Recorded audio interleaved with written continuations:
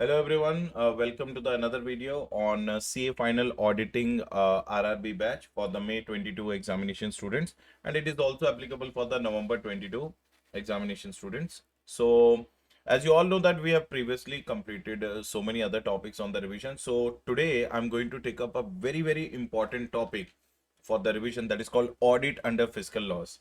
Remember one thing, when we talk about the audit under fiscal laws, basically there are three types of audits we have to understand. First, it is the public trust audit. What is the first audit? That is a public trust audit, right or not? Second audit which we have to understand, that is called tax audit. That is 3CA, 3CB or 3CD form. Are you getting the point? 3CA, 3CB and 3CD form, and along with that some other provisions also we are going to understand. So basically in this particular chapter there are two major audits which have been talked about. One is the tax audit and one is the public trust audit. So without any further delay, let us understand this topic called audit under fiscal laws. Now what is the first audit we are going to talk about? The first audit we are going to talk about is the audit of public trust. So section number 12A audit it is. So what is the name of the audit? Audit of public trust, section number 12A. Now remember one thing, public trust need not get their books of accounts and financial statements audited if they do not have an income, exceeding the basic exemption limit. So if their income does not exceed the basic exemption limit, but remember one thing, which income? That income which is without taking section 11 and section 12 ka exemptions. Are you getting the point? Without taking section 11 and without taking section 12 ka assumptions, that income does not exceed the basic exemption limit. In that case, you need not get your books of accounts and financial statement audited. That is a condition number one.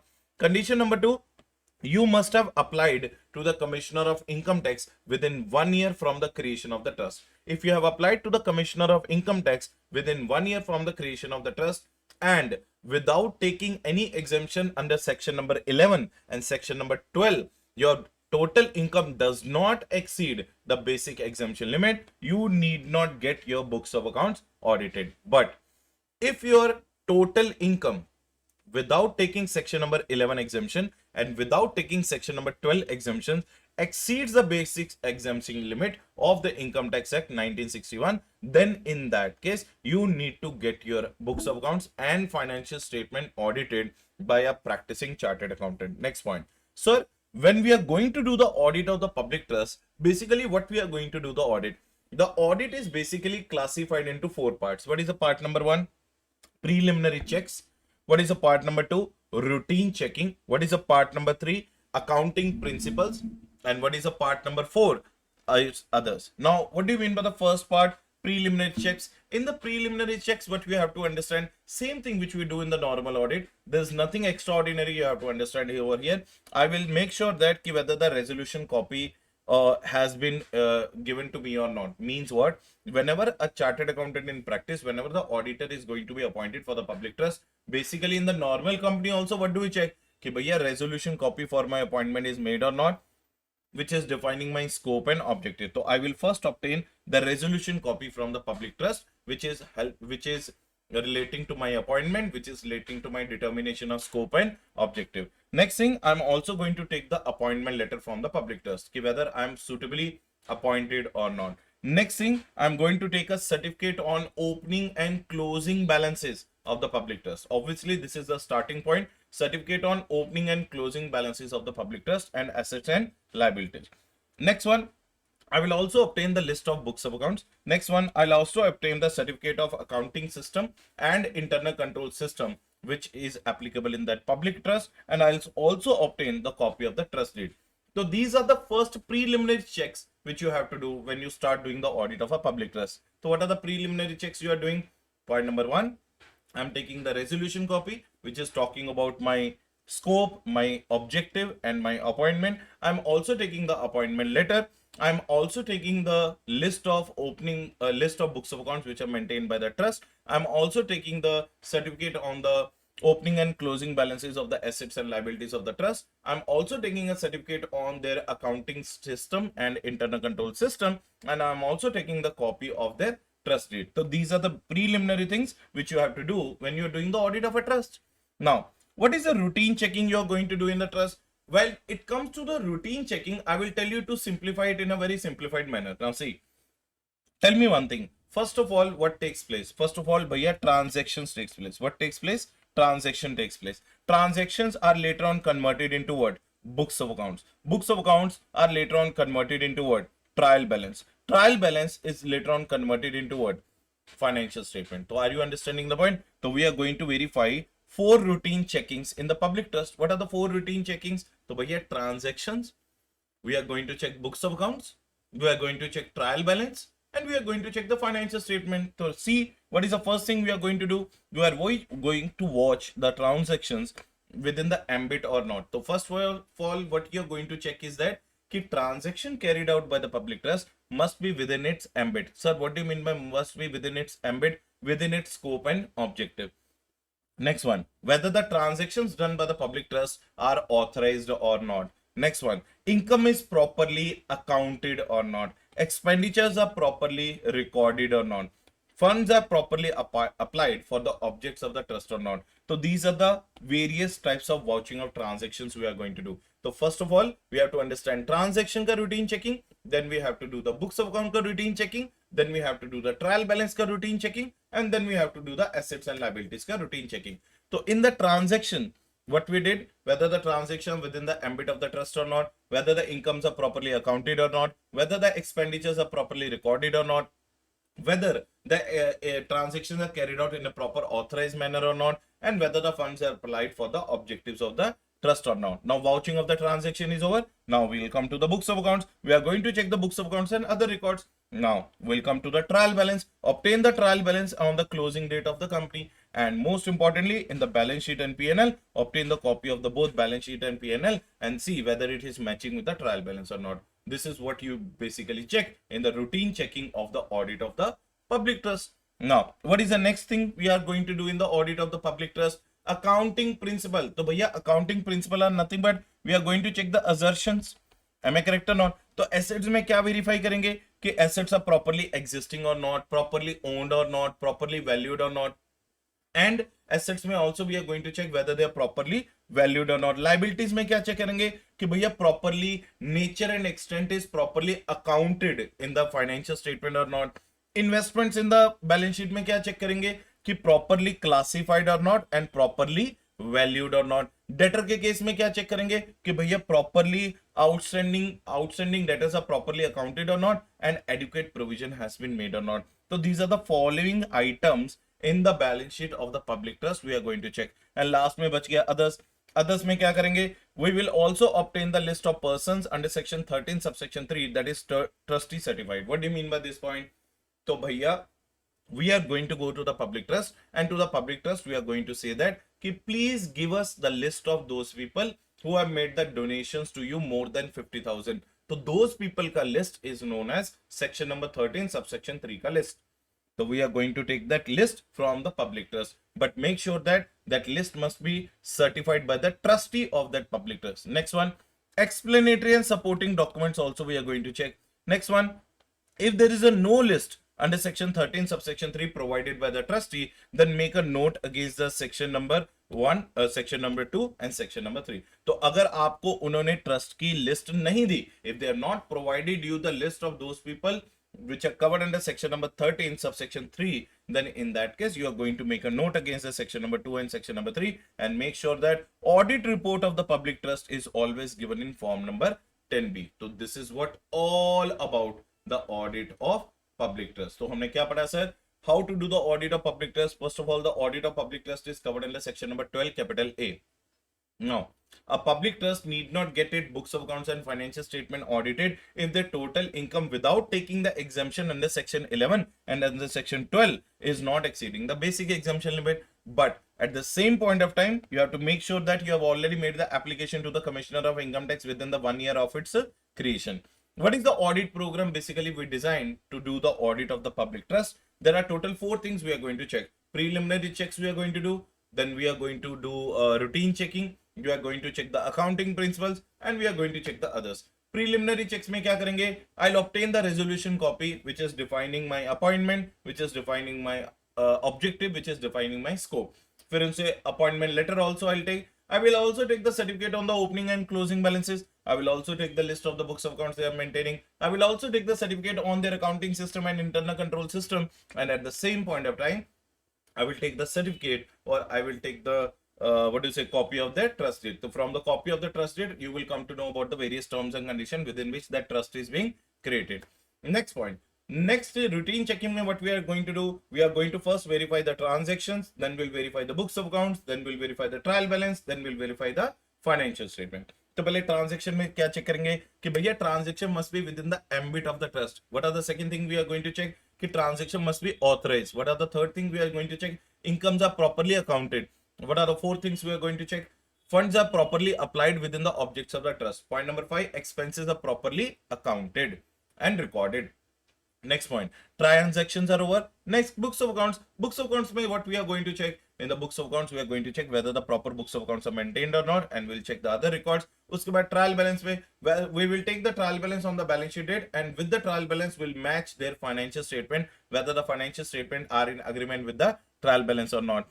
Next thing, accounting principle में what we are going to check, assets में we are going to check existence, ownership and valuation is being properly carried out or not, basically testing of assertions.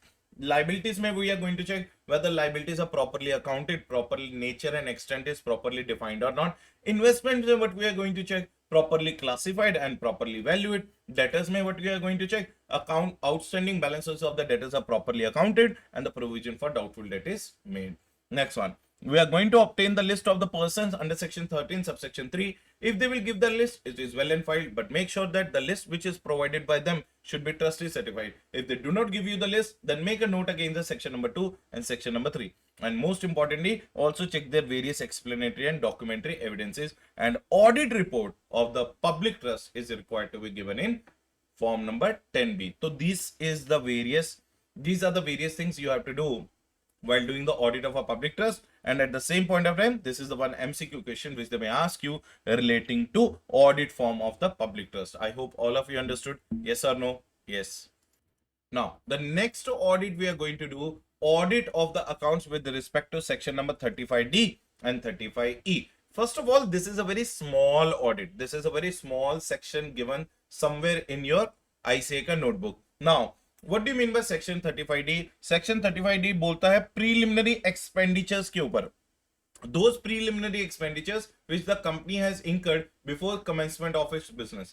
Now, what is section 35E? It talks about those companies which are involved in the extraction of minerals and all.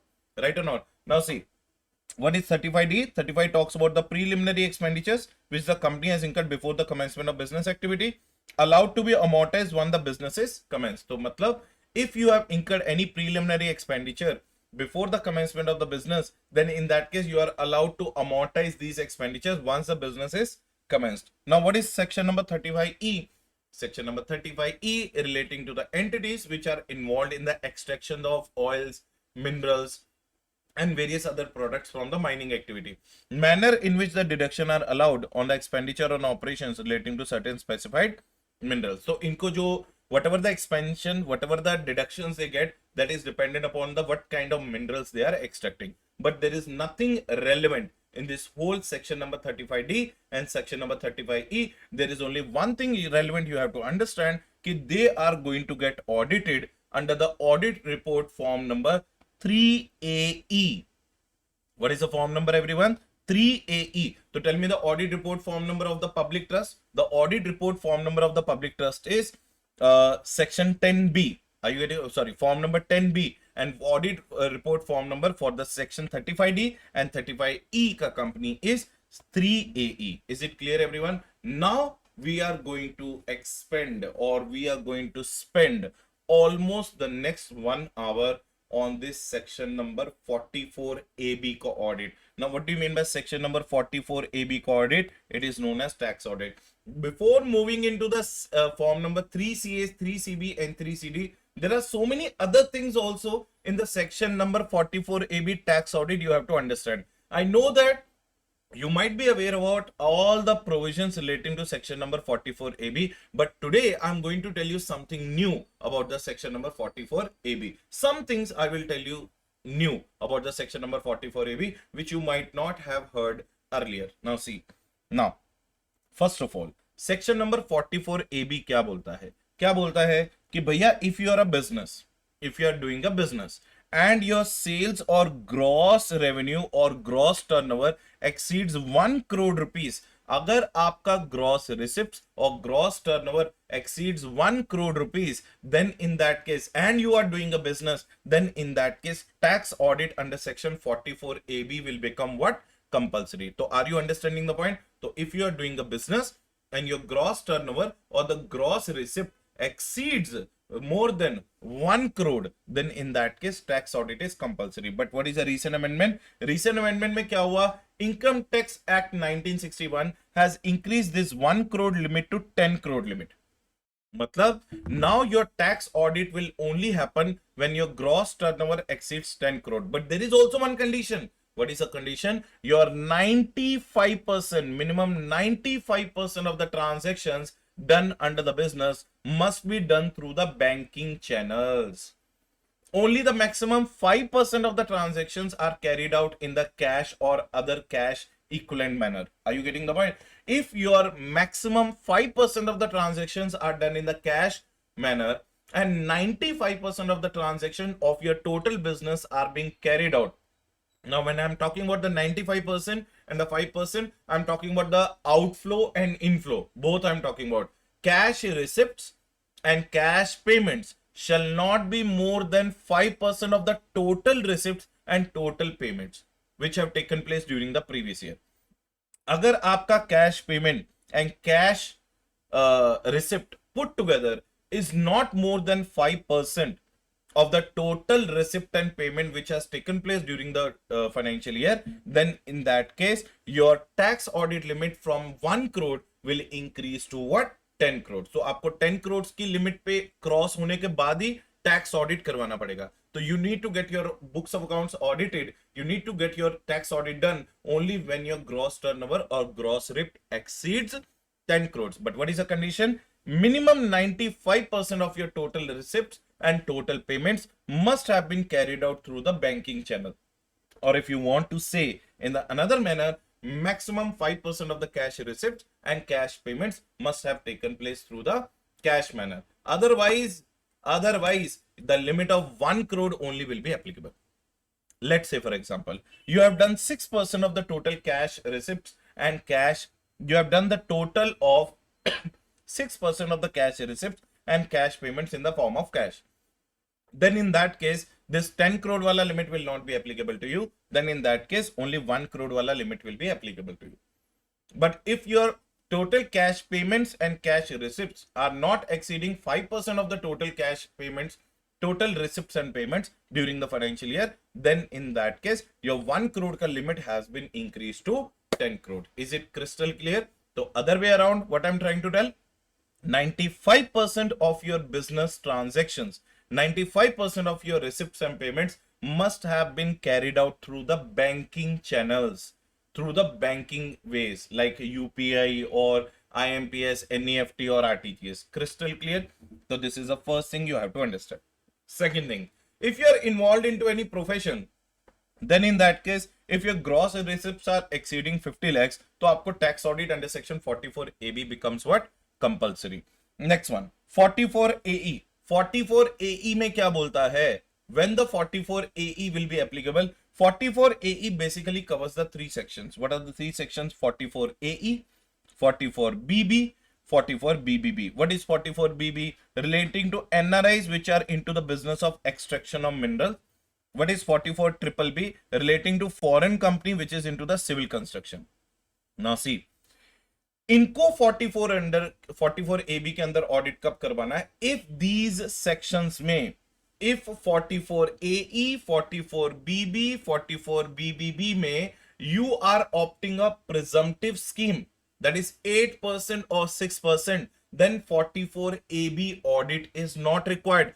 44AB audit is only required if you are declaring your income below if you are declaring your income below the presumed income, or if you're declaring your income below the deemed presumptive income, then only tax audit under section 44AB is required.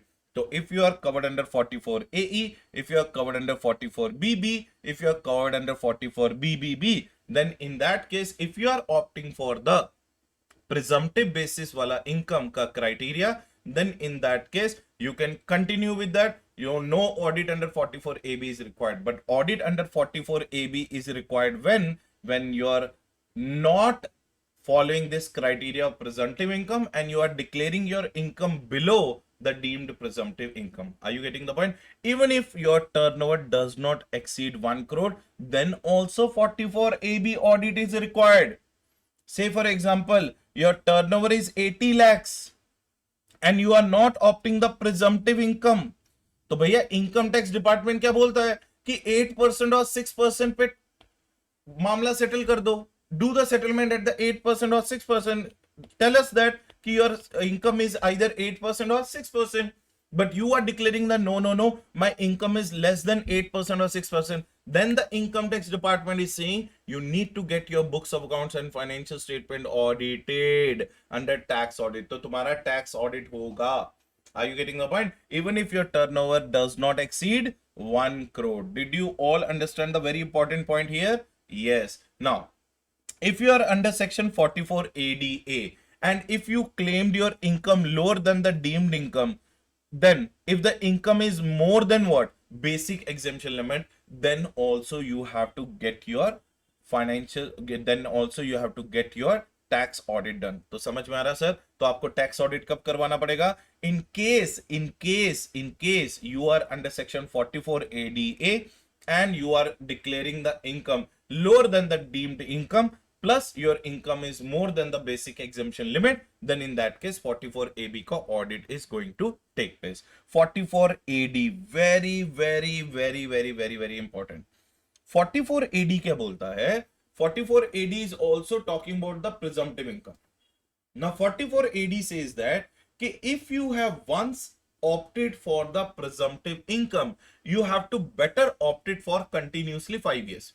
If you have once opted for the presumptive income under 44AD, it's better you should continue for the next 5 years. But during those 5 years, if any year you are not following the presumptive income criteria, you are declaring the income below the presumptive income, then in that case, for the next 5 years, you cannot follow the presumptive income under section 44AD criteria again.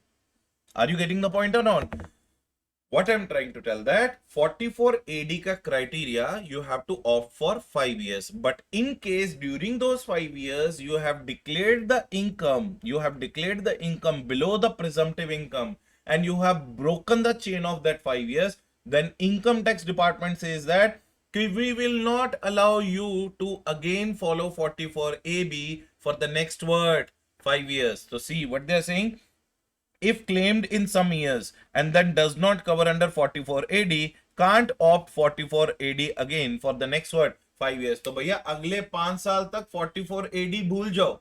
If you have once claimed the income less than the presumptive and your 44AB audit is done, you are not allowed to opt the 44AD for the next 5 years. Is it clear about the 44AE, 44ADA and 44AD? Yes or no? Yes. Now, tax audit under section 44AB not applicable to 44B and 44BBA. Now remember one thing, I'm not talking about the BB and BBB. BB and BBB pe it is applicable if you are not following the presumptive income wala criteria. Section 44AB ka audit, tax audit is not applicable on 44B and 44BBA. Now what is 44B and 44BBA? 44B talks about NRI doing the shipping business and 44BBA talks about aircraft business of an NRI. तो अगर NRI किसी shipping business में है और NRI किसी aircraft business में है and you are covered under section 44B and 44BBA, then 44AB का tax audit is not applicable to you. I can guarantee you these notes are going to be the best notes you can ever look at on the whole channels available on the platform. Are you getting the point? Make sure that you are downloading these notes, and especially these notes I'm going to put it below. Are you getting the point? If you really want to buy the notes of the other chapters, all the chapters which I have made the handwritten notes, almost 700 to 800 pages I have made the notes,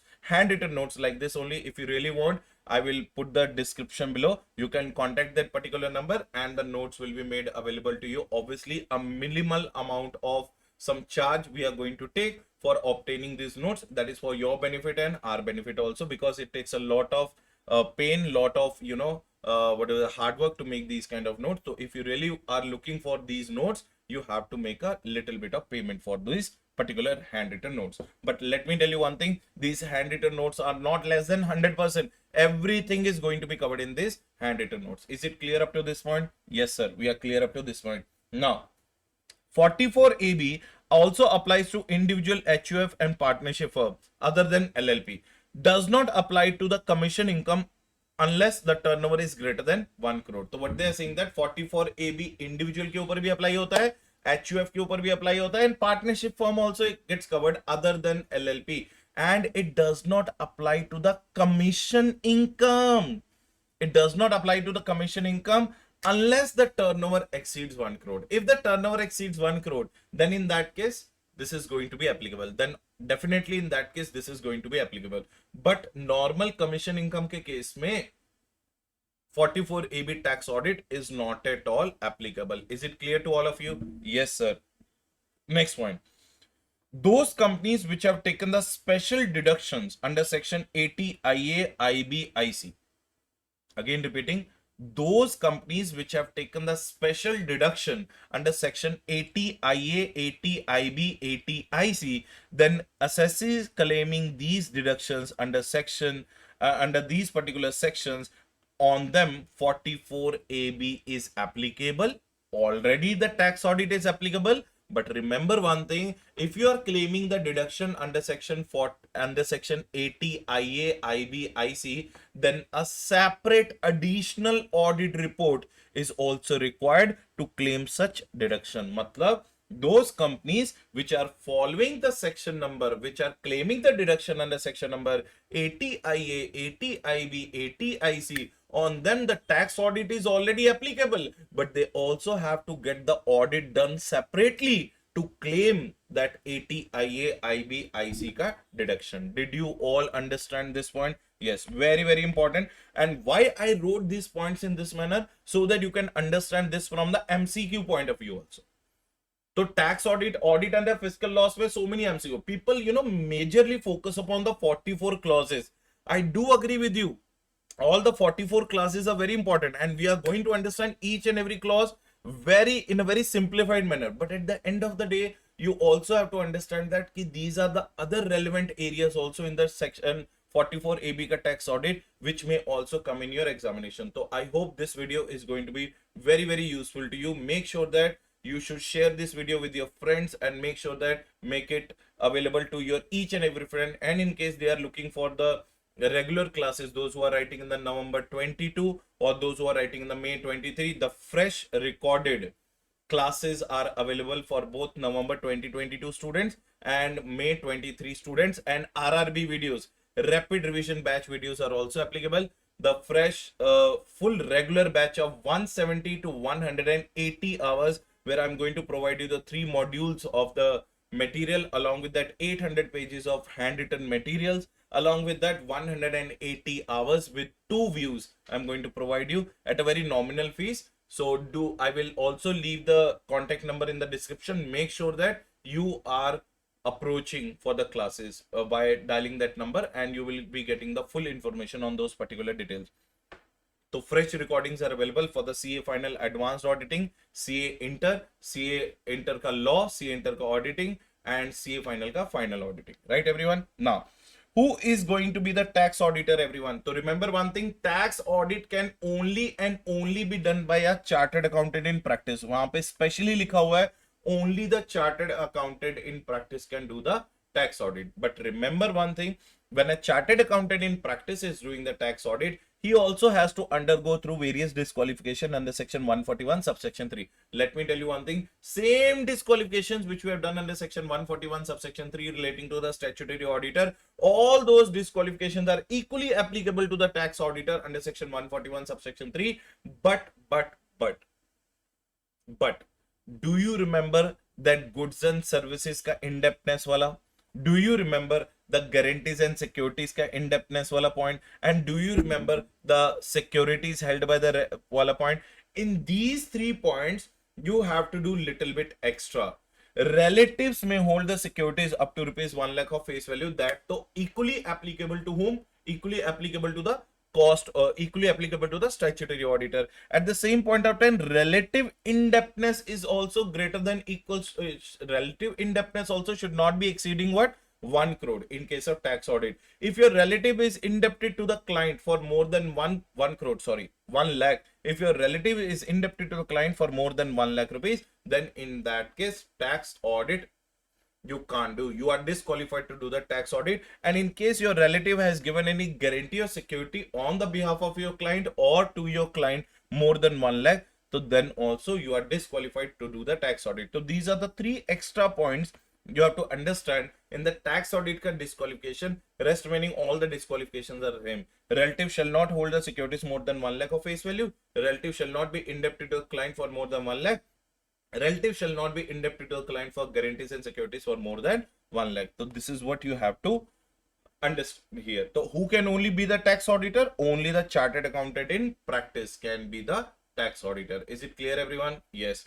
Now, internal auditor of the company can't be the tax auditor, but statutory auditor of the company can be a tax auditor. So remember, if you are an internal auditor in the company, you can't be the tax auditor, but if you are a statutory auditor of the company, you can be a tax auditor. On 99.99% of the cases, may we know that statutory auditor and tax auditor are going to be the same persons. Next one. Remember one thing, either you are a tax auditor or a statutory auditor.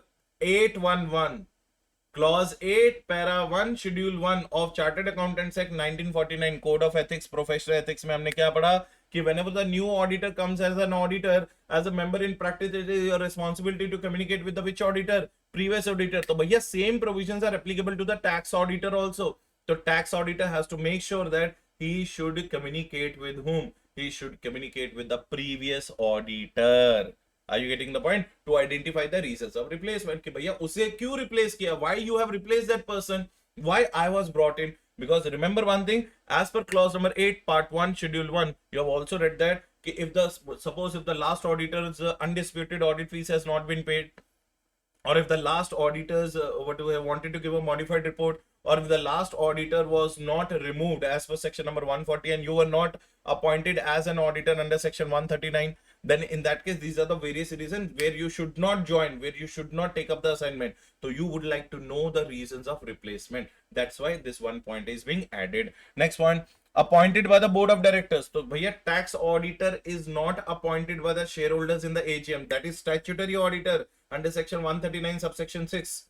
Here we are talking about the tax auditor. The tax auditor is always and always appointed by the board of directors. Can there be a possibility of joint tax audit? Yes, sir, allowed. But remember one thing, SA 299 will be applicable on both of them. If you remember SA 299 audit of the joint financial statement, in that we have understood at the last point that if they all agree to the same decision, they can issue a one report, but if they do not agree to the same position, they can issue the separate audit report as well by giving a reference to each other's audit report, including the OMP para. Clear, everyone? Now, can we remove the tax auditor, everyone? Yes, we can only and only remove the tax auditor on the reasonable grounds.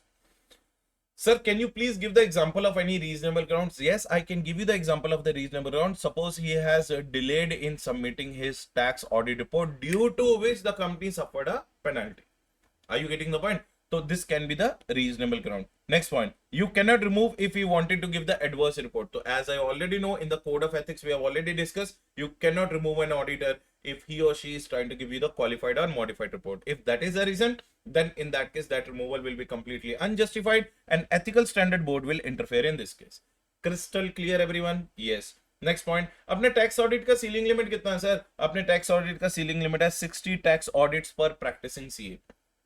What is the ceiling limit? 60 tax audits per practicing CA. When part of the firm, what do you mean by when you are a part of the firm? Can all audit reports can be signed by the 16? Can all tax audit reports be signed by the single partner? Say for example, in your firm there are 20 partners. 20 partners into 600 makes it to what? 20 partners into 60 makes it to what? 1200 audit reports. Yes, yes, yes. Even a single partner can also sign all the 1200 audit reports. Remember one thing, if once you become a member of a firm, your individuality does not matter. And remember, if you are eligible for 44 AB ka tax audit, if you are eligible for 44 AB ka tax audit, but you do not get it audited, तुमने अपना tax audit नहीं करवाया, तो तुम्हारी penalty क्या है? 0.5% of your turnover or rupees 1,50,000, whichever is lower. And remember one thing, UDIN तो mandatory है भाई, UDIN तो definitely mandatory है. So in case UDIN, unique document identification number, also required to be mentioned on the tax audit report. Clear everyone? Yes. गला खराब हो गया थोड़ा सा.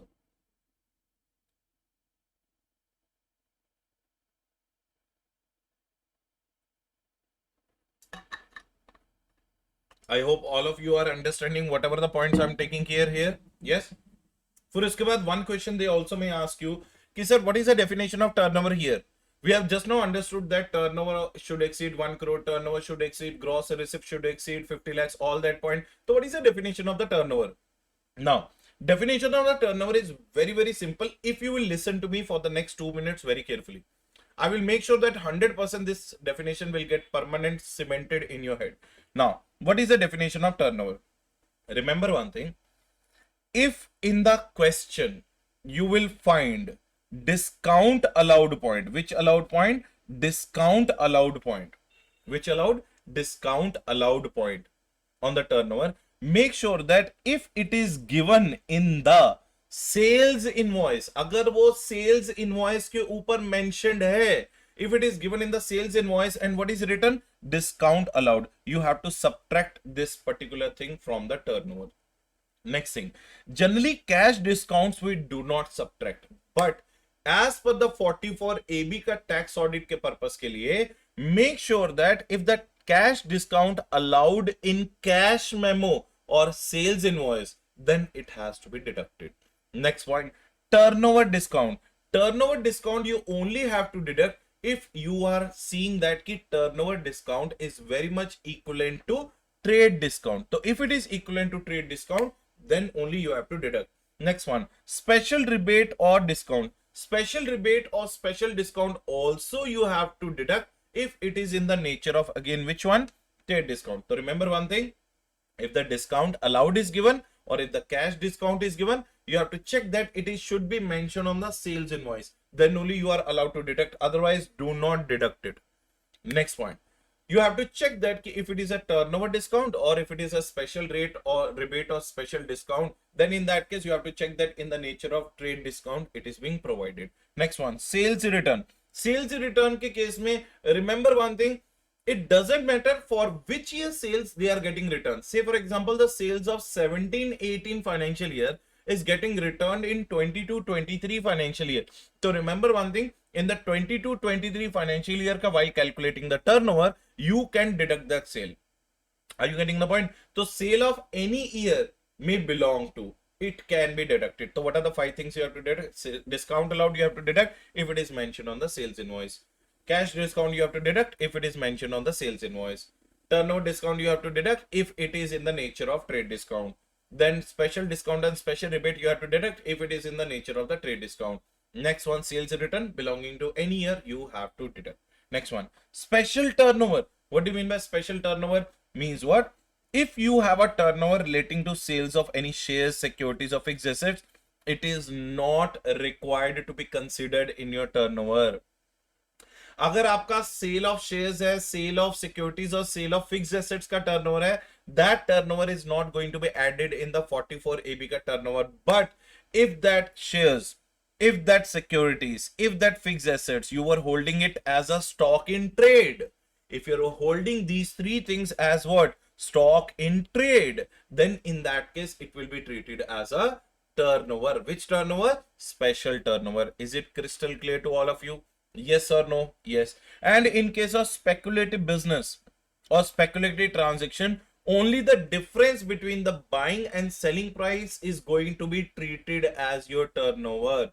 Did you all understand the point? Only the difference between buying and selling price is going to be treated as a turnover. Total selling price will not be treated as a turnover. Only the difference between the buying and selling price is going to be treated as a turnover. Now, in the DT, you might have heard about ICDS. What is ICDS? Income Computation and Disclosure Standards. I hope you all know Income Computation and Disclosure Standards. They are total 10 in number. ICDS 1, 2, 3, 4, 5, 6, 7, 8, 9, 10. Am I clear or not? Remember one thing. ICDS may you only have to remember these two sections 145 subsection 1 and 145 subsection 2. 145 subsections 1, what does it say is that ki ICDS is only applicable to those incomes which are covered under PGBP head or which are covered under IFOS. What do you mean by IFOS? Income from other sources. Required in computation of income under the following heads only. So ICDS are applicable to those incomes which are either covered or calculated under PGBP or it is covered or calculated under IFOS. If it is other heads, then in that case ICDS will not be applicable. That is section number 145 subsection 1. You have to understand. What is 145 subsection 2 is saying? Applicable to accessee, applicable to the assessees. Which accessees? Except individual or HUF who are not required to get audited under 44AB. So it is applicable to all the assessees except individual and HUF, but it will also be applicable to the individual and HUF in case they are required to get audited under section 44AB. If they are not required to get audited under section 44AB, then in that case 145 subsection 2 says that the ICDS are not applicable to individual and HUF. Is it crystal clear, everyone? Everything is sorted now.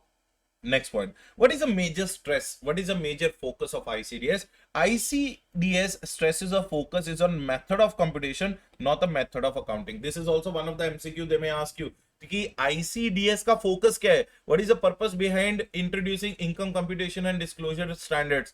The purpose behind that is to make sure that it is not talking about the method of accounting. It is talking about the method of computation. And which two heads computation are going to be considered? PGBP and IFOS, income from other sources. Rest, nothing else you have to understand about the ICDS because you have already covered that in detail. 1, 2, 3, 4, 5, 6, 7, 8, 9, 10 in your direct taxes. Is it clear? So up to this, whatever we have done,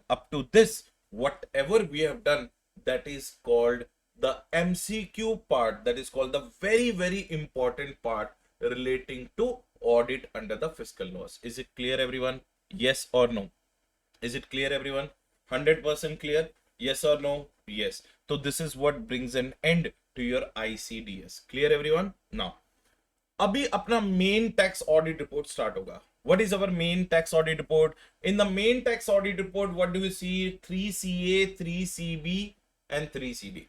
Now the question arises, sir, when the 3 CA and 3 CD form is required, when the 3 CB and 3 CD form is required. Remember one thing, 3 CA and 3 CD form is required in the tax audit report if your entity is liable to get audited under any other statute.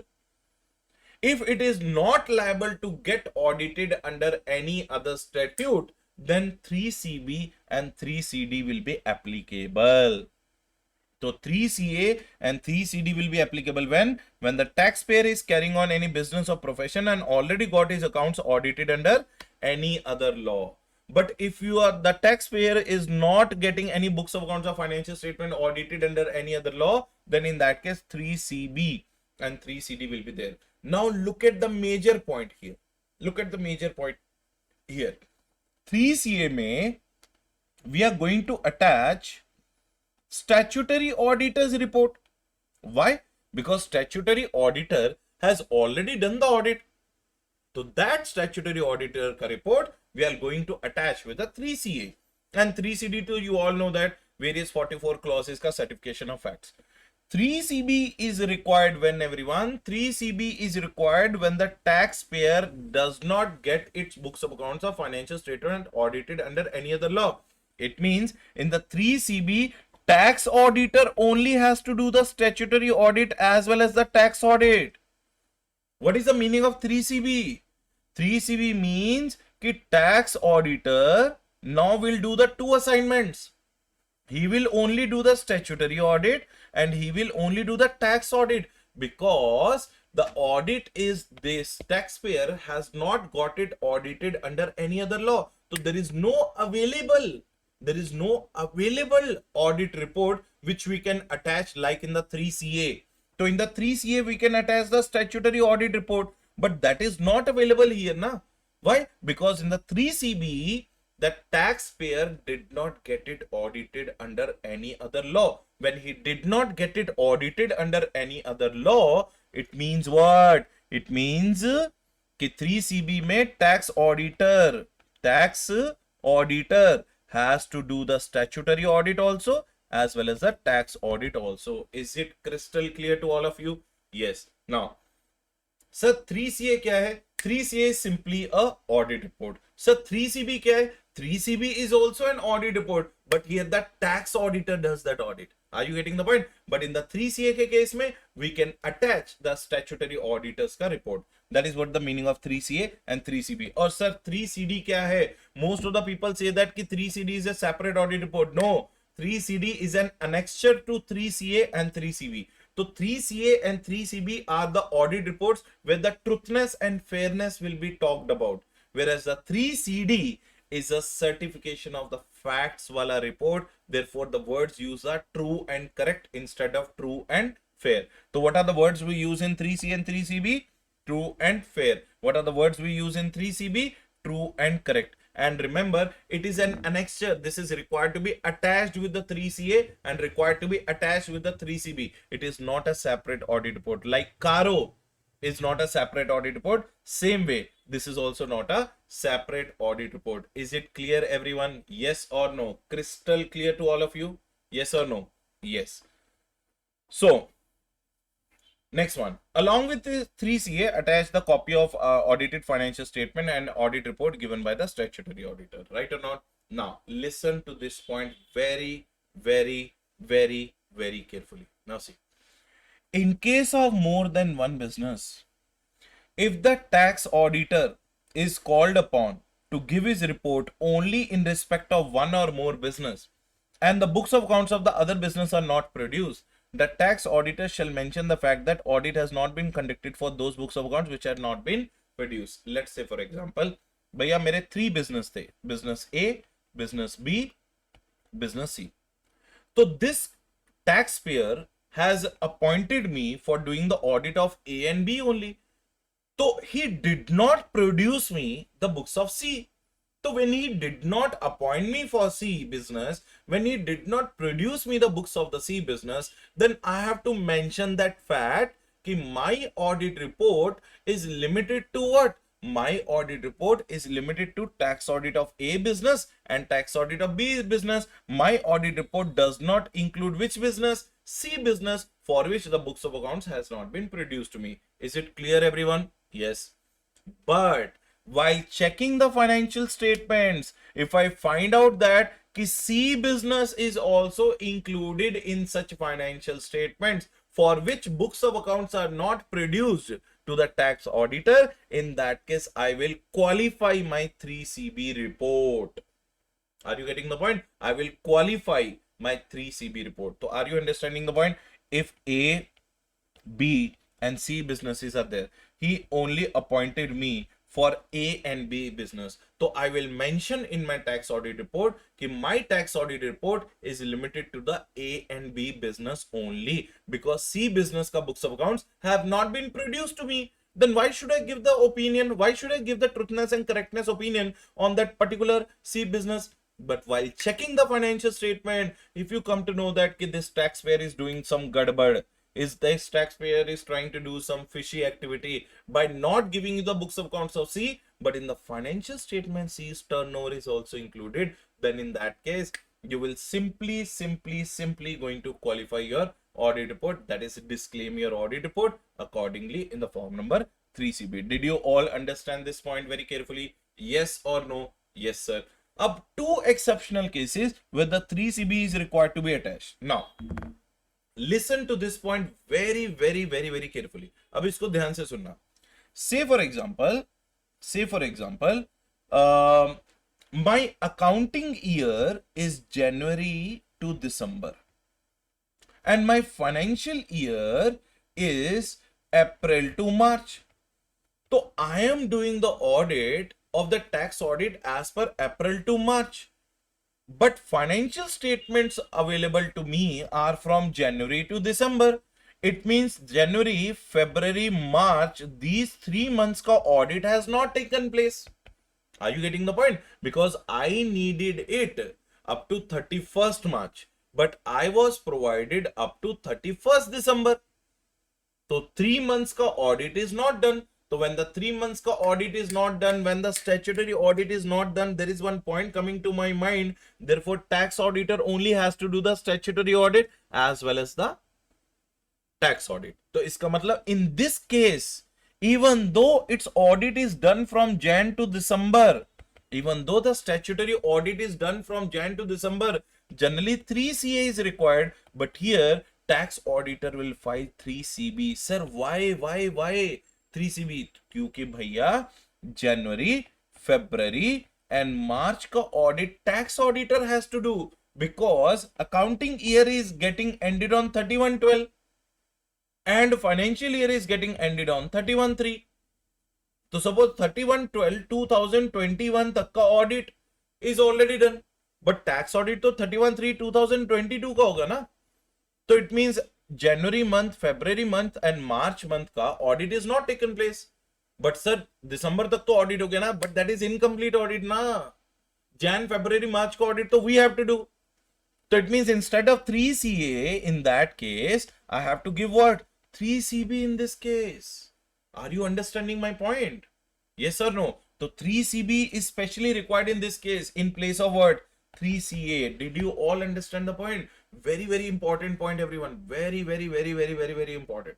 Clear, everyone? Achha, there is one another case where the 3CB is required.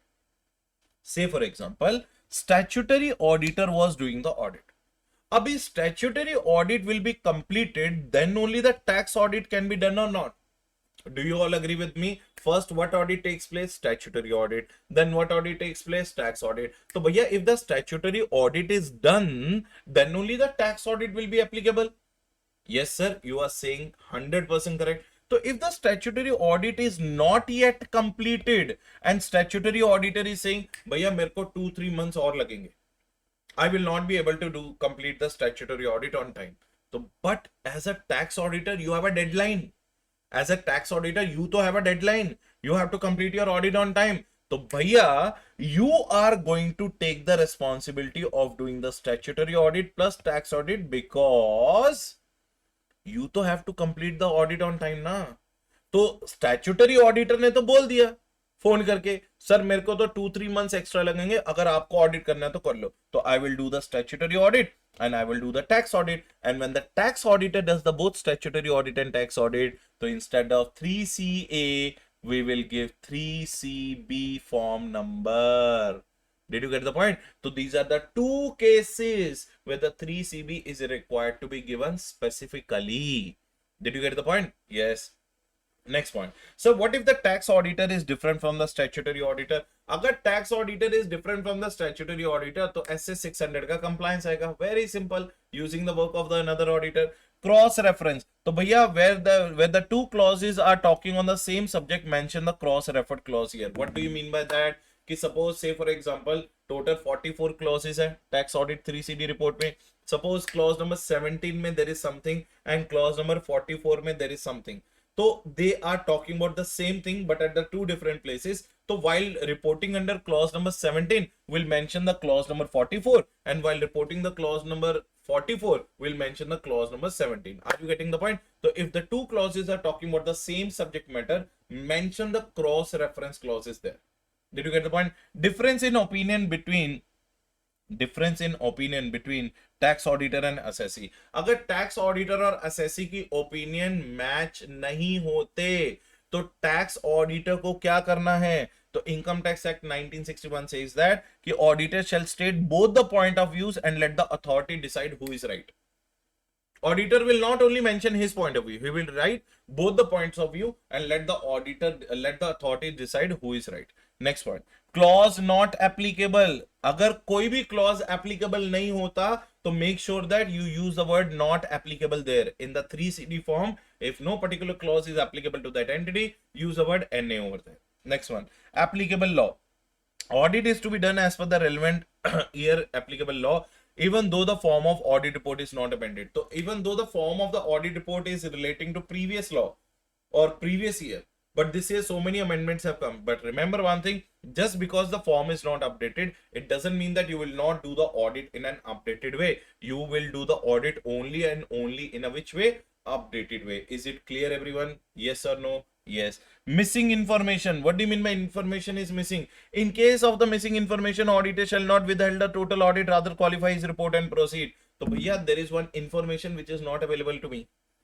There is one information which I was looking for, but that information is not available to me. So in that case, what should I do? In that case, what should I do? In that case, क्या करेंगे? In that case, हम लोग अपनी report को qualify कर देंगे. We will not wait for that information to come. We are not allowed to wait, or we are not allowed to withhold the total audit just because that information is not available. हम लोग उसे qualify कर देंगे and we will proceed further. Clear, everyone? Next one, judicial pronouncement. Wherever the tax auditor is making the use of any judicial pronouncement, so it is his responsibility to include that and mention the fact that कि भैया I have taken the help of judicial pronouncements. भैया I can guarantee कि minimum 3 to 4 marks are going to come from this 1 hour भी नहीं, exactly 57 minutes का discussion which we had just now so far. From this discussion, you will definitely get minimum 3 to 4 marks. So it's not always about the clauses, it's sometimes about other than clauses also. So I hope I justified your revision in this audit under the fiscal law so far, right, everyone? So let me take a break of 1 minute and we'll continue. Okay, chalo, let's continue, everyone. Now, clauses of 3CD, everyone. So clauses of 3CD, first of all, you have to understand that it is not a separate audit report. It is not a separate audit report. It is just an annexure to your 3CA and 3CB. And remember, it is not at all an audit report. It's a statement of certification of facts. तो यहाँ पे हम लोग truthness and fairness नहीं लिखेंगे. We are going to use a word called true and fair. तो clause 3CD में total 44 clauses are there. How many clauses are there? 44 clauses are there, right, everyone? So clause number 1 क्या है भाई? Clause number 1 is talking about the name of the assessee. What is the clause number 1? Clause number 1 is talking about the name of the assessee, and that name which should be provided as per the PAN allotted to that assessee. What is clause number 2? Clause number 2 talks about the address of the assessee. That address which you have filed with the income tax department, which you have communicated to the department, that address of the assessee is to be given.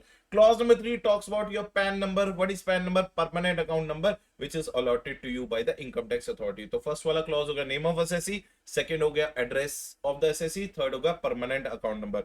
Clause number 4 किसके बारे में है भाई? Clause number 4 किसके बारे में है? If you have got registered under any indirect taxation, अगर आपने इनडायरेक्ट टैक्सेशन के अंदर कोई रजिस्ट्रेशन करी है, if your assessee is liable to get registered under indirect taxes like GST, obtain the WRN on the same from the assessee ki you have got registered or not, obtain the registration certificate, and in case liable to pay the taxes but not registered, then modified your report. Matlab he is liable to pay the GST but he has not yet got registered under the GST department or not get registered under the GST Act. So in that case, तो भैया modify तो करना पड़ेगा. You have to modify the opinion. Is it clear, everyone? To obtain the WRN on the same, obtain the indirect taxes का registration certificate. It can be import export, or it can be IEC code, or it can be GST registration. And finally, in case you are liable to pay, in case your assessee is liable to pay but he has not paid, then do modify the report. In case of pending issued certificates, no modification, check online portal and returns. Let's say for example, you are asking then कि please give me your GST IN, GST registration number, but they are saying that sir, so far GST certificate has not come. तो भैया just because certificate has not come, it doesn't mean that tax auditor will modify the report. Now tell me, where is another option where you can check the certificates? Where is another option where you can check the GSTIN or GST registration number of the client? You can simply take the user ID and password, go to the online portal and check what is the GSTIN number. So just because certificate they are not able to produce, just because it is pending from the department side, they have delayed in issuing the certificate, it doesn't mean that you are going to modify. So in case of pending pending issued certificates, no modification, check on the portal and returns. Is it clear, everyone? Yes sir, it is perfectly clear. Next one, clause number 5. Clause number 5 किसके बारे में बोलता है sir? Clause number 5 talks about the status of the assessee. What is the status? Either you are an individual or a company or a BOI or a AOP or judicial person, whatever the case may be, right or not? Clause number 6 talks about what? Clause number 6 talks about किसके बारे में? Clause number 6 talks about previous year. Clause number 7 talks about assessment year. The first one talks about the name, second address, third PAN, fourth indirect registration, fifth one status, sixth one previous year, seventh one assessee. Now clause number 8, very important clause. What is clause number 8? Clause number 8 talks about relevant clause of 44AB under which the audit is conducted. So bhaiya, we have to mention in the clause number 8 कि you are getting audited under 44AB because of which reason? Is it because your business turnover is more than 1 crore? Is it because your professional turnover is more than 50 lakhs? Is it 44AE, 44BB, 44BBB, or is it 44AD? Is it clear, everyone? Yes or no? Yes. Now, next point. What is clause number 8A? It is a newly inserted clause. So what is the clause number 8A is saying that whether the assessee has opted for taxation under section 115BA, 115BA, 115BAB, 115BAC, 115BAD, then this clause is applicable to that company assessee only. If the reply is no, if the assessee bolta hai ki no, I have not opted for any of such scheme, then not required to take any further steps. But if the assessee is saying yes, I have opted for the special tax regime under 115BA, 115BAA, 115BAB, 115BAC, 115BAD, BAC, BAS, BAB, BA, BA, right or not? In that case, if the reply is no, then in that case no further requirement, and if the reply is yes, then make sure then obtain the copy of their audit report under 10 IB IC ID. What is the audit report copy? Under 10 IB IC ID, filed by the assessee. If not filed, modify the report. Simple. So again repeating, 115BA, BAA, BAB, BAC, BAD. If you are following this any particular specific tax regime, if the reply is no by the assessee, no further requirement of investigation. But if the reply is yes, then obtain the copy of 10 IB IC ID filed by the assessee. Clear, everyone? If not filed, then directly modify.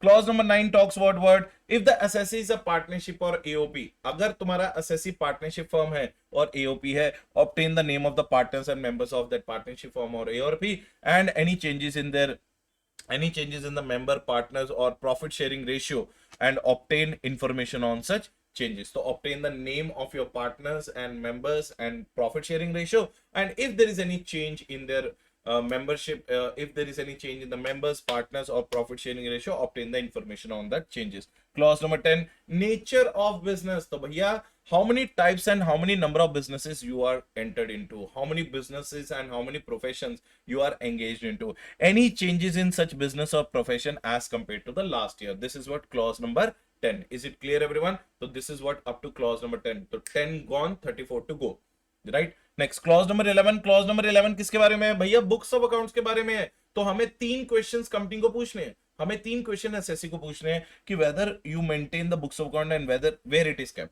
whether you maintain the books of accounts or where it is kept. What is the question number 2? Obtain the list of such books of accounts and number of places and areas where you have kept it, and if it is maintained in the computerized form, list of the books maintained in the computerized form, and how many you have examined and how many you have checked. So total 3 things we are going to ask here. Bhaiya, do you maintain the proper books of accounts or not? He's saying yes. Where do you maintain it?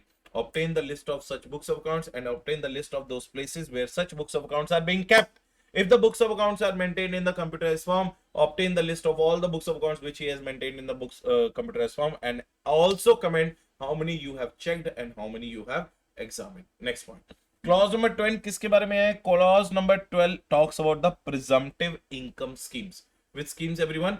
Presumptive income streams. Whether the P&L includes any profit and gain on presumptive basis from sections 44 AD, ADA, AE, AF, B, BB, BBA, BBB, amount of profit or loss debited to P&L account. If you are a presumptive income scheme holder assessee, whether your profit and loss account includes any profits and gains on the presumptive basis from 44 AD, ADA, AE, AF, B, BB, BBA, BBB, then the amount of profit or loss, how much is debited to P&L account. That information you have to give in the clause number 12. Superb. Yes, sir. Clause number 13 talks about the method of accounting. तो भैया तुम्हारा method of accounting क्या है? Which method of accounting you have applied? Any changes in the method of accounting as compared to the previous year?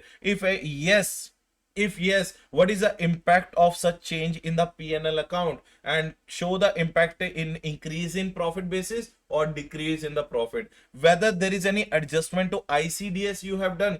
If the answer is yes, then in that case show the impact in the P&L statement, how much profit is increased and how much profit is decreased, and disclosure of the ICDS. The total 6 things you have to mention in the method of accounting. Point number 1, what is your method of accounting adopted by you?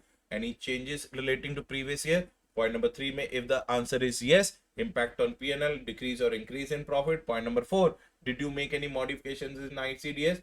If yes, point number 5 में impact in the P&L, decrease in profit or increase in profit. And point number 6, disclosure of ICDS. The total 13 clauses are over. 25 to go. Oh, sorry, 35 to go. Next one. Sorry, 35 पे कहाँ हुए? 13 clauses are over. 31 to go. Right or not? 14 clause. What is the 14 clause? Method of valuation of the closing stock. So which method of the valuation of the closing stock you have adopted? Any changes with respect to section 145A? And if yes, then impact on profit, increase or decrease in profit. That is what. So what method of the closing stock valuation you have adopted? Any changes with respect to section 145A?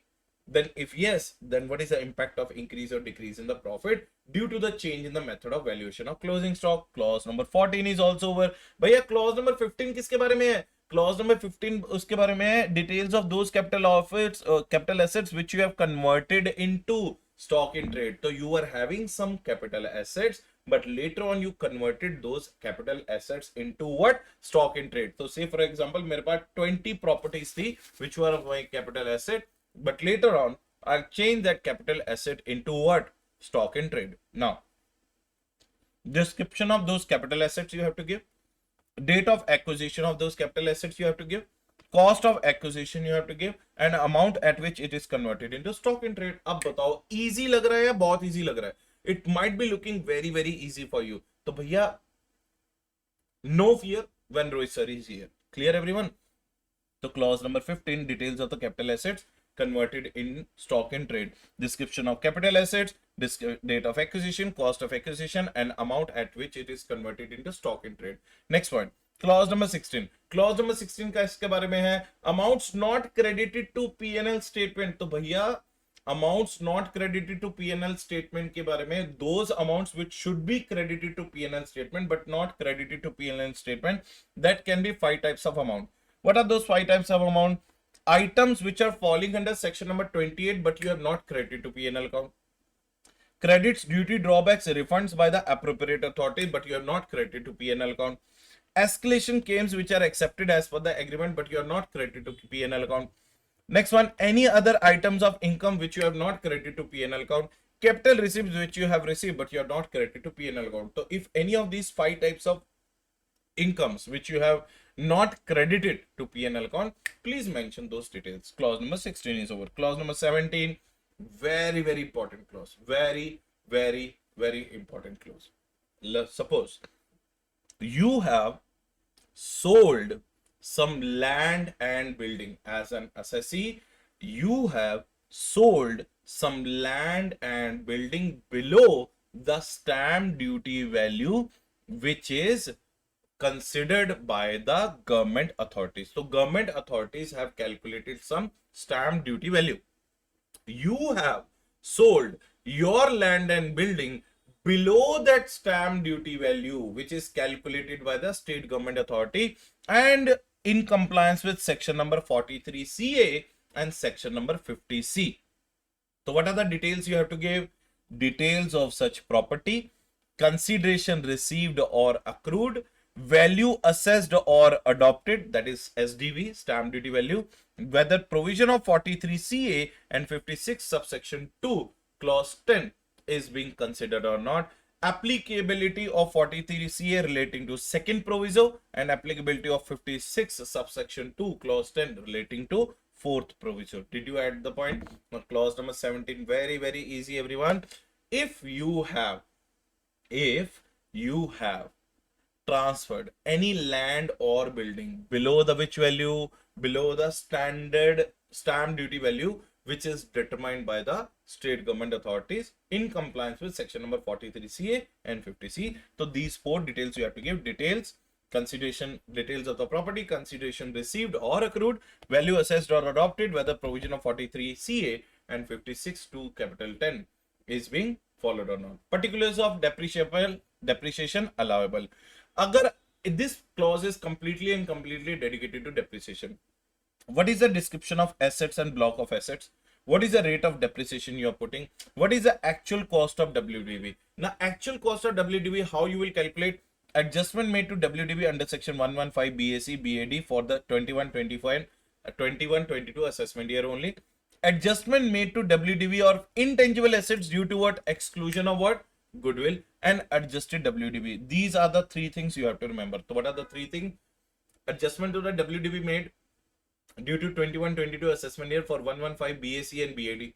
Adjustment made to the intangibles due to the exclusion of the goodwill and adjusted WDV. Next one, what are the additions and deductions due to? What are the additions and deductions in the WDV due to Senate rules, due to the changes in currency rates and due to the subsidy grant or disbursement? Depreciation allowable and WDV at the end of the year. These are the total 6 informations you have to provide in relation to clause number 18. तो क्या है? Description of block of assets. Second one, depreciation का rate. Third one, WDV with the 3 adjustment points. Fourth one, additions or deletions due to what? Due to fluctuations in the foreign currency rates, due to the Senate rules, due to the subsidy grant or disbursement, depreciation allowable and WDV at the end of the year. Next one, clause number 19. Bhaiya, very huge clause. Amounts admissible under section. Amount admissible under section 32 AC, 32 AD, 32 AB, ABA, 3511I, 3511-2, 35112A, 35113, 3514, 352AA, 352AB, 35ABB, AC, AD, CCA, CCB, CCC, CCD, 35D, 35DD, 35DA and DE. So remember 32 AC 2 35E का amounts which are admissible. Amount how much debited to P&L account, amounts admissible as per the provision of Act or rules. What you need to verify if these amounts are debited to the P&L account, whether assessee was eligible to get the debit of these amounts or not, whether they are correctly computed or not, whether it fulfills all conditions to avail such a deduction or not. These are basically the deductions 32 AC से लेके 35 E तक deductions the client has taken and debited to P&L account. तो as an auditor तुम्हें क्या check करना है कि whether these deductions are taken as per the provisions of the act and rules or not, whether assessee was eligible or not, whether calculation was done properly calculated or not, whether he fulfills all the conditions to get this availment of these deductions or not. Clause number 20. What is clause number 20? Any sum paid to the employee as a bonus or commission for the securities rendered. If you have paid any sum to the employee as a bonus or as a commission for the securities rendered, if you have paid the bonus, what you have to mention? Description of that person, bonus amount, expenses not considered as bonus, description and remarks, right? And if you have paid the commission, then voucher number, date, name of the employee, amount, description of the commission, basis of determination and remarks. And now 20 में A talks about anything paid, 20 में B talks about details of contribution received from the employees from the various funds. What is the nature of the fund from which you have received the contribution? Sum received, due date of payment, actual amount paid, and the amount actual date of payment to the authority. जैसे say for example EPF, Provident Fund में we take the employee contribution and employer contribution. So how much employee contribution you have received in the EPF? How much is the sum received? What was the due date of payment? When you have actually paid to the IPF authority and the actual date of payment to the authority. These are the various disclosures you have to make when you are receiving any kind of contribution from the employee. So A talks about making the payment of bonus and commission, and B talks about what? Contribution. Now, clause number 21. तो भैया बहुत बड़ा clause है. Clause number 21 में इतने items हैं. So what I did is I divided it into sub clauses. Clause number A. If amount debited to P&L account, these amounts are inadmissible. Which amounts are inadmissible? Which are capital in nature, personal in nature, advertisement, political party contribution, clubs, penalties, contractual obligation. TDS inadmissible under section 40A, AIA, NRI, and payment details on which TDS not deducted and TDS deducted but not paid. So these are also inadmissible. This one is also inadmissible. Inadmissible under 40B, 40BA, interest, salary, bonus, commission, remuneration are inadmissible. 40A, cash more than 10,000. ये तो तुम्हें पता ही है कि if you are making a cash payment for more than 10,000, then it's inadmissible. Whether made by the account pay check or not. If not, furnish the details of amount, name and PAN. And remember one thing, 10,000 का limit is relating to per person per transaction. जैसे say for example, on the 1st February, you purchase from A 6,000. On the 6th February, you purchase from A for 6,000. This 14,000 of cash payment you are making, that is allowed because these are two separate purchases. But suppose on the 1st February only you purchase for 14,000, for which the payment you made 6,000 one time and 8,000 one time, then it is disallowed. But if these are two separate purchases of 6,000 and 8,000, then it is allowed. Clear everyone? If both purchases are made on the 1st February, even though separate invoices, then in that case it is what? It is disallowed. So this 40A subsection 3 is relating to cash payment more than what? 10,000. So bhaiya, if it is made by account pay check, then details. If not furnished, then amount, name and PAN. More than 10,000 is not allowed. Next one. Gratuity provision not allowable.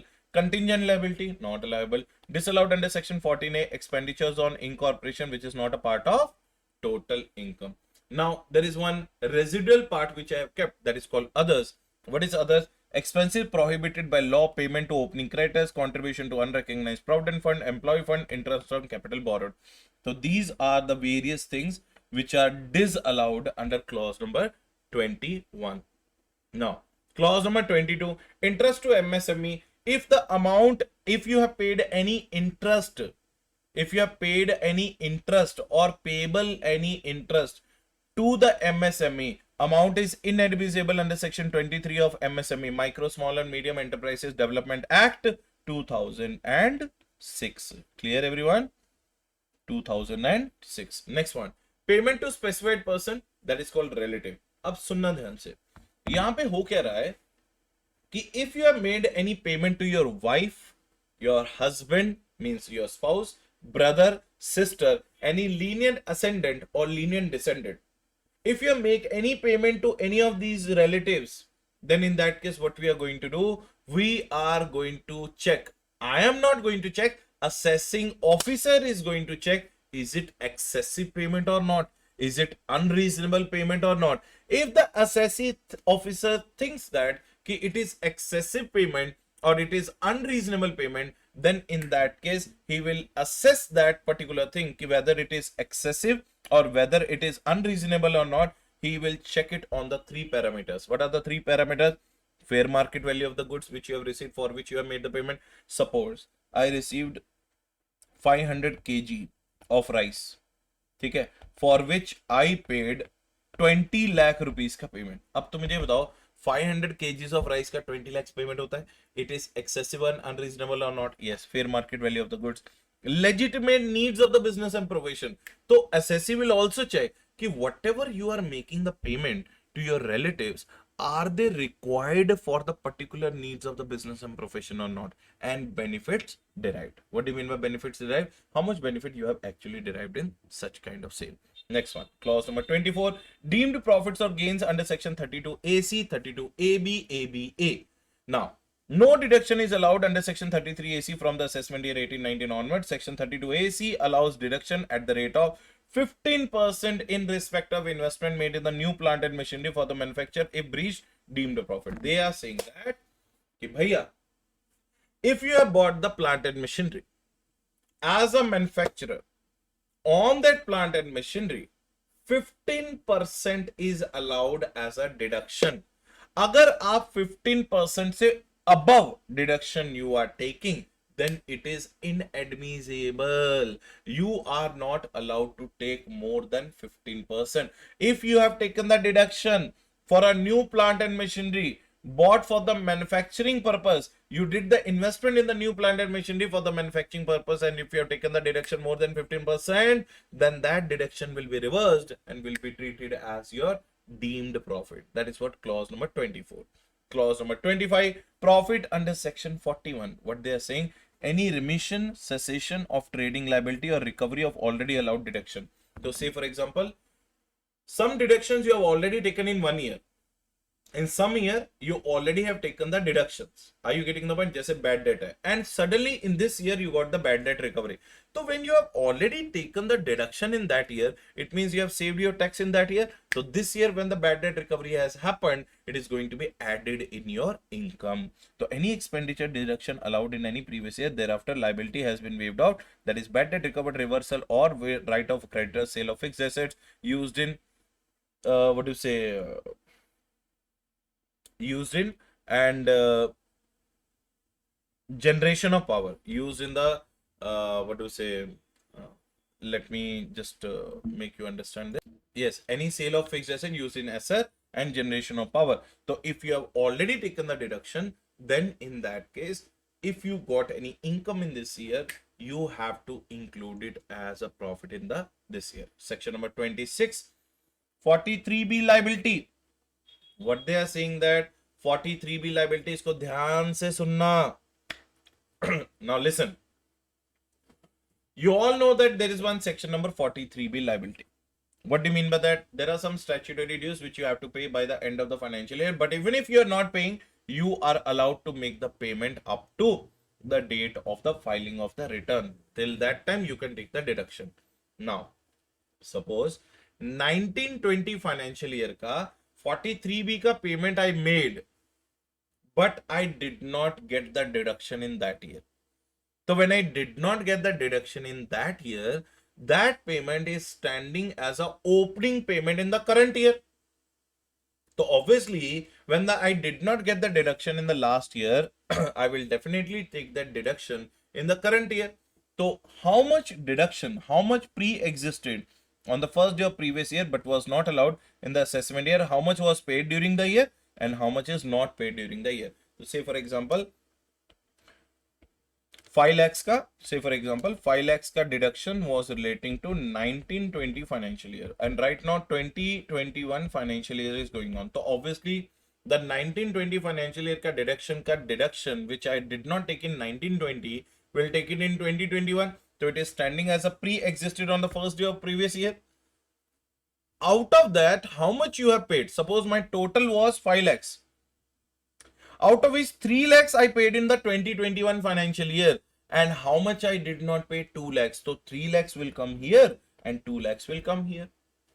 And now the second point in the 43B is relating to current year ka 43B payments. How much I paid up to the date of return of filing, that is going to be here. Suppose 21-22 2021 financial year का date of returning file कितना होगा? 30th September 2021. So how much you have paid up to this one will come here, and how much you have not paid come here.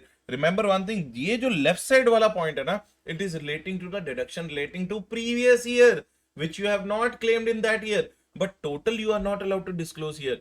Only that much you have to disclose here which you have paid during the previous financial, during the current financial year, and those which you have not paid will be covered here. Now clause number 27. Clause number 27 says for that if you have taken any GST credit utilized during the year, kitna GST Senmet credit you have utilized during the year, that information you have to give. And prior period expenditures credited or debited not allowed unless the cash accounting. So remember one thing, if you have taken any prior period ka GST ka expenditure debited or credited, last year ka expenditure debited or credited, so if you have not claimed it last year, so this year generally not allowed. But if you are making the books of accounts on cash basis accounting, then in that case that deduction is allowed in current year as well. Is it clear to all of you? Yes or no? Yes. So it is allowed in the current year also. Next one. Point number 28. What is clause number 28? Shares without consideration, inadequate consideration covered under 56 taxable as IFOS. So they are saying that this particular clause has been eliminated from the portion. The clause number 28 is like you don't have to do. Now clause number 29, because it is already made ineffective, it was not applicable as it was made effective from the 1/6/2010 to 2017. So applicability of this clause is already over now. So there is no point of doing this clause, nor ICAI will ask you this clause in the examination, right? Now clause number 29. तो भैया clause number 21(9) क्या बोल रहा है कि if you have issued the shares more than the FMV. What do you mean by more than FMV? Fair market value. Then whether the assessee received any contribution of the issue of the shares more than FMV or not. If yes, give the details. तो अगर आपने shares issue करे हैं which is more than fair market value, then you have to put the details here. And applicable to the companies, it is this clause is applicable to which companies who have issued the shares more than fair market value? Public is not financially or substantially interested and issued to the resident of India. So those public companies, those companies which have issued the shares more than fair market value and in which the public is not substantially interested and substantially invested and it is issued to the residents, then in that case issue price minus fair market value will be taxable in this clause. Clear everyone? Yes. Now clause number 29A. Clause number 29A में two clauses are there. 56 subsection 2 clause 9, 56 subsection clause 10. 56 subsection clause 9 क्या बोलता है कि भैया if you have taken any advance for the capital asset, if you have taken any advance for the capital asset and you promise the party that ki I will transfer this capital asset to you, but you are not done and you have forfeited the advance, then it is going to be disclosed in 29 capital A. So see, any advance forfeited taken in the course of negotiation for transfer of which asset? Capital asset, but the capital asset has not been transferred. If both the conditions are met, what is the condition number 1?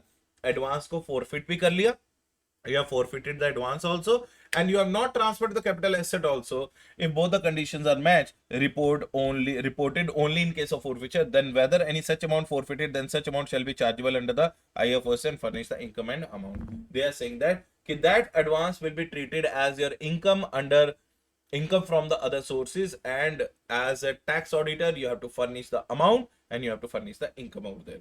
Again repeating, what is section number 56 subsection 2 clause 9 is saying कि भैया you have taken any advance and you promise the other party that you will transfer the capital asset, but neither the capital asset is transferred and moreover you have forfeited the amount, then in that case that forfeited amount will be treated as your income. Clear?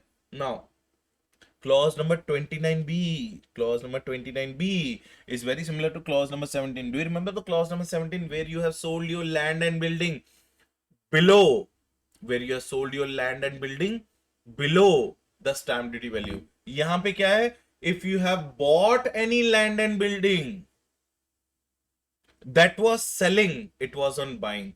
If you have bought any land and building, if you have bought any land and building, then in that case this clause will be applicable. But let me tell you one thing. Suppose someone came and gave you the 50,000. Someone came and gave you the 70,000 rupees. Now tell me, did you sell anything for which the payment you received for 70,000 rupees? No. So someone suddenly came and gave you the income of 70,000 rupees. Now tell me, is it more than 50,000? Yes. Then in that case, it is going to be treated as your income. Now suppose you bought a movable property. You bought any movable property. Are you getting the point? Someone gifted his movable property to you. Someone gifted his movable property to you whose fair market value is more than 50,000.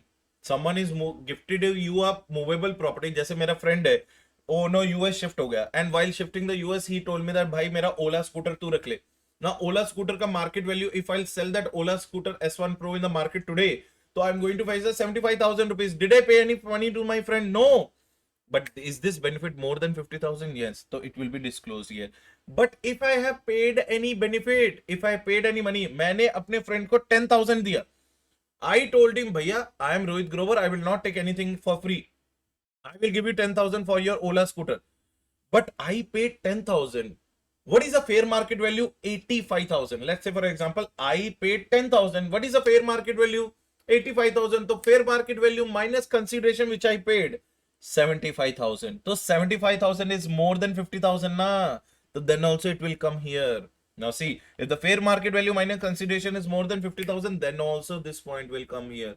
Or if I have bought any immobile property, if someone has given me any immobile property whose stamp duty value is more than 50,000, मेरे दोस्त ने while shifting to US उन्होंने क्या बोला, भाई ये मेरी shop है, 14x14 की शॉप है, you please keep it and transfer the shop in your name because this was my father's last nishani and last thing, so I don't want to sell it to anybody. I trust you. So he gave me his shop without any consideration. So I did not pay any money, but is the benefit of that shop is more than 50,000? Is the stamp duty value of that shop is more than 50,000? Yes, it is going to get covered here. But if I have paid any consideration for that shop, if I have paid any consideration for that shop and the stamp duty value minus consideration, stamp duty value minus consideration. Now small formula, stamp duty value minus consideration. Suppose shop is worth rupees 3 lakhs. I have paid only 50,000. Now what is the difference between the two? 2,50,000.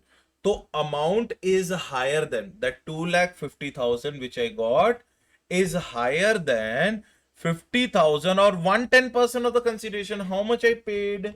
50,000. 50,000 का 110% calculate करे तो 55,000.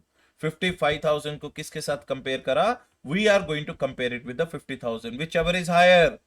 55,000 is higher. But what is the benefit I got?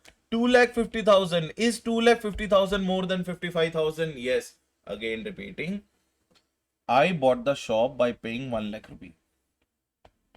But the shop ka stamp duty value is 3 lakh rupees. Can you please tell me what is the benefit I got? Sir, 2 lakh rupees. Keep this benefit aside. Keep this benefit aside. Now, 50,000 rupees ko we are going to compare it with the 110% of the consideration I paid. How much consideration I paid? 1 lakh. 1 lakh ka 110% means what? 1,10,000. 1,10,000 or 50,000 mein whichever is higher. 1,10,000 is higher. But what was my benefit? 2 lakh. Is 2 lakh more than 1,10,000? Yes, 2 lakh is more than 1,10,000. Therefore, it is going to come here. Is it crystal clear? Yes, sir. Clause number 30. What is clause number 30? Details of any borrowed amount on hundi. अगर आपने कोई हुंडीज के through पैसा बोरो किया है, if you have borrowed any money via what? Hundis, where the interest paid and principal repayment made by the way other than the account pay check, and you have made the payment other than account pay check, then obtain the WRN on it from the assessee. Given appropriate note suggested by the ICA, where mentioning that it is not possible for him to obtain evidence on the same unless provided by the assessee. Dekho sir, I have borrowed some money on the basis of hundi and I have repaid him via cash other than account pay check. Then in that case, you do not have any evidence other than which is being provided by the assessee. So that note you have to give it over here. That is clause number 30. What is clause number 30A? What is clause number 30A? क्या बोल रहा है? Whether any primary adjustment to transfer price under section 92 CE is being made. What they are saying, transfer pricing is basically relating to your DT topic. अगर आपने कोई transfer pricing में primary adjustment की है, if yes, under which clause of 92E1 it was made, amount of the primary adjustment, whether excess amount available with the associate party has been repatriated to India or not. If yes on above, whether the excess amount applicable available with the associate party to be repatriated to India? If yes on above, whether repatriated within time. If no on the above, then the imputed interest on such excess money which is not repatriated shall be what? Provided. देखो sir क्या होता है 92 CE transfer pricing में, if you have done any primary adjustment, and the primary adjustment if you have done, against that you have to do a secondary adjustment. If you have done any primary adjustment and you have to do the secondary adjustment, and the adjustment amount is more than 1 crore, and the adjustment amount is more than what? 1 crore, then these 5 things you have to mention. What are the 5 things? Under which clause it is being adjusted, amount of primary adjustment, and whether the excess amount available with the associate party to be repatriated in India. If it is yes, whether repatriated within the time. If it is no, then whether the imputed tax is being calculated, imputed interest is being calculated on that which is not repatriated shall be what? Provided. Clear everyone? 30B. 30B is relating to 94B, where the interest payment incurred on the amount is exceeding 1 crore rupees. So bhaiya, you are liable to pay an interest, and your interest expenditure is more than 1 crore rupees under section 94B. Furnish the amount of expenditure by the interest. Furnish the amount of expenditure by the interest. Next one, Ebitda, right or not? And if it is more than 30% of what? Ebitda. Now listen to this point very, very carefully. What I'm saying, listen to this point very, very carefully. Now see, if under 94B, you are liable to make payment of any interest of more than 1 crore rupees, then what is the amount of expenditure by the interest? What is the Ebitda of the? Ebitda means earnings before interest, tax and depreciation, right? And if that amount which you are liable to pay is more than 30% of the Ebitda, details of internet expenditure balance carried forward, and details of internet interest expenditure carried forward. Clear everyone? Yes or no? So whatever these clauses are there, you have to make sure that you have to little bit mug up also, right? Whether the assessee entered into any impermissible avoidance agreement under section 96. If yes, what is the nature of that agreement and what is the amount of tax benefit he is going to get, right? Now, with that, our 30 clauses are over and we are only left with the 14 clauses. So, bhaiya, this clause, this 31AB clause is very, very important. So, first of all, to understand 31 May, there are so many other things you have to understand here. Now, see, section number 269 SS. Very simple. If you have received any particulars of the loan or deposit more than the limit specified under section 269 SS, which is 20,000.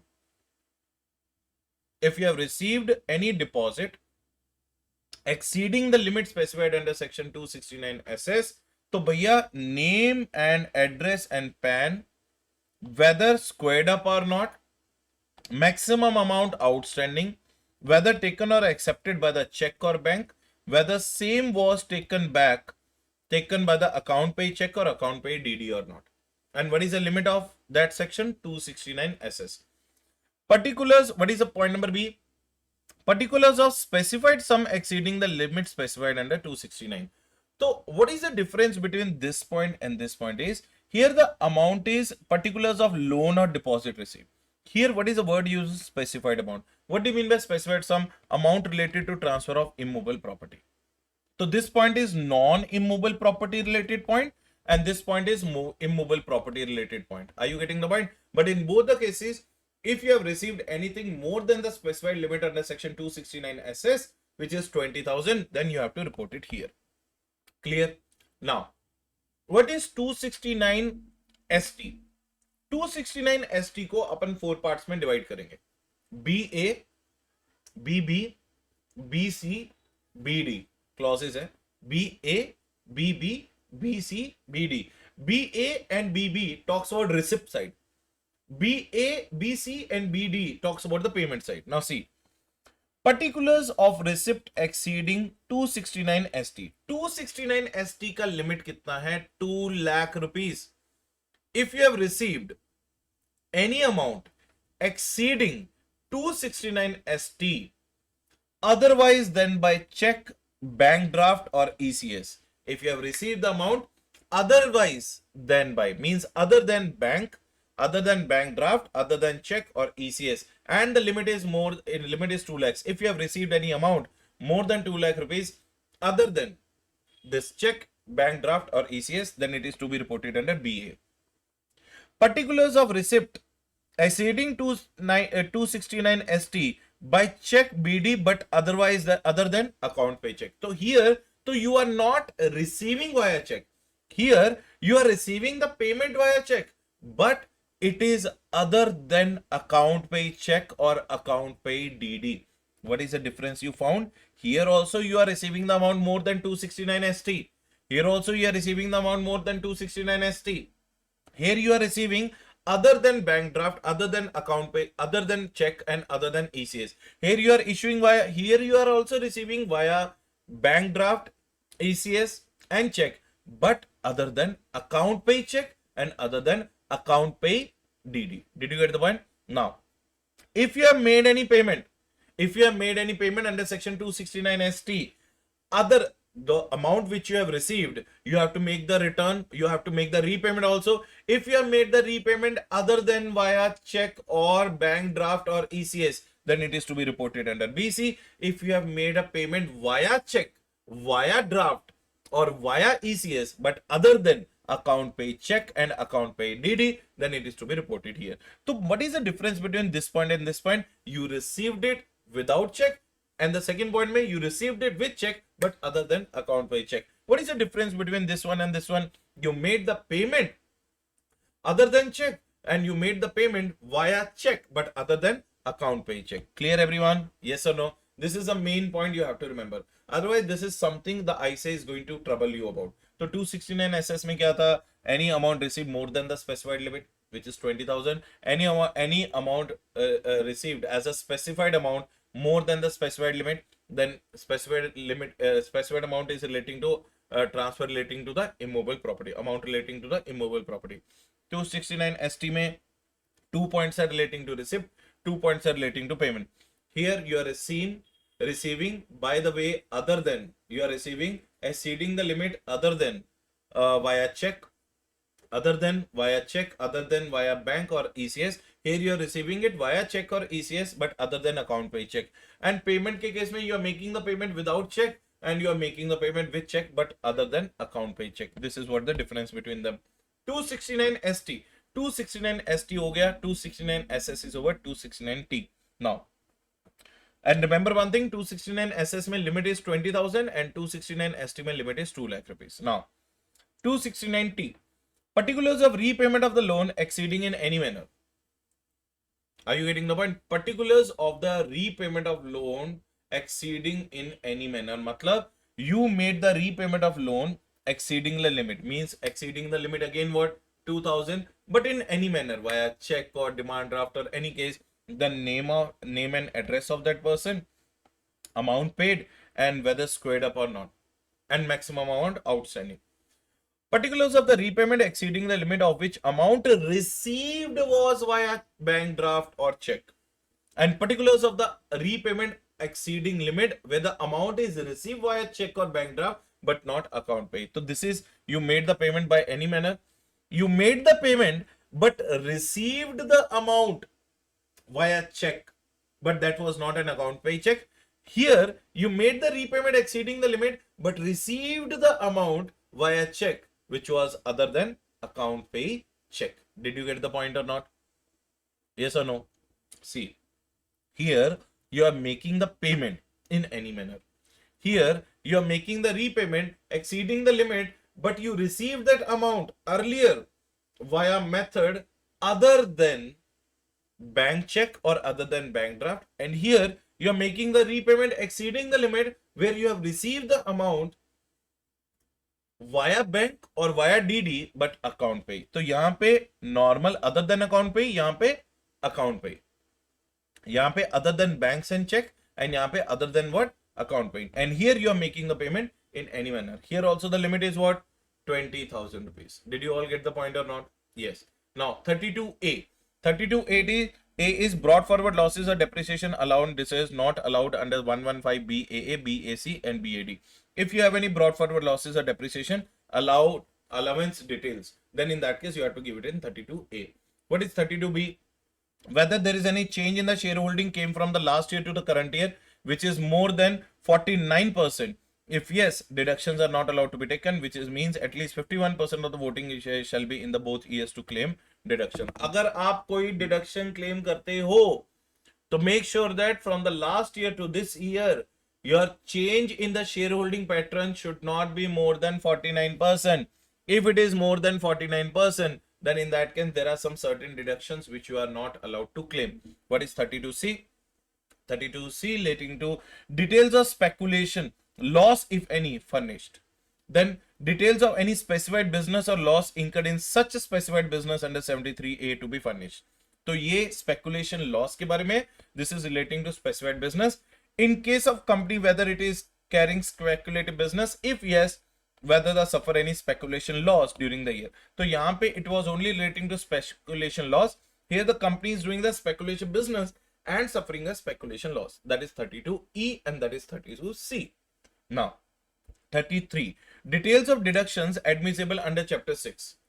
10A and 10AA. If you have taken any special deductions under Section 10A and 10AA, then which section under which you have taken the deduction, qualifying amount, deduction, consecutive years from which the deduction is claimed, and remarks. These are the details you have to give.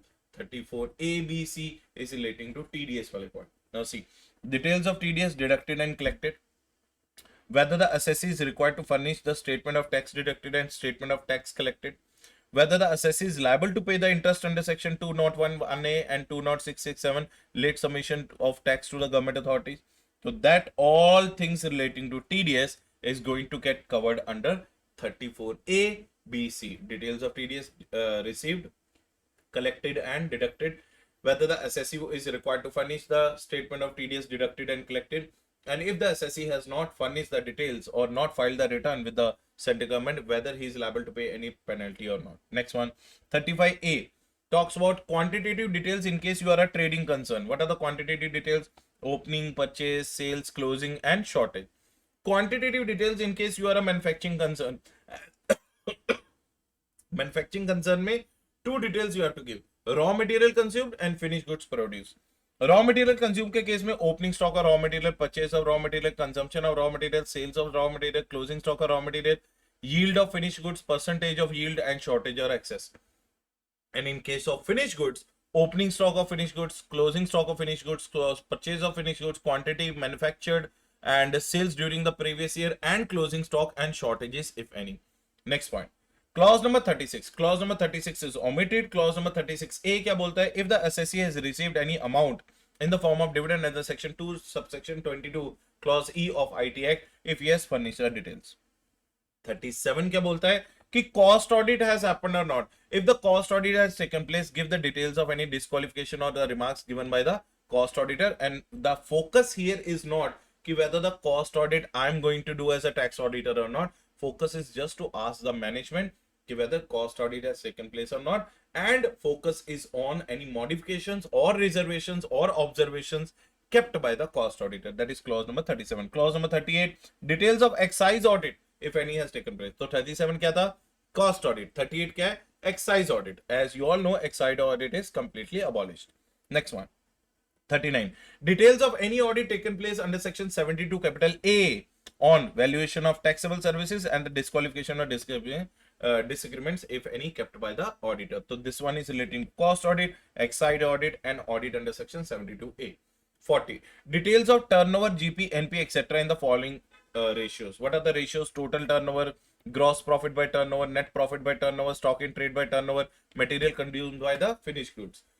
Clause number 41, details of any demand order or refund issued during the year other than the Income Tax Act or Wealth Tax. If you have got any demand order or refund order other than the Income Tax Act and other than the Wealth Tax Act, if yes, furnish the details. Clause number 42, whether the assessee filed any statement under Section 61, 61A or 61B. What is 61A? Details of party who did not quote PAN while entering the transaction.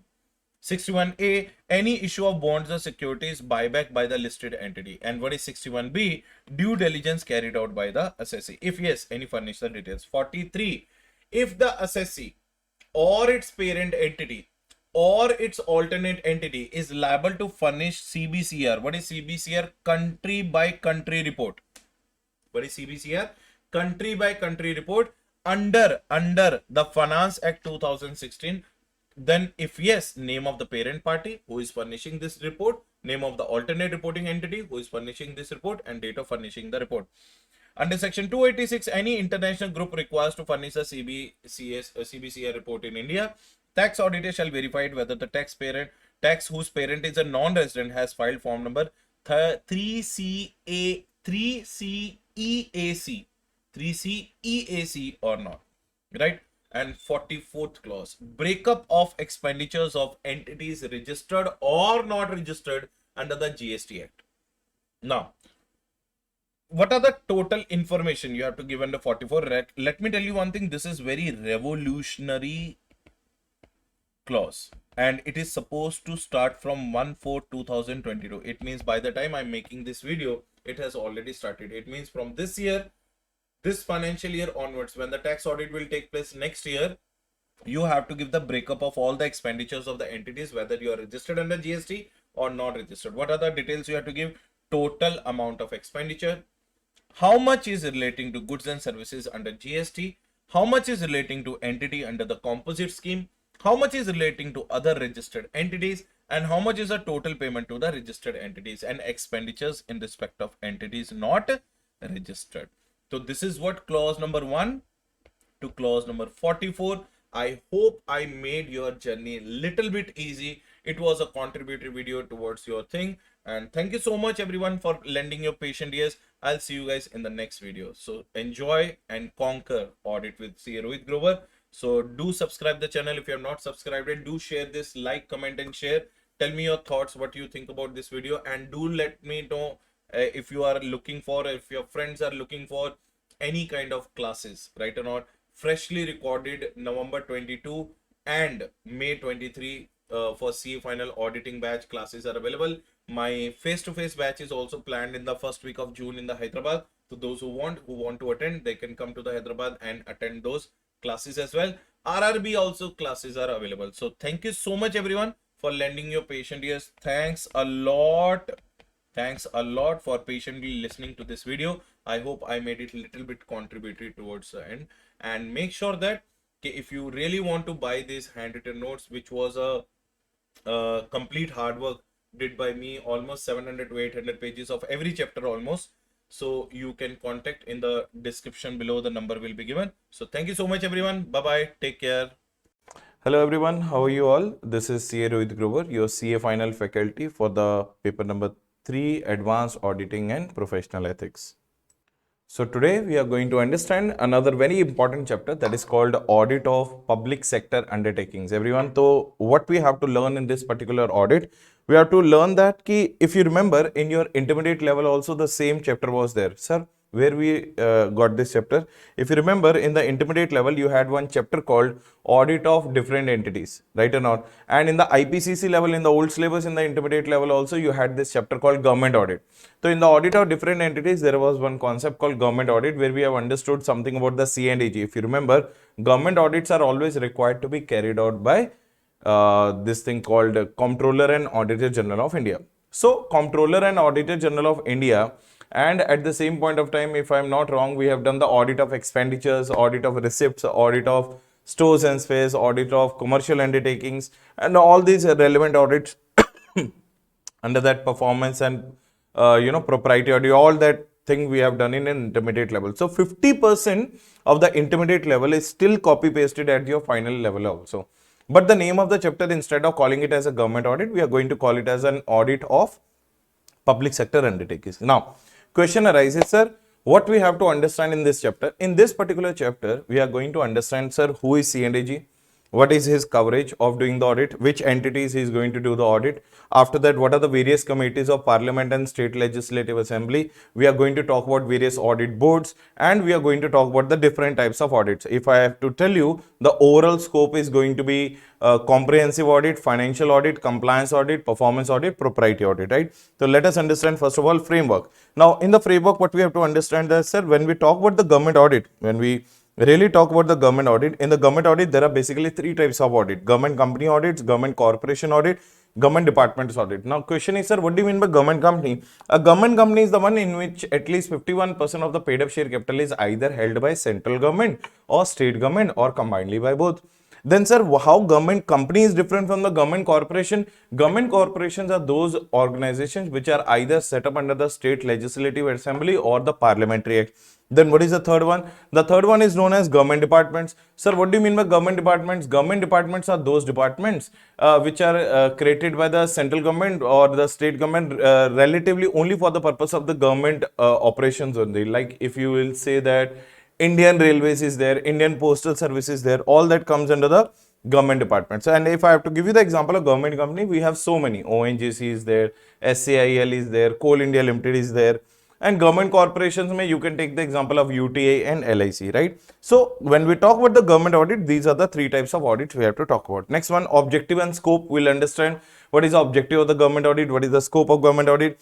Next, along with that, we'll understand financial, comprehensive, compliance, performance, propriety audits. Next one.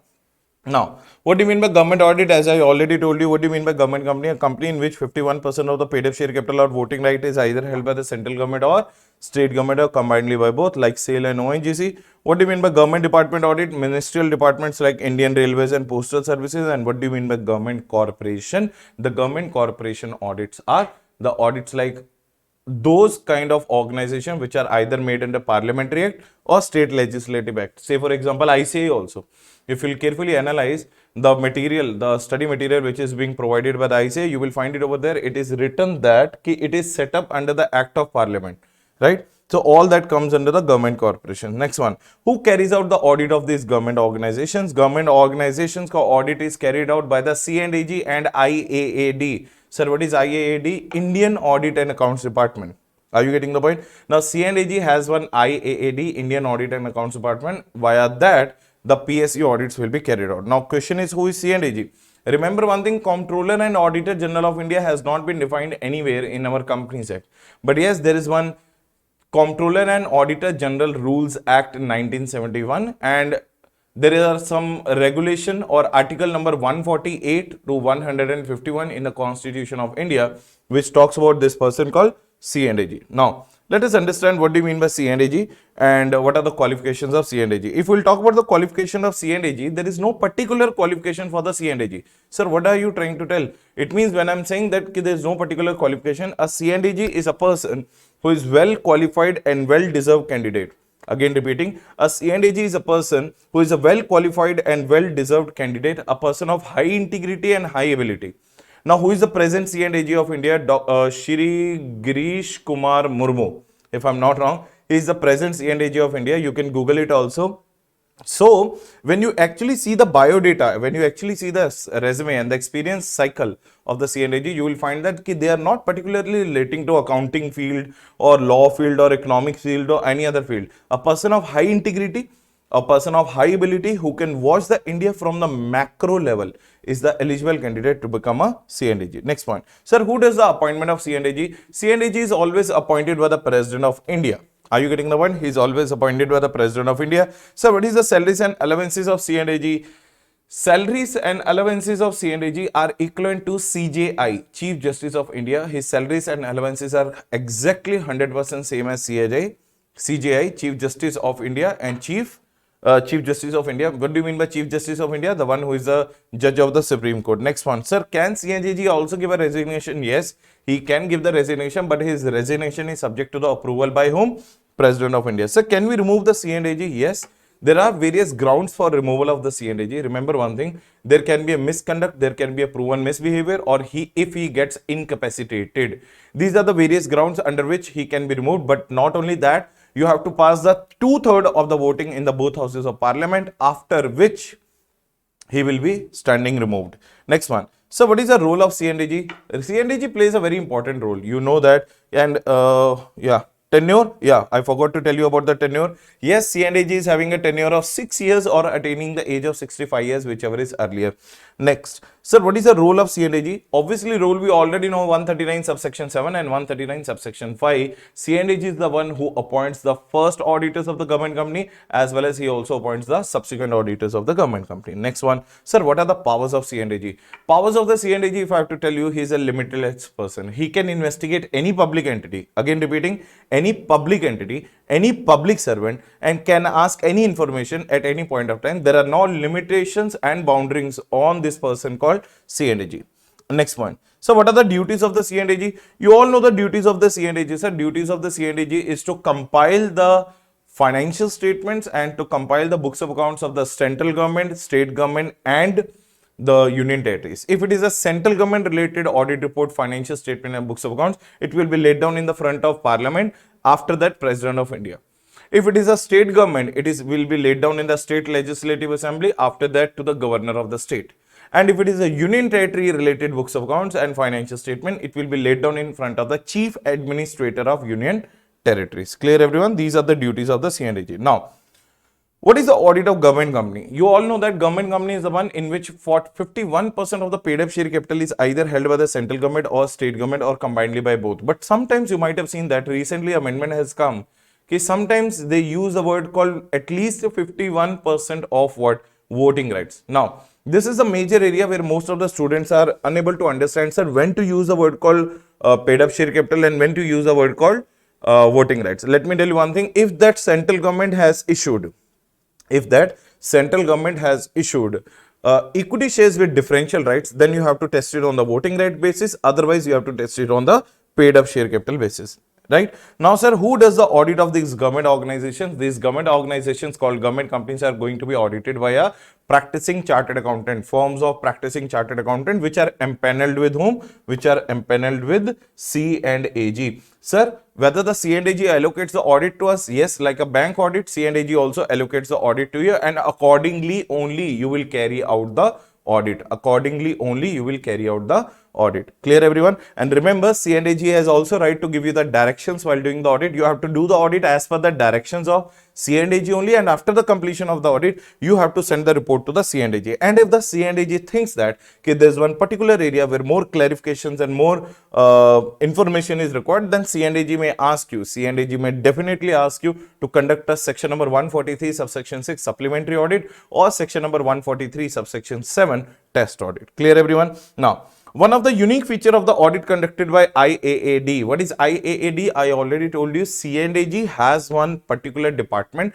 that is called Indian Audit and Accounts Department or Indian Accounts and Audit Department. Now, an IAAD is a constitution of or a composition of various accounting auditing boards for conducting the comprehensive audit. Remember one thing, in the PSUs there are so many in the PSUs there are so many particular, or there are so many organizations which are particularly into a particular field. At that point of time, it is very difficult for a firm of chartered accountants to carry out the audit. For that special kind of organizations, we have the audit boards which are constituted by the C&AG under IAAD department. They will take the help of the experts and they will carry out the audit accordingly. Next one, audit boards get associated with the experts to discuss their findings and conclusions with the management of these PSUs and their controlling ministries to get their viewpoint before the finalization. That's what I told you. Audit boards will join the hands with whom? They will join the hands with the experts and they will carry out the audit. The results of such comprehensive appraisals by the audit boards with the experts are incorporated by C&AG in his report, which shall be laid down before the authorities. So once the audit reports work with the expert is over, their findings, their data will be collected by whom? C&AG, and finally it will be reported in his audit board. Is it clear, everyone? Yes.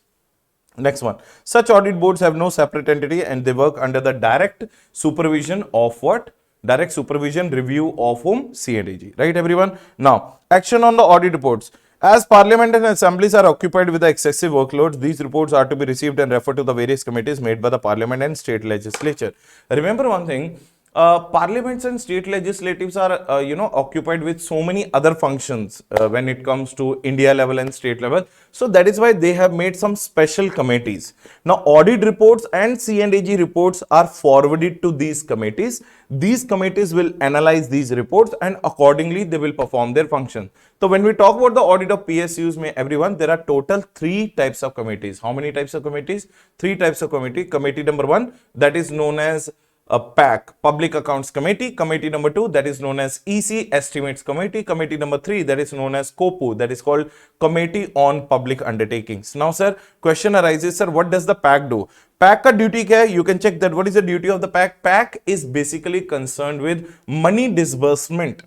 PAC is basically concerned with money disbursement to the big level government organizations. When they do the money disbursements to various big ministries, who is going to take care of that, whether the money disbursed is illegally or not, whether the purpose for which the money has been disbursed, are these ministries are going to use that money for that purpose or not. Next one, expenditures incurred are properly authorized or not, and reappropriation, if the expenditure has been reappropriationed by those ministries, whether this is very much legal and within the rules and regulations or not. All these are the functions of PAC committee. So let me tell you one thing, PAC committee and committee on public sector undertakings, what is the similarity? The similarity is that PAC takes care of those kind of operations which are relating to ministry level, and COPU takes care of those kind of expenditures which are relating to sector level, public sector undertaking level, right or not? Company level. Next one. So what is the estimates committee? If I have to tell you in the one simple word, estimates committee is a watchdog.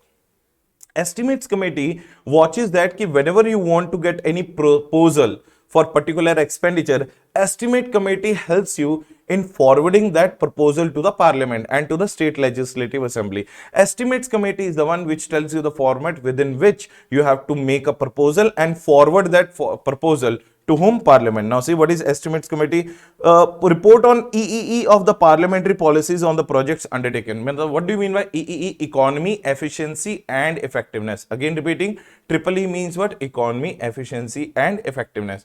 So basically estimates committee reports to the parliament ki whatever your policies and schemes and programs are being undertaken, whether they are economically good, efficiently wise good or effectively wise good or not. Suggest alternate policies also. If the estimates committee thinks that a particular business policy of the parliament is not working out, then the estimate committees may sometimes advise the parliament on the alternative policies also. Next one, examine whether money spent is well within the limits or not. Who does that? The estimates committee. And next, suggest the forms in which the estimates shall be informed to the parliament. Now, what is the last committee, everyone? Committee on Public Sector Undertaking.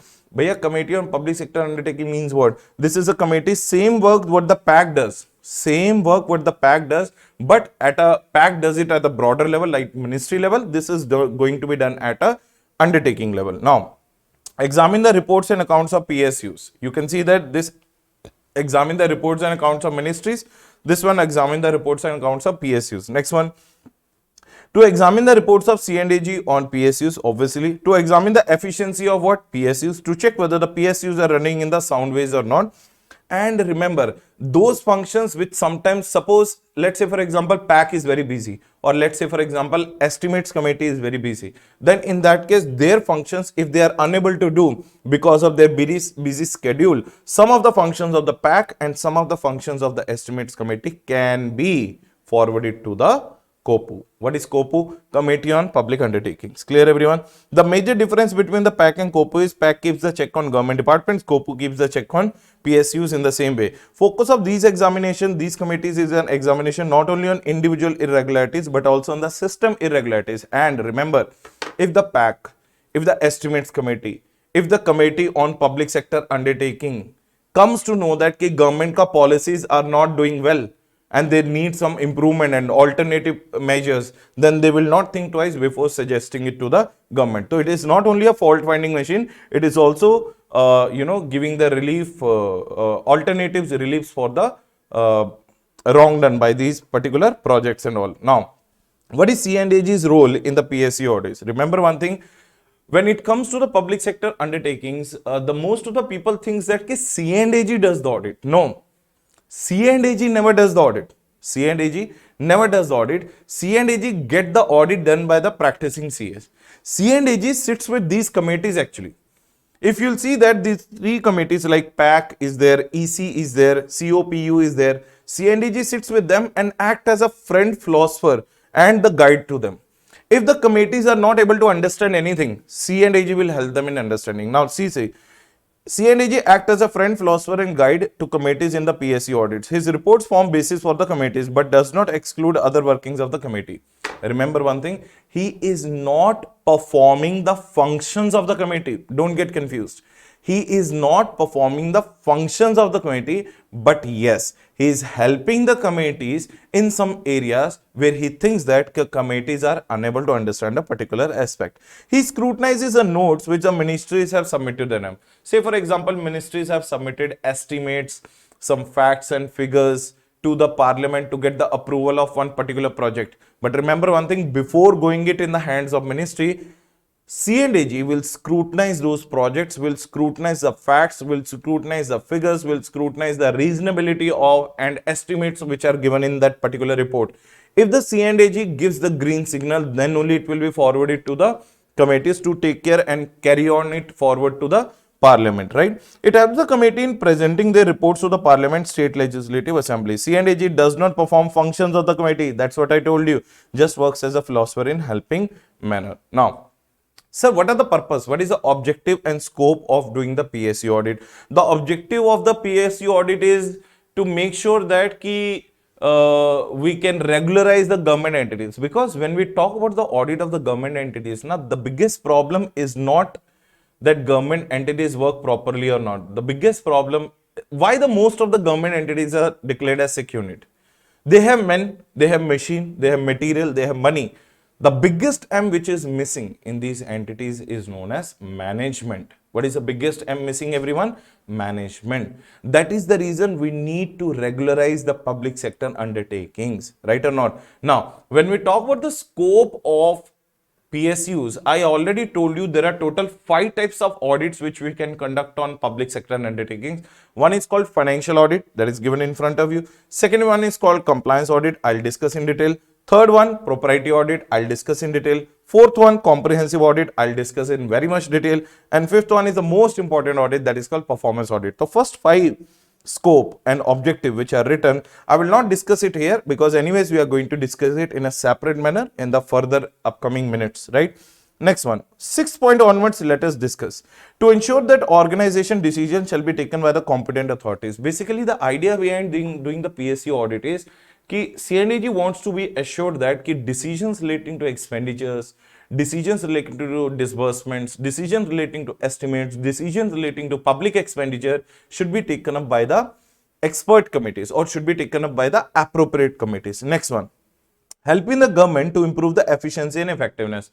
Obviously, the CNDG will give the improvements and suggestions and recommendations to these PSUs so that their efficiency and effectiveness can be rectified. Next one, highlighting the issues of efficiency and economy in the operations. It's not that he is only going to highlight inefficiencies and ineffectivenesses. It will also highlight efficiencies and effectiveness of the government projects. Next one, fiscal and managerial accountability. Now, remember one thing, PSU audits are broadly classified into 2. So, what are the 2? In one part of the audit, we talk about the financials. Like say, for example, audit of sanction is there.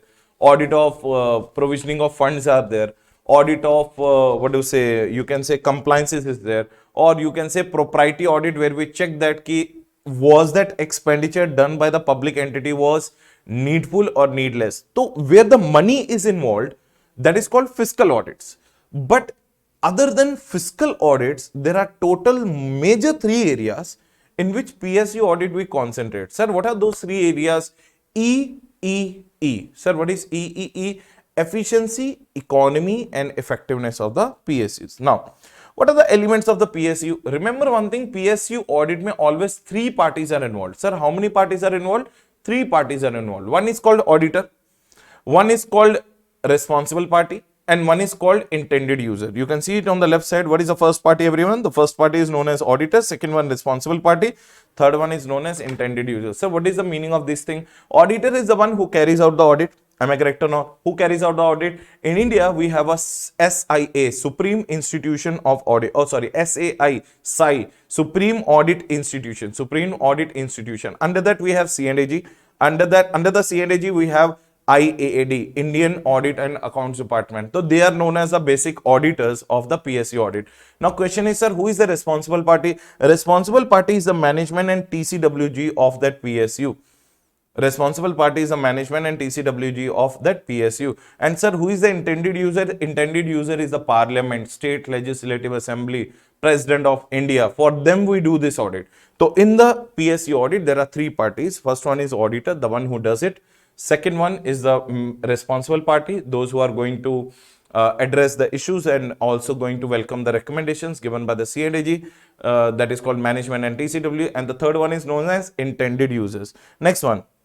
In the C&AG audit, remember one thing, the three major points which you have to remember in the C&AG audit is, or PSU audit is, subject matter, criteria and subject matter information. Now, sir, what is subject matter? Subject matter means evaluation of the actual results of the PSU by comparing it with the pre-approved limits, by comparing it with the benchmarkings. Say for example, government PSUs mein there is always the most important thing is benchmarking. So suppose government audits mein there is a benchmarking relating to a particular area. Am I correct or not? And this is the actual result. We will compare the actual results and we will evaluate and measure the actual in comparison with the benchmarking. Are you getting the point? That is known as subject matter. Now, second point. Sir, what do you mean by criteria? Criteria is that benchmarking with which we are comparing the actual results. Then, sir, what do you mean by subject matter information? Subject matter information is the outcome of that. Let me ask you one thing. There is one particular government project. This government project is benchmarked to be completed in 6 years. But PSU, who was taking care of that particular project, took 7 years. How many years? 7 years. So benchmarking is 6 years. How many years it took it? 7 years. So now tell me, is it efficiency or is it effective or ineffectiveness? You are unable to complete your audit on, you are unable to complete your project on time. So 6 year is what? 6 year is criteria, the benchmark which are set up by the government. Subject matter is what? Comparing the actual with that criteria. Subject matter information is what? Outcome. Let's say for example, it is 5 years mein this project is completed and benchmarking was 6 years. It means that is efficiency and that is as well as effectiveness of the government organization. It means subject matter here is what? Comparison between the 5 and 6. Criteria here is what? Again 6. And what is the outcome of that comparison? That is called subject matter information. And what is the next one, everyone? Whenever you do the types of engagement, there are two types of audit engagements for which you are being engaged in the PSU audit. First one is called attestation engagement. Second one is called direct reporting engagement. What is the first one called? Attestation engagement. Sir, what do you mean by attestation engagements? Attestation engagements are those engagements where you will act like a normal financial auditor. Management will do the comparison between actuals and benchmarking. They will do the comparison. They will only bring you the subject matter information. You will also collect some SAAE, sufficient and appropriate audit evidences, and you will give the reasonable assurance on the same. Like in the normal audit, what we do, that is called attestation. But direct reporting engagement may what? In the direct reporting engagement, auditor himself does this measurement and evaluation between actual and between criteria, that is called benchmarking. He only does the comparison between the two. He only analyzes the outcome and he directly reports it to the required authority. So there are two types of audit. One is called engagement attestation, where management does it and give it to you. One is called direct reporting engagements, where you do it directly. Next one. Principles of the PSU audit. So what are the two types of principles of the PSU audit? The two types of the principle of the PSU audit are general principles. Sir, what do you mean by general principle? Same principles which we are expected to follow in our audit. Sir, ethical requirements, independence, integrity, quality control, evidence collection, materiality, engagement or team members, quality control, engagement discussions, all that thing which we generally do in the normal audit. These are the same general principles which we have to follow while doing the PSU audit. You can see that independence and ethics, professional judgment, care, behavior, quality control, and audit engagement, team materiality, risk, documentation and communication. Relating to audit process, as you all know that while in doing the normal audit, we have the three process. What is the first process? Planning stage, execution stage and reporting stage. Clear everyone? Next one, Companies Act requirements relating to PSU audit. I already told you we do the PSU audit under section 143 subsection 5, that is called government audit. But after doing the PSU audit by the firm of chartered accountants, the report will be sent to whom? C&AG. If the C&AG thinks that there is one particular area where the more focus is required, then within 60 days of receipt of the report of the normal statutory audit, the C&AG may order the such auditor or such any other person to carry out a supplementary audit under section 143 subsection 6. And at the same point of time, if the C&AG thinks that yes, test audit is also required, so C&AG also has a right to conduct a test audit on the same entity under section 143 subsection 7. So 143 subsection 5 talks about the normal statutory audit.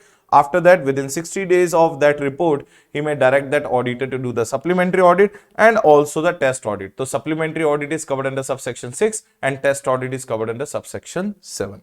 Clear? Now we are going to talk about 5 different types of audit. So what is the first audit? 1 minute audit, that is called financial audit. So what do you mean by financial audit? Financial audit is the one where the auditor is hired to express a reasonable assurance in the form of opinion on the financial statement, right or not, so that intended users' confidence on the financial statements of the PSU can be enhanced. That audit is known as what? Financial audit.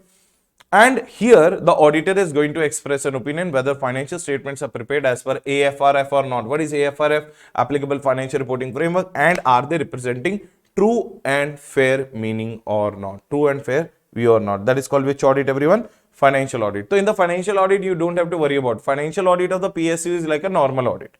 But what do you mean by compliance audit? Very, very important. Compliance audit may the focus is to check whether the activities and financial transactions and informations, again repeating, activities, financial transactions and informations, FAI, financial transactions, activities and informations done by the PSUs are in compliance with the already set up standards or not. Are you getting the point? Or are in compliance with the rules and regulations of the constitution or not?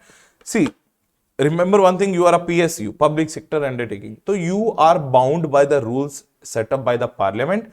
You are also bound by the rules which are set up by the state legislative assembly. So you have to understand one fact very clearly, that whenever you are incurring any financial transaction, whenever you are doing any kind of activity, whenever you are doing any kind of information, whenever you are doing any kind of financial transaction and financial information, all must comply with the rules and regulations of the constitution. Sir, what do you mean by that? You know that what is the name of this audit? First of all, read the name of this audit. What is the name of this audit? This audit is known as compliance audit. It means you have to check the two things in that. One is called regularity, one is called propriety. What do you mean by regularity? You have to check that PSUs, while doing the financial transactions, while carrying out the activities, they must be doing those activities and financial transaction within rules and regulation. To check that actual compliances are matching with the required compliances or not, to ensure regularity in compliancing of laws and regulations. And what do you mean by propriety? In the propriety, you are observing that whether the decisions taken by the public entity, again repeating,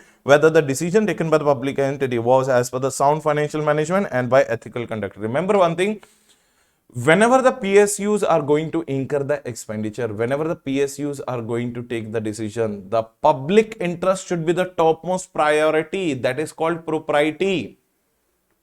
What do you mean by propriety? कि whenever you are incurring an expenditure, think like an ordinary person, how he would think while spending his own money. The PSUs are also expected to have the same kind of approach while spending the money, as if it is their own earned money. But unfortunately, in the PSUs, what you find, they spend generally more than what is required. And due to that, what will happen? Ultimately, they will be declared as sick units. Are you understanding what my point, what I'm saying?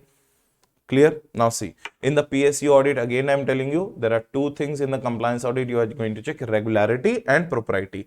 Regularity means you are going to check whether the laws and regulations are actually employed by the entity are matching with the required compliances or not. In the propriety, you are checking whether the decisions taken by the entity relating to expenditure and financial transactions are as per the effective financial management and as per the ethical conduct. Right or not? Basically, identifying the cases of needless and wasteful expenditure. It can, now when we are doing the compliance audit, there are total 3 options of doing the compliance audit. Option number 1, it can be done separately as a which audit? Compliance audit. If you want to do, you can do separate compliance audit, or you can do it with the financial statement audit, or you can mix it with the performance audit. So there are total 3 methods of doing the compliance audit. One, you can do it separately as a compliance audit. You can do it by mixing it with the financial statement audit. You can do it by combining it with the performance audit. So with that, your 2 audits are over: financial audit and compliance audit. What is the next audit, everyone? Performance audit. Very, very important. So what do you mean by performance audit? In the performance audit, basically you check that the schemes and the programs which the government has undertaken, like say for example irrigation projects or national highways projects and all, whichever the scheme or program which is undertaken by the government, you have to ensure that the government must have completed their schemes and programs within the budgeted time and within the budgeted cost. Now see, it is an independent and objective and systematic examination of resources deployed by the entity. Now remember one thing, whenever the government undertakes any kind of scheme, what are the 3 major things required? Major 3 things are required: physical resources, right? Human resources, right? And financial resources. So it is an independent and objective and systematic examination of resources deployed by the public sector undertaking to provide assessment of performance of the public entities, programs and schemes. So basically in the performance audit, we go and select a particular scheme of the government.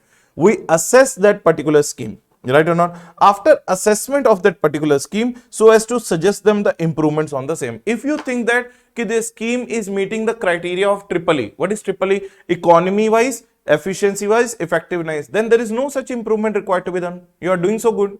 But if the schemes and the projects which are undertaken, the programs which are undertaken by the government are misutilization of resources is taking place, or underutilization of resources is taking place, or it is not economical at all, you are not unable to complete your project in budgeted time, or you are unable to complete your projects in the budgeted cost, then in that case there is definitely a scope of improvement required, for which we assess their particular scheme so as to facilitate also them in taking the corrective measures. So purpose of performance audit is not only to pinpoint the negative areas.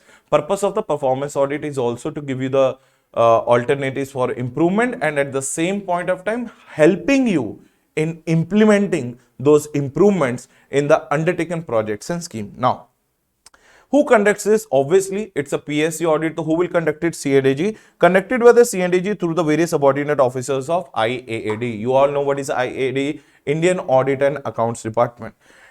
In conducting performance audit, CADG evaluates 3 areas. I already told you triple E. What is triple E? First one is economy. Now tell me one thing.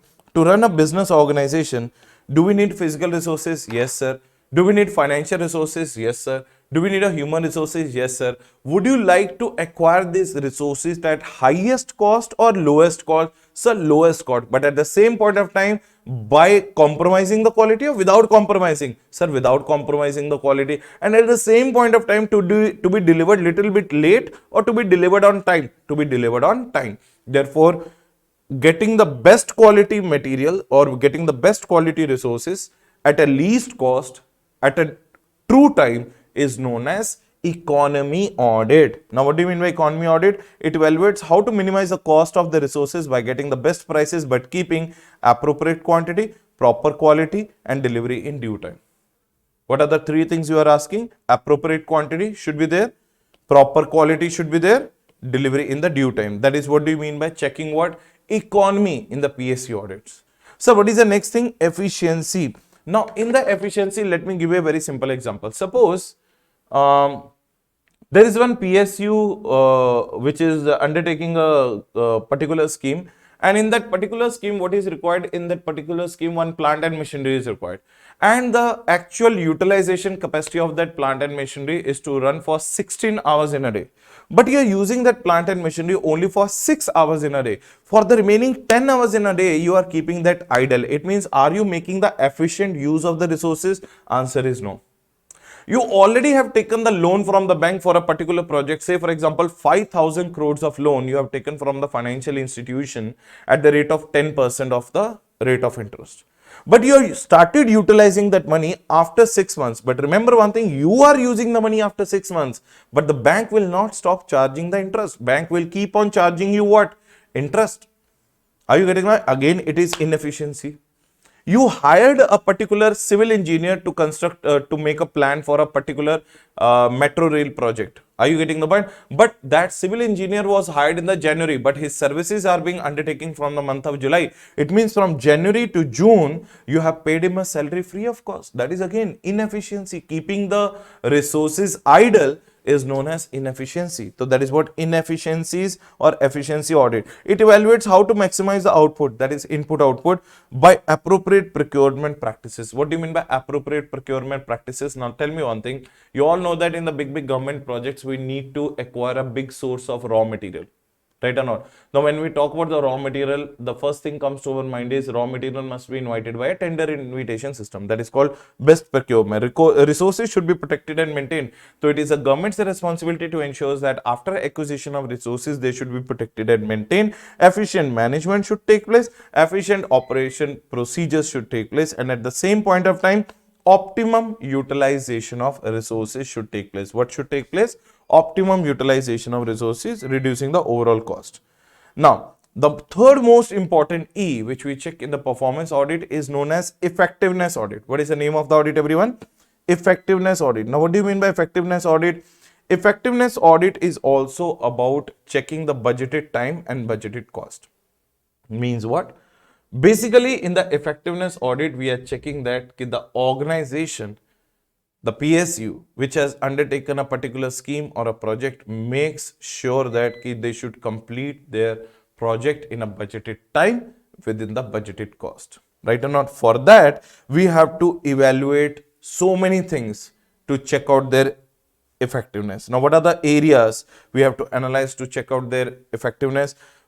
First of all, we have to understand, evaluate the objectives of that scheme. Remember one thing, whenever you are checking this particular thing called effectiveness, you have to first understand the objective, you have to first understand the goal of that particular project, and you have to check that whether their objectives are meeting their criteria or not. Are you getting the point? Are they simply evaluation? You have to simply do the evaluation and understand their objective, because you are not allowed to raise the finger directly on the government's projects when it comes to effectiveness. It's a very simple thing, try to understand. Until and unless you don't know, you do not understand what kind of project they have undertaken, what is a feasibility study, until unless you do not do the feasibility study, until unless you don't know what kind of expenditure, resources, things are required to carry out that particular project, how you can raise the finger on government's effectiveness over the particular projects and schemes. So therefore, before raising the finger whether the government projects are effective or ineffective, you have to first understand and evaluate the objectives of that schemes. Next, analyze the results of your R&D. Check that whether your results which you have evaluated and the government results which are actually present are matching or not. See, checking the adequacy of the management control system for measuring, controlling and reporting effectiveness, socio-economic impact of policy and program, effectiveness of program components, training, developing and all. You have to check that whether government is able to give the proper training to their staff or not. Because obviously, if you will not give the proper training to your staff, you will not be able to complete your projects on time. At the same point of time, suggestions. Make sure that government should always be having a plan B to complete the project on time. So you cannot always take up the projects and schemes only with one plan. You have to take up the subjects and schemes, projects and schemes with always and always having a backup plan.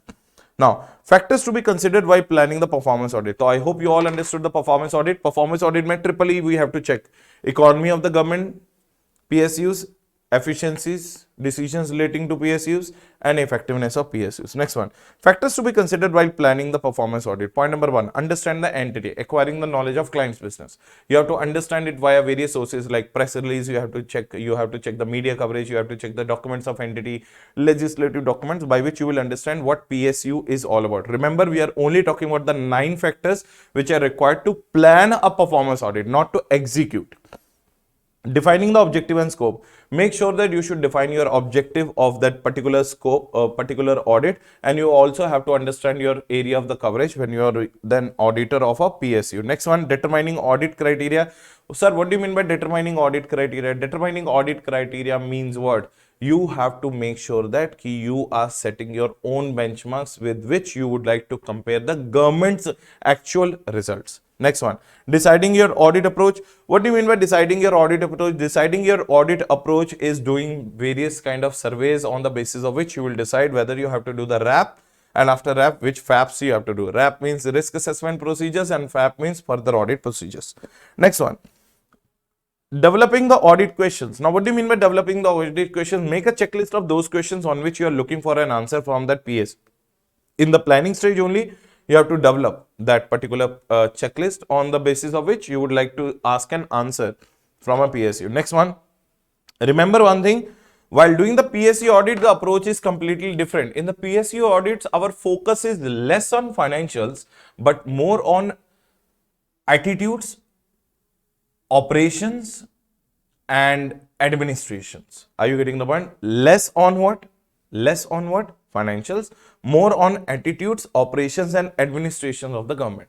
So remember one thing, while doing the PSU audit, not only you should be aware of the various guidance notes and principles which are issued by the C&AG, how to conduct the PSU audit, but at the same point of time, your whole engagement team should be competent enough and trained enough to understand that while doing the PSU audit, this is required or that is required. And at the same point of time, you also have to decide at the planning stage, will you be needing any particular help of an expert or not. Next one, preparing the ADM. Sir, what is ADM? ADM stands for Audit Design Matrix. Sir, what do you mean by Audit Design Matrix? Audit Design Matrix means what? Audit Design Matrix means an area or a particular piece of document where you will be dividing your total observations into 5 columns. What are the 5 columns? First one is audit objective. Second one is going to be audit questions. Third one is going to be audit criteria. That is your benchmarking. Fourth one is the evidences you have collected and data collection and analysis method. Now, what is the step number 8? Step number 8 is establishing the timetable and resources. Remember one thing.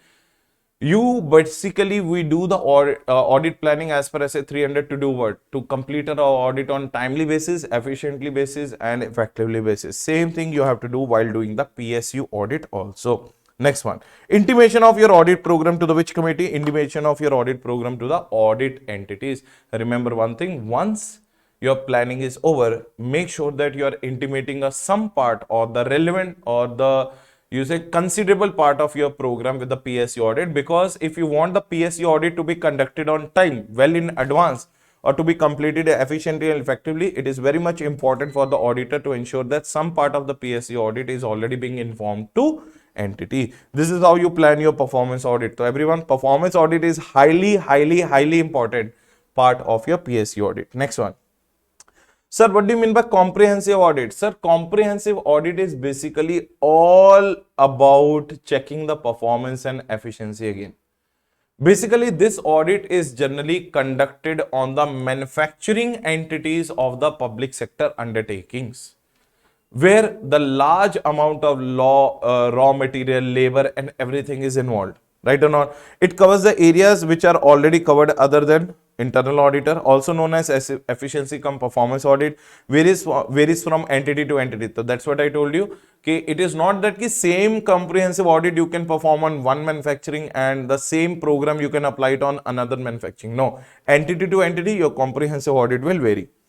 Next one. Concentration is again on efficiency, effectiveness, and economy, and assist the legislation in receiving the performance of the PSUs. Basically, in the comprehensive audit, following areas are going to be covered. What are the areas going to be covered? Let me tell you orally. Remember one thing, when you are doing the comprehensive audit, you have to check that whether there is any research and development program is there or not. Whether the project planning done by the entity is what is adequate or not. Next one, system of project formulation and implementation is sound or not.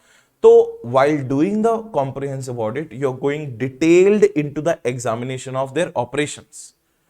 While checking their operations, while checking their manufacturing activities, various set of questions will come to your mind as a comprehensive auditor. So as a comprehensive auditor, what is the question number one? Do they have the R&D department adequately installed or not? Whether their project formulation and implementation is sound or not, whether their project planning is adequate or not, comparing their overall capital cost with the planned capital cost, what they have actually spent and what it was planned, make the comparison of the both. Next one, evaluation of the capacity utilization. Obviously, there can be a chances that their machinery and labors and raw materials are being underutilized, or there may be a case of what? Shortages of that. Means you did the less stocking of that. Sometimes you may do the piling up of the stock, overstocking, that is also a problem. Understocking, that is also a problem. Adequate stocking is required. And at the same point of time, whether the cost control measures are adequate or not. Are they able to implement the cost control measures on their project or not? Next one, whether there is any undue wastage or unproductive time in that. Next one, whether products are economical and effective or not. Next one, whether planned rate of return is achieved or not. And next one, system of repairs and maintenance. So these are the various set of areas which you generally concentrate upon when you are conducting a which audit, everyone? When you are conducting a comprehensive audit. Now, last but not the least, the most important audit after performance audit is known as propriety audit. Now, question arises, sir, what do you mean by propriety? See, in the PSUs and in the government organizations, the biggest problem is they do a lot of wasteful expenditures as well as they do a lot of needless expenditures.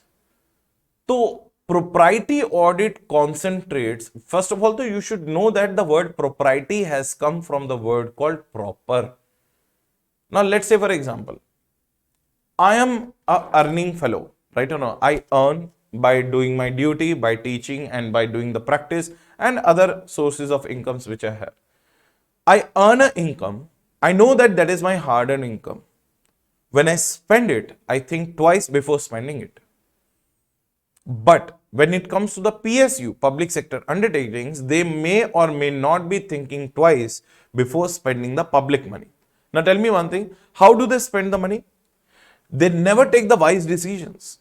Most of the times the PSU decisions are always unwise, wasteful expenditures, needless expenditures, avoidable expenditures, infructuous expenditures. PSU entities are only allowed or should be only allowed to spend the expenditure if it is in the public interest, because what they are spending is also the public funds. Tell me, the biggest source of the government is what? Revenue from taxes. We pay the GST, we pay the income tax, we pay the other taxes. This is the biggest revenue. So that is not their money. That is public's money which should be spent on the public. But when you do it in a needless manner, when you spend it in a wasteful manner, when you spend it in a avoidable expenditure which could have been avoided but you did not do the necessary efforts, in such cases there comes the need of which audit, everyone? Propriety audit. So propriety audit is very different from the financial audit. In the financial audit, we only work on the basis of what? Rules and regulations, evidence collection, that's it. So, if I have collected a particular evidence relating to particular expenditure, I will not go to the management and ask them, why did you spend it? But in the propriety audit, you have every right to ask the government entity or the public sector undertaking, why did you spend it? When it could have been saved? When it could have been unspent? Why did you spend this money? And moreover, you have to read the idea behind spending the money. Is it spent for the public interest in a sound business practice manner or not, as per a custom of trade or not? That is where the need arises for propriety audit. The word propriety has come from the word called proper, an audit where we go beyond the rules and regulations, where we check the substance of the transaction instead of evidence. It concentrates on two areas, process and purpose. What is the purpose? It ensures that whatever the public expenditure is incurred, it must be incurred in the public interest. Real benefit should be given to the public at large. And what is the process of doing that? Make sure that expenditures incurred must be as per the commonly accepted customs and at the same point of time statement of standards of what conduct. Whether PSU entities achieve financial prudence or not. This is what the basic idea behind propriety audit. And let me tell you one thing, in the companies like so many areas where we have already talked about the propriety audit. If I'm not wrong, section number 143 subsection 1 also talks about propriety audit. Section number 143 subsection 6 and 7, just now we have done supplementary and tax audit, that is also a propriety audit. Section number 143 subsection 12, duty to report a fraud, that is also a propriety obligation. Section number 143 subsection 11, almost 8 to 9 clauses in the CARO are there which are also working on propriety basis. And if you will carefully see my CARO particular video relating to CARO, you will find out that where we have talked about this particular thing, CARO is nothing but based on the propriety element only. Are you understanding the point? Yes. Next point. In the propriety audit, it is very much different from the financial audit where the auditor is restricted to evidences, whereas in propriety audit, auditor is interested in identifying the cases of impropriety, needless, wasteful and avoidable expenditure. Propriety audit is basically based on these 5 principles. So what are the 5 principles? Now look at these principles. Principle number 1, expenditure shall not be more than the occasion demands. Obviously, suppose the expenditure demand is 10 crore rupees, but the government is spending 15 crore rupees on that to show its profoundness. That is not required. How much is required? You should spend that much only. While spending, whether the same degree of vigilance has been applied or not, that also we have to check. Like, tell me one thing, as an ordinary prudence, as your father or mother, do they think twice before spending the money? Do they ask you, when you ask the money, mama, I need the money for the coaching and all, do they ask you the question, yes, for where, beta, where are you taking the coaching? Why this much of money is required? Is it worthwhile or not? Yes, ordinary prudence person does that only. But when it comes to the public sector and undertaking, sometimes they do spend the money without thinking in a ordinary way. So that is the second principle. Next one, you should not utilize the public money for the benefit of you should not use the public money for any such kind of benefit which is indirectly and directly coming to you only. Next one, should not result into indirect benefit to the authorities. That is what I was telling you. Should not be utilized for the benefit of a particular person or group of person. Remember one thing, you should not spend any kind of expenditure which is benefiting a particular person or a particular section of persons or a particular group of persons. Because if you will, let's say for example, you have introduced one scheme which is very nice for the poor Hindu families, like giving the 1 lakh rupees to those Hindu families whose annual income is less than 2 lakh rupees in a year on their daughter's marriage. But this will provoke whom? Muslim community. If you will do it for the Muslim, it will provoke whom? Hindu community. So you should not spend any kind of expenditure for a particular section's benefit or for a particular person's benefit. Last but not the least, apart from agreed remuneration, remember one thing, most of the times what will happen, propriety audit will be conducted on various areas which are benefiting the public servants. Most of the times government will take the decision which is directly or indirectly benefiting the public servants only. We are not talking about here why for benefiting of public servants. We are talking about benefiting the public at large. It should be spent for the public, not for the benefit of the public servants. They are already getting so many things. Now see, if you are working in a government organization, you are getting a bonus, gratuity, PF, ESI, pension after getting retirement. So there are already so many benefits to you being a government servant. You don't need any extraordinary benefits other than that. So money should be spent for the public interest, not for the public servants. Next one, cases of propriety in company audit, I already told you. CARO mein, if you carefully see, clause number 3, 4, 8, 9, 10, 11, 13, 15, 18, they all are CARO based clauses, almost 9 clauses. And if you'll see the section number 143, subsection 1, 6 and 7 and 12, they are all cases or all sections and subsections which are also talking about the propriety element. But the biggest problem in the propriety is what? When we actually see the expenditures which are incurred by the PSUs, we see that those expenditures are incurred within the rules and regulations. as they are being incurred within the rules and regulations. That is the biggest problem. Why? Because at that point of time, evidence is not something which will be able to prove you wrong. It will be the logic behind that expenditure which you have to explain them. Say for example, I will ask the management, sir, this 10,000 expenditure, I think it is needless. The management of the PSU will say what? No, we have incurred this expenditure as per the rules and regulations. So evidence is not a useful thing when it comes to PSU audits. It is the logic which you have to prove in case of propriety audit. That is the biggest problem in the propriety audit, because all the expenditures, even though sometimes are incurred within rules and regulation, but may look like avoidable, may look like useless, may look like wasteful and needless expenditure. But for that, you need to prove the logic, not with the evidence. This is what the major thing which makes this particular audit different from others. Right, everyone? So that brings an end to your audit of PSUs, everyone. I hope you liked the session very well, and I hope you understood and revised the whole PSU audit in this particular 1 hour of video. So thank you so much, everyone. Thanks for lending your patient ears. I'll borrow it again. Bye-bye. Hello everyone, how are you all? Welcome to the another video. So this is your faculty CA Rohit Grover for your paper number 3, Advanced Auditing and Professional Ethics. Now this video is going to be on the automated environment audit. So first of all, though, we have to understand, sir, what do you mean by automated environment? Now automated environment means the integration of processes, initiation, recording, authorization, everything. When it happens, when the man, machine, material, everything is automated in a particular environment. It's an ecosystem where the people, process and technologies are going to work together in an automated way. That is called automated environment. For example, Amazon, if we'll take Amazon ka, so when we select any item on the Amazon, we just place an order, amount also will be deducted automatically. Suppose the size you did not like, you just place the refund order, refund also takes place automatically.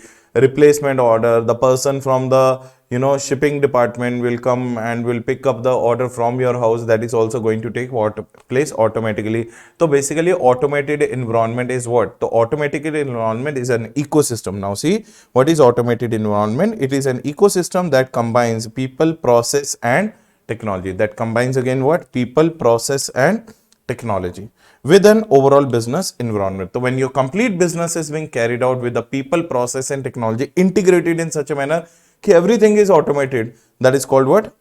Automated environment. For example, today if you'll see that section number 128 says that yes, every company has to maintain their books of accounts in a which form? In a very automated environment form. So here you can see that package softwares are there. For the small and micro and small enterprises, nowadays Tally, QuickBooks is nothing but various kind of software which are available. So those big companies which are running on the accounting system, they use the softwares like small ERPs, Tally ERP, SAP Business One, Focus ERP, BAN. So these are the examples of the various business applications which nowadays companies are using for their automated environment of accounting system and all. Now, what do you mean by the components of automated environment? Now, what are the things you need to carry out the automated environment? To carry out the automated environment, the very important thing is database, where your total data will be secured and saved. Second one is operating system, Microsoft, Mac, iOS. The operating system what you are using is also going to be heavier nowadays. Next one is storage devices, hard disk, SSDs, various. So these are the components. Fourth one, network devices. You need routers, modems, switches for your internet connectivity. You need a network, you need an internet. Internet itself is also so internet and devices which are providing you the internet services, both are two different components.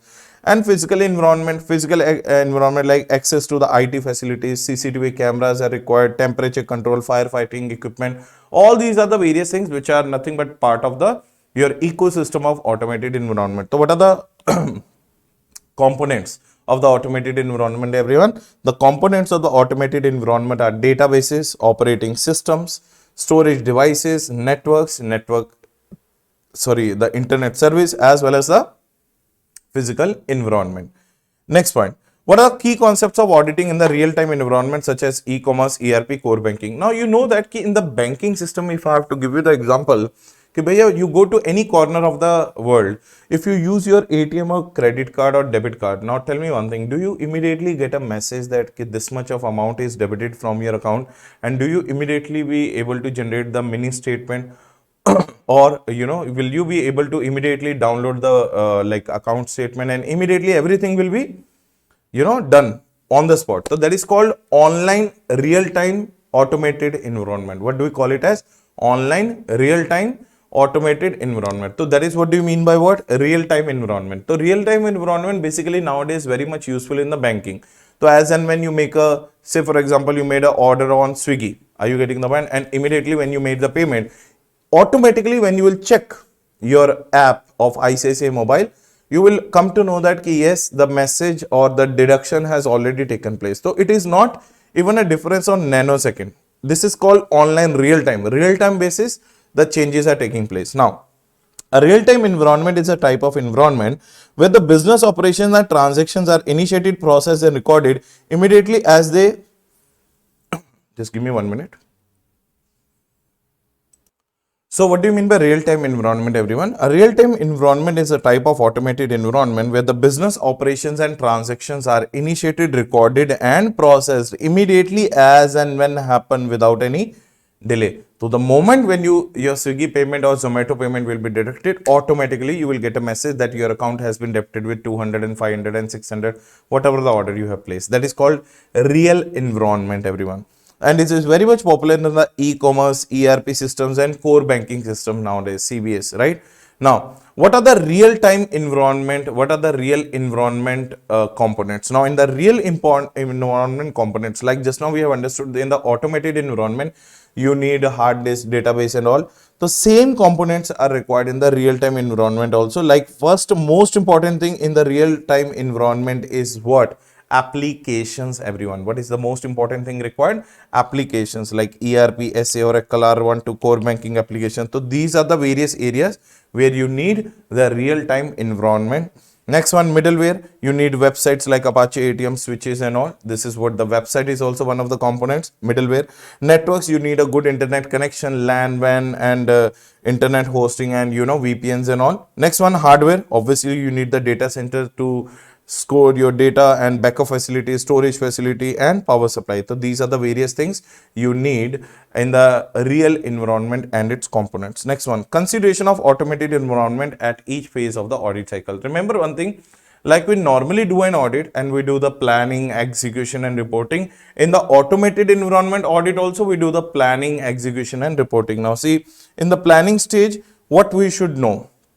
In the planning stage, what we should know? We should identify significant accounts and disclosures, quantity and qualitative consideration, relevant financial statement assertions, identify likely sources of misstatement, consider risk arising from the use of system. So these all considerations you have to keep it in mind at the time when you are starting the audit in automated environment. You should know about their quantitative and qualitative aspect. You should know that what is the risk associated with more and more dependence upon the IT system. You should know the assertions to be tested. Obviously, now you are going to test the assertions in an automated environment way, not in a manual way. Then the execution stage will come. Under the execution stage, understand and evaluate. Now, like we do the audit in a normal, in a manual kind of audit, we understand their internal control system, we evaluate their internal control system, and then we test it. Here also, you are understanding their controls. You are understanding their controls, right? You are evaluating their controls. You are understanding their controls. You are evaluating their controls. You are testing for their operating effectiveness. So under the understanding and evaluation, what comes? Document understanding of the business process using flowcharts and narratives. So remember one thing, in the automated environment, the biggest challenge is walkthrough test. That is not possible generally in the automated environment. Why? Why? Because in the automated environment, everything, the input processes and output takes place in an automated way. You can't open the computer and check it what is happening inside. That's the reason here your techniques of evaluation and understanding also will be automated, like using the automated internal questionnaires, automated internal checklist, automated narratives. So these are the various methods by which you have to understand and evaluate their internal control system. Then prepare the risk and control matrices. Understand the design of the controls by performing walkthrough test. Now remember, I said that like in the manual audit, walkthrough test is little bit difficult in case of automated environment, but I never said that walkthrough test is impossible. Like in the manual, right from the journal, we can go to the ledger to trial balance to financial statement. that walkthrough test is very much visible when it comes to the manual environment, but in the automated environment nowadays it has been made possible with the techniques like card techniques, data mining, with the techniques like scarf, snapshot, raid. These are the various card techniques available which helps us in doing the walkthrough test right from the beginning till the end. So it's not that the automated environment nowadays cannot be done properly. It can be done rather more efficiently as a manual audit, because the chances of frauds and errors, chances of miscalculations and miscomputations will be very less when you're doing the audit in automated environment. And nowadays, try to understand one thing. If you're a qualified chartered accountant alone, that is not of any use. After getting qualified, you have to mandatorily do the concept or do one post qualification course called DSAT, Diploma in Information System Audit. Let it be practice or let it be service. Either you are a member in practice or member in service. These are the basic requirements nowadays that corporates and entities are looking for in their employee as a CA or looking for in their auditor as a CA, right? Now, understand the design of controls by performing the walkthrough test, then process-wide consideration for entity-level controls and segregation of duties. Same thing which we do in the manual. Do we check the internal control, internal check system, and we check that properly duties are segregated or not? Same way, restricted access should be given, entity level controls are there or not. So all those things we are checking, proper SODs are there or not, segregation of duties. Next one, IT general controls, application controls, and IT dependent controls. This one you already have done that at your intermediate level. Next one, test for operating effectiveness. Now you have understood and evaluated their internal control system. Now it's time for you to do the testing of that. Assess nature, timing, and extent of controls. Assess reliability of source, completeness of population. Testing their key reports and spreadsheets. Sample testing, consider the competence and independence. After testing only you will decide whether you can rely or not. See, you already understood it, you evaluated it, you thought of relying, but you cannot rely directly on their controls without testing it. So you have to decide your nature, timing, and extent of your controls. Testing, you have to also assess the reliability of the source of their data and completeness of the population. Test their key reports. Do some sample testing. Consider competence and independence of the staff who is preparing and giving you those reports. And finally, in the normal audit, what do we do? What is the end product of every audit? Reporting. Here also the end product of the automated environment is going to be reporting. Evaluate the control deficiencies. By after understanding evaluation and testing, you definitely came to know about the various kind of deficiencies in their internal control system. So evaluate them, and if you think that they are significant enough, if you think that they are significant, that is required to be communicated to those charged with the governance, obviously as per SA 260. And not only you have to report, you also have to give the recommendation how to rectify the same. And along with that, internal controls memo and management letter. That is basically, we call it as, what do we call it, everyone? Please tell me, what do we call it? Immediately, please tell me. What do we call it? We call it as letter of weaknesses, 265. Communicating the deficiencies in their control system with the TCWG. Yes, you have to send a letter of weaknesses. Next one, finally, you have to report it in your audit report. So these are the various areas which you need to do. So what are the three stages into which automated environment is useful in every phase of the cycle? In the planning phase, in the execution stage, and in the reporting stage. Clear, everyone? So it's just like a normal manual audit only. It's just that you have to see that everything is now taking place in an automated manner. Next one, enterprise risk management overview, everyone. Today you all know that our business is surrounded by the various types of environment. One is called micro environment and one is called macro environment. When I take this particular topic now, I sincerely get to know about our intermediate days when the strategic management used to be there. Micro environment, macro environment, cosmic and pestle. Same thing happens in our businesses which are running on the automated environment. So automated environment are not protected from the environmental influences. They also do get affected by the key environmental influences which are there. Point number one, today's business operates in the dynamic environment. Yes, we know today's business operates in the dynamic environment. Next point, volatility, unpredictability, and the pace of changes that exist in today's environment is far greater than past. Now, you know that today, as and when the technology is increasing, obviously the risk associated with the technologies are also increasing. So, the environment is developing, the risk scenario is also developing. So, you know, it is happening in a very balanced way. Wherever the advantages are going up, at the same point of time, disadvantages are going up. Because of this dynamic environment, associated risks to the business have also been increased, and companies have a need to continuously manage these risks. Now see, what are the type of risks we are associated with? Market risk, regulatory risk, technology risk, security risk, financial reporting risk, operational risk, credit risk, business risk, project risk, and product risk, and environmental risk. One of the most important framework, and nowadays, India has also started relying upon the various frameworks which are introduced in the other international market, like COSO, Committee of Significant Operations, sponsoring organizations. Now this COSO is a particular internal control system in the IT environment, developed by the Committee of Sponsoring Organization in 2004. Because you remember one thing, when you come to know that there is a particular risk which is associated with your automated environment, would you like to keep your hands folded? No. You would like to mitigate it, you would like to reduce it to the lowest acceptable level. And nowadays every company has to make sure that their risk should be reduced to the lowest acceptable level. So that's the reason most of the companies are nowadays using the COSO framework. What is COSO framework? Committee of Sponsoring Organization, which was developed in 1992, again redeveloped in 2004, again re-amended in 2016, because environment is dynamic. And as the environment is dynamic, at the same point of time, technology is also becoming dynamic. At the same point of time, we have to make so many changes in the present scenarios also. Now risk assessment process, here risk assessment process is same like RAP which we have in the manual audit. What are the steps involved in the RAP?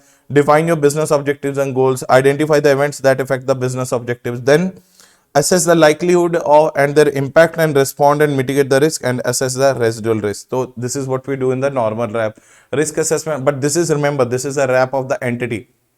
So when the entity is into the automated environment, what should be the risk assessment procedure? They should define their goal and objectives and should see that what is going to become a barrier in their goals and objective. Then assess the likelihood of those barriers and what is the impact they are going to give on the goals and objective. Then try to mitigate them and reduce it to the lowest acceptable level, and do not ignore the residual risk.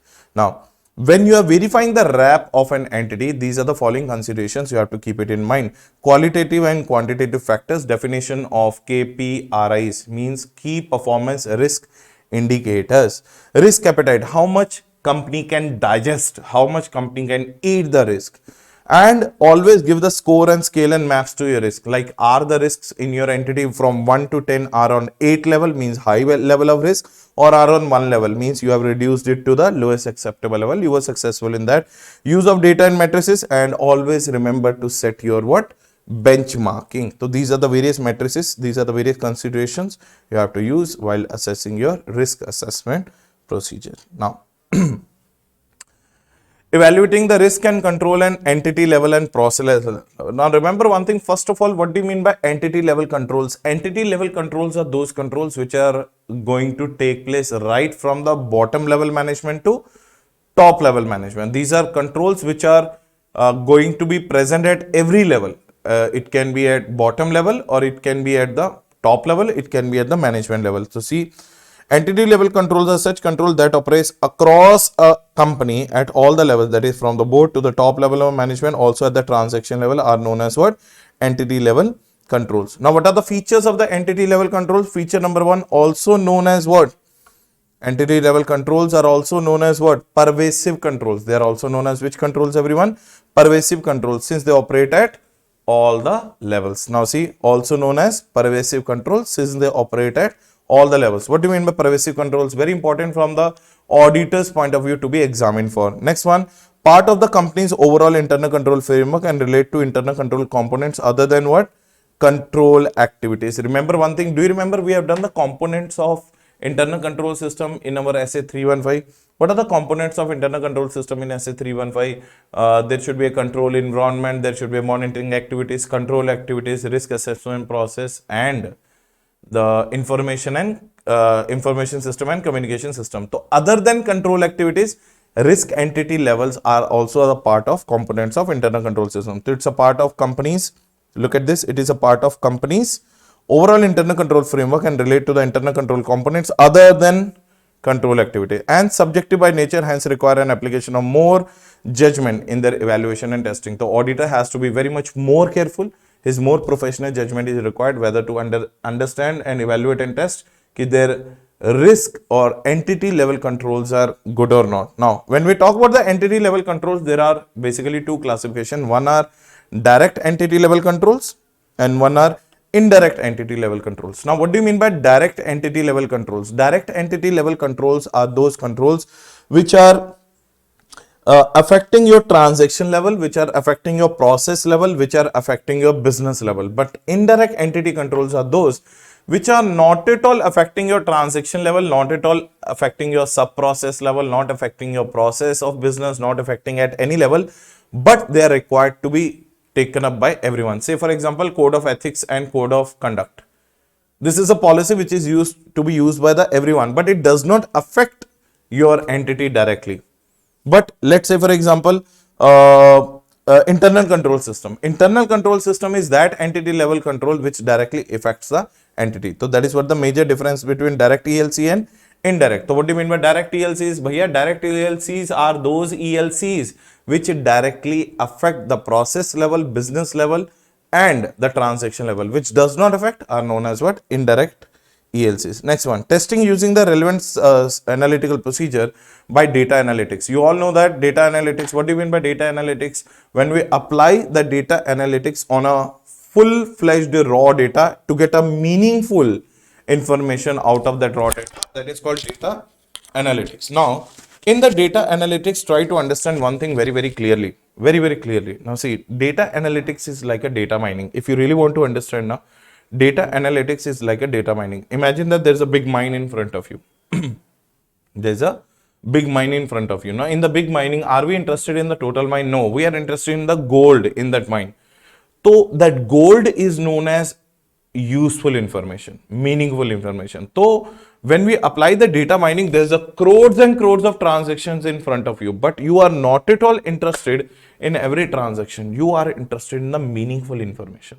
So, we apply data analytics to filter the meaningful information out of all the raw data. So, gathering and generating and preparing the meaningful information from the raw system data using process, tools, and techniques is also known as data analytics. Auditors can apply this concept for several aspects of an auditing, including the following. What is the first one? Preliminary analytics, risk assessment, control testing, non-standard journal, evaluation of deficiency, and fraud risk assessments. Also known as CART techniques, these are the various steps that should be followed to achieve the success with the CART and any of the supporting techniques. Now see, what is your approach? What is your approach while doing the automated environment? What should be your approach while using the data analytics? Approach should be understand the business environment, including entity. So these are the 8 steps, out of which step number 1 is you have to acquire the knowledge of the client's business, including their IT environment. Then define your own objectives and criteria. Define the auditor's objective and define the auditor's criteria. And criteria, if you remember in the audit of PSUs, I already told you criteria means what? Establishing a benchmarking. So you have to define your own objective, what purpose you are doing this data mining for, and your benchmarking. Next one, identify the source and format of data. Identify the source and format of the data. Extract the data. What is the fourth one? Extract the data. Tell me the 4 steps. Sir, I have to acquire the knowledge of the client's business, including its business environment, including its IT environment. Then I will define my objectives and criteria. Then identify the source and format of data. Then do the data mining, that is called extract the data. After extracting the data, you can't take it as it is. Bhaiya, you have to verify the completeness and accuracy of the data now after extraction. Yes, sir, I did it. Apply your criteria. Now apply your benchmarking on that extracted data. Are they matching or not? Is the deviation within the expected deviation or not? After that, validate and confirm the results, and finally report and document the results concluded. So this is what do you mean by the data analytics and the approach to apply the data analytics. Now, assessing the IT related risk. Now, what do you mean by assessing the IT related risk? As you all know that 315, 330 helps us in identifying and assessing the risk of material misstatement in the financial statement through understanding of the entity, its environment, and its control system. Same 315 and 330 also helps you in identifying, assessing the risk of material misstatement in their IT environment through understanding their automated ICS, automated entity, and automated environment. Same 315, 330 wala. Now, like entity level aspect of risk that related to the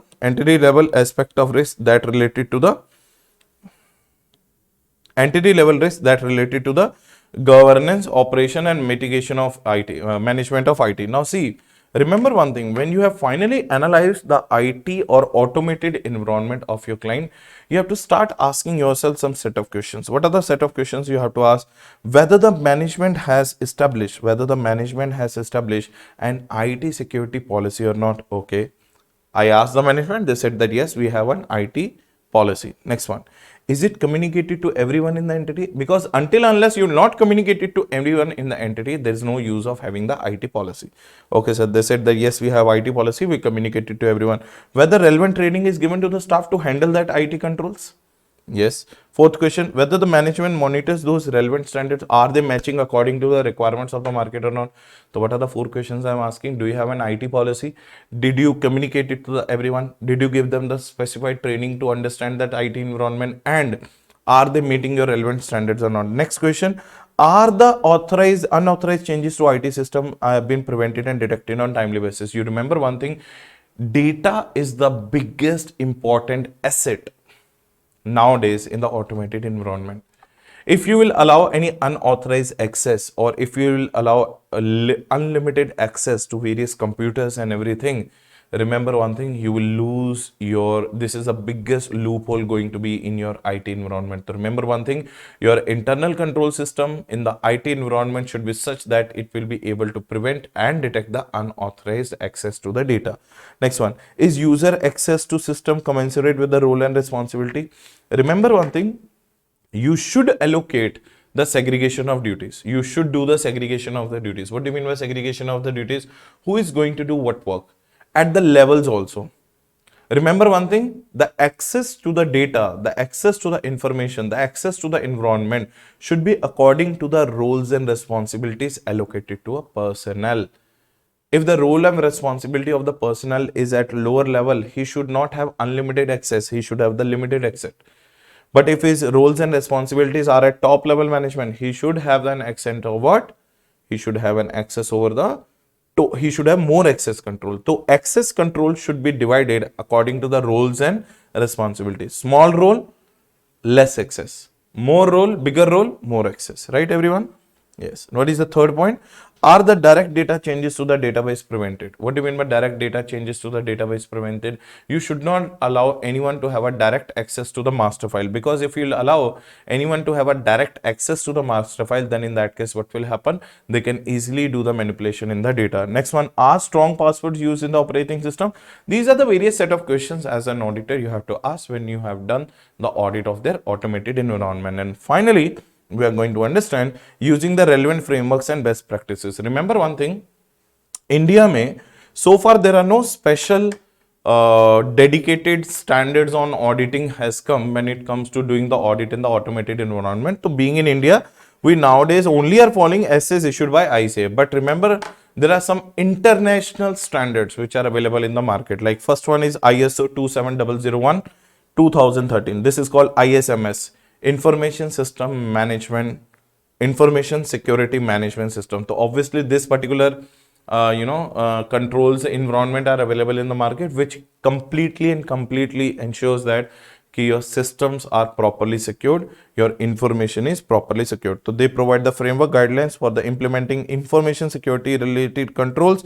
Example, password security, they protect application security, they protect physical security, they protect backup security, they protect, and what do you say, all these kind of information related securities they provide. ITIL, Information Technology Infrastructure Library, this is ISO 20000. They provide the frameworks relating to problem management, IT operations, IT asset management, change management, incident management. Like in the SA3 internal control system and risk assessment chapter mein, we have the COSO, COCO, COBIT, SOX 2002, SA, SOX 404.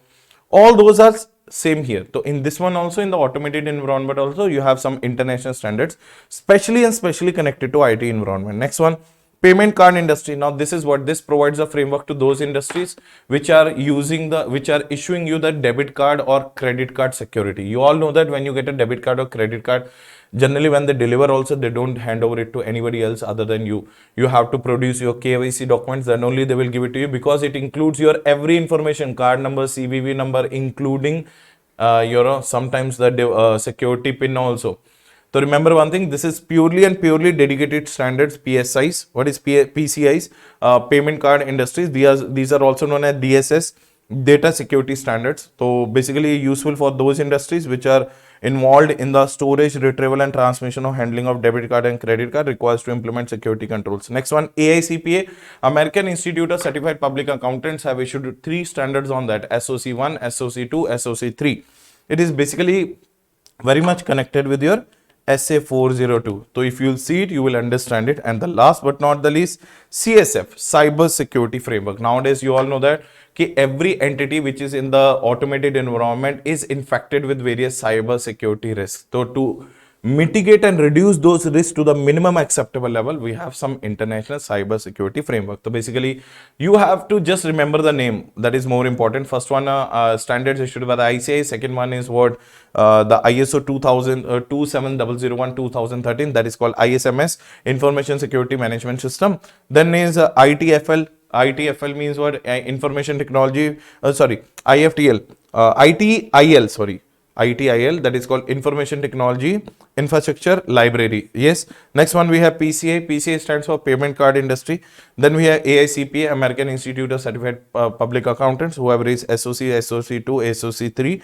Then CSF, you have Cyber Crime or Cyber Security Framework. So these are the various international standards relating to automated environment. So these are the major questions they may ask you in the automated environment, not more than that they may ask you. So these are the areas where generally the question will be drafted. So I hope you understood the revision of the automated environment also. So see you guys next time with another video. Bye bye everyone. Take care. Okay, so good evening everyone. How are you all? This is CA Rohit Grover, your faculty for CA Final Paper number 3, Advanced Auditing and Professional Ethics. So today we are going to start with a very important topic that is called audit of NBFCs. Let me tell you one thing, when we talk about the audit of NBFCs, most of the time students confuse the concept with the audit of banks, but audit of banks and audit of NBFCs are completely different concept. It is a very small topic. Let me tell you one thing, it is a very, very small topic and at the same point of time, very scoring also. There are so many things you have to understand in this particular topic called audit of NBFC. And when we talk about the audit of NBFC, what are the major concentration areas are going to be auditor's report, auditor's duty, auditor's procedures, certificate of registration to be obtained from RBI, and how do we check the prudential norms when the NBFC classify its assets into standard, substandard, and when the NBFC make sure that it has to provide for the provisioning and income recognition prudential norms. So it's a very small chapter, so we'll try our level best to complete this chapter within this one video. Now see, let us first start with the definition of NBFC. First of all, let us understand the full form of NBFC. NBFC stands for non-banking finance companies, right? So RBI is also going to regulate the NBFCs along with whom? Banking system. So RBI has a special set of rules for the bankings, and RBI also at the same point of time has a special set of rules for whom? NBFC. Now, what is the definition of NBFC? So, section number 45 defines the definition that NBFC is a what? NBFC is a financial institution which is a company. So, what is the definition, everyone? NBFC is a financial institution which is a company, and NBFC is a non-banking financial institution. You are like a bank, but you are not a bank. So, you are a non-banking financial institution. Are you understanding the point? You are a non-banking financial institution. So you are a non-banking financial institution. Like the banks go for the deposit and for the lending of the money, same activities and NBFC also can do. Now, you are also any other class of institution which is notified by the RBI in the central government notification in the official gazette. So this is what the definition of NBFC given as per section 45 IF. Now, next point, sir, how will come to know that whether particular financial institution is eligible to be an NBFC or not? Remember, to become an NBFC and to get yourself eligible to get registered with the RBI, there are 2 conditions required to be satisfied. Now, sir, what are those 2 conditions? Condition number 1, out of your total assets, at least more than 50%, more than 50% of your assets should be financial assets. Again repeating, out of your total assets in the balance sheet, more than 50% of the assets should be which assets? Financial assets. And the income from such financial assets should also be more than 50% of your total gross income. Again repeating, out of your total income of the NBFC, more than 50% of the income should come from such financial assets. So again repeating, there are two conditions to be eligible to be an NBFC. Condition number one. Condition number one is out of your total assets, more than 50% should be the financial assets, and out of your total income, more than 50% of the income should be from the financial assets. These are the two conditions. After that, what will happen? You will go to the RBI and you will apply for the registration. Now, RBI at the time of registration will definitely take care of your these two things. First one is what? Out of your total assets, more than 50% should be financial assets, and at the same point of time, out of your total income, more than 50% should be the income from such financial assets. Now, when the RBI gives you the registration, remember one thing, obtaining the certificate of registration from RBI is mandatory. Now, when you are applying to the RBI for the registration, remember one thing very, very carefully. Obtaining the certificate of registration is very much mandatory from 1997. 9th January 1997 onwards, obtaining the registration from RBI has become mandatory. It means what? Why I'm stressing on that mandatory? Because you are not allowed to commence your business activities until and unless you obtain the audit, or until and unless you obtain the certificate of registration from RBI. Say for example, I am an NBFC, not yet obtained the certificate of registration from RBI. Then in that case, what will happen? My all the financial activities, my all the business transactions will be treated as null and void, because I am commencing my business without obtaining the certificate of registration from RBI. So RBI has made it mandatory that you have to only commence your business activities if you have obtained the certificate of registration with the RBI. Second most important thing, you have to understand that RBI says that when you are coming and when you are applying me for the certificate of registration, तो भैया you should have a net owned funds. Again repeating, you should have a net owned funds of 2 crore rupees. Sir, we to heard it is 25 lakhs before 21st April. You can see the date over here. Before 21st April 1999. Before 21st April 1999, the entry fee was 25 lakhs net owned funds.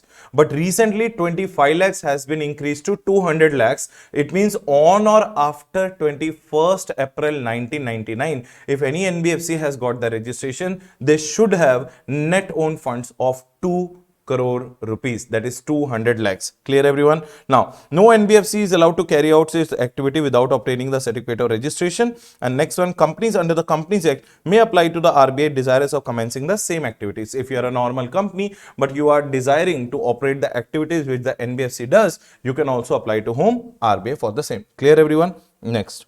Following up the applicable norms, if you are becoming an NBFC, you have to apply your capital adequacy norms, income recognition norms, asset classification norms, and provisioning, etc. Like for the banks, these norms are applicable. Same way RBI has conducted or planned these norms for you. Next one, directions for auditor to report on compliance are also prescribed under the RBI guidelines. So RBI does not only provide the norms for the NBFCs to be complied with, RBI also plans the norms for auditors to be complied with. Now, how many types of NBFCs we have in India? Remember one thing, NBFCs are broadly classified into 3 types. How many types everyone? 3 types.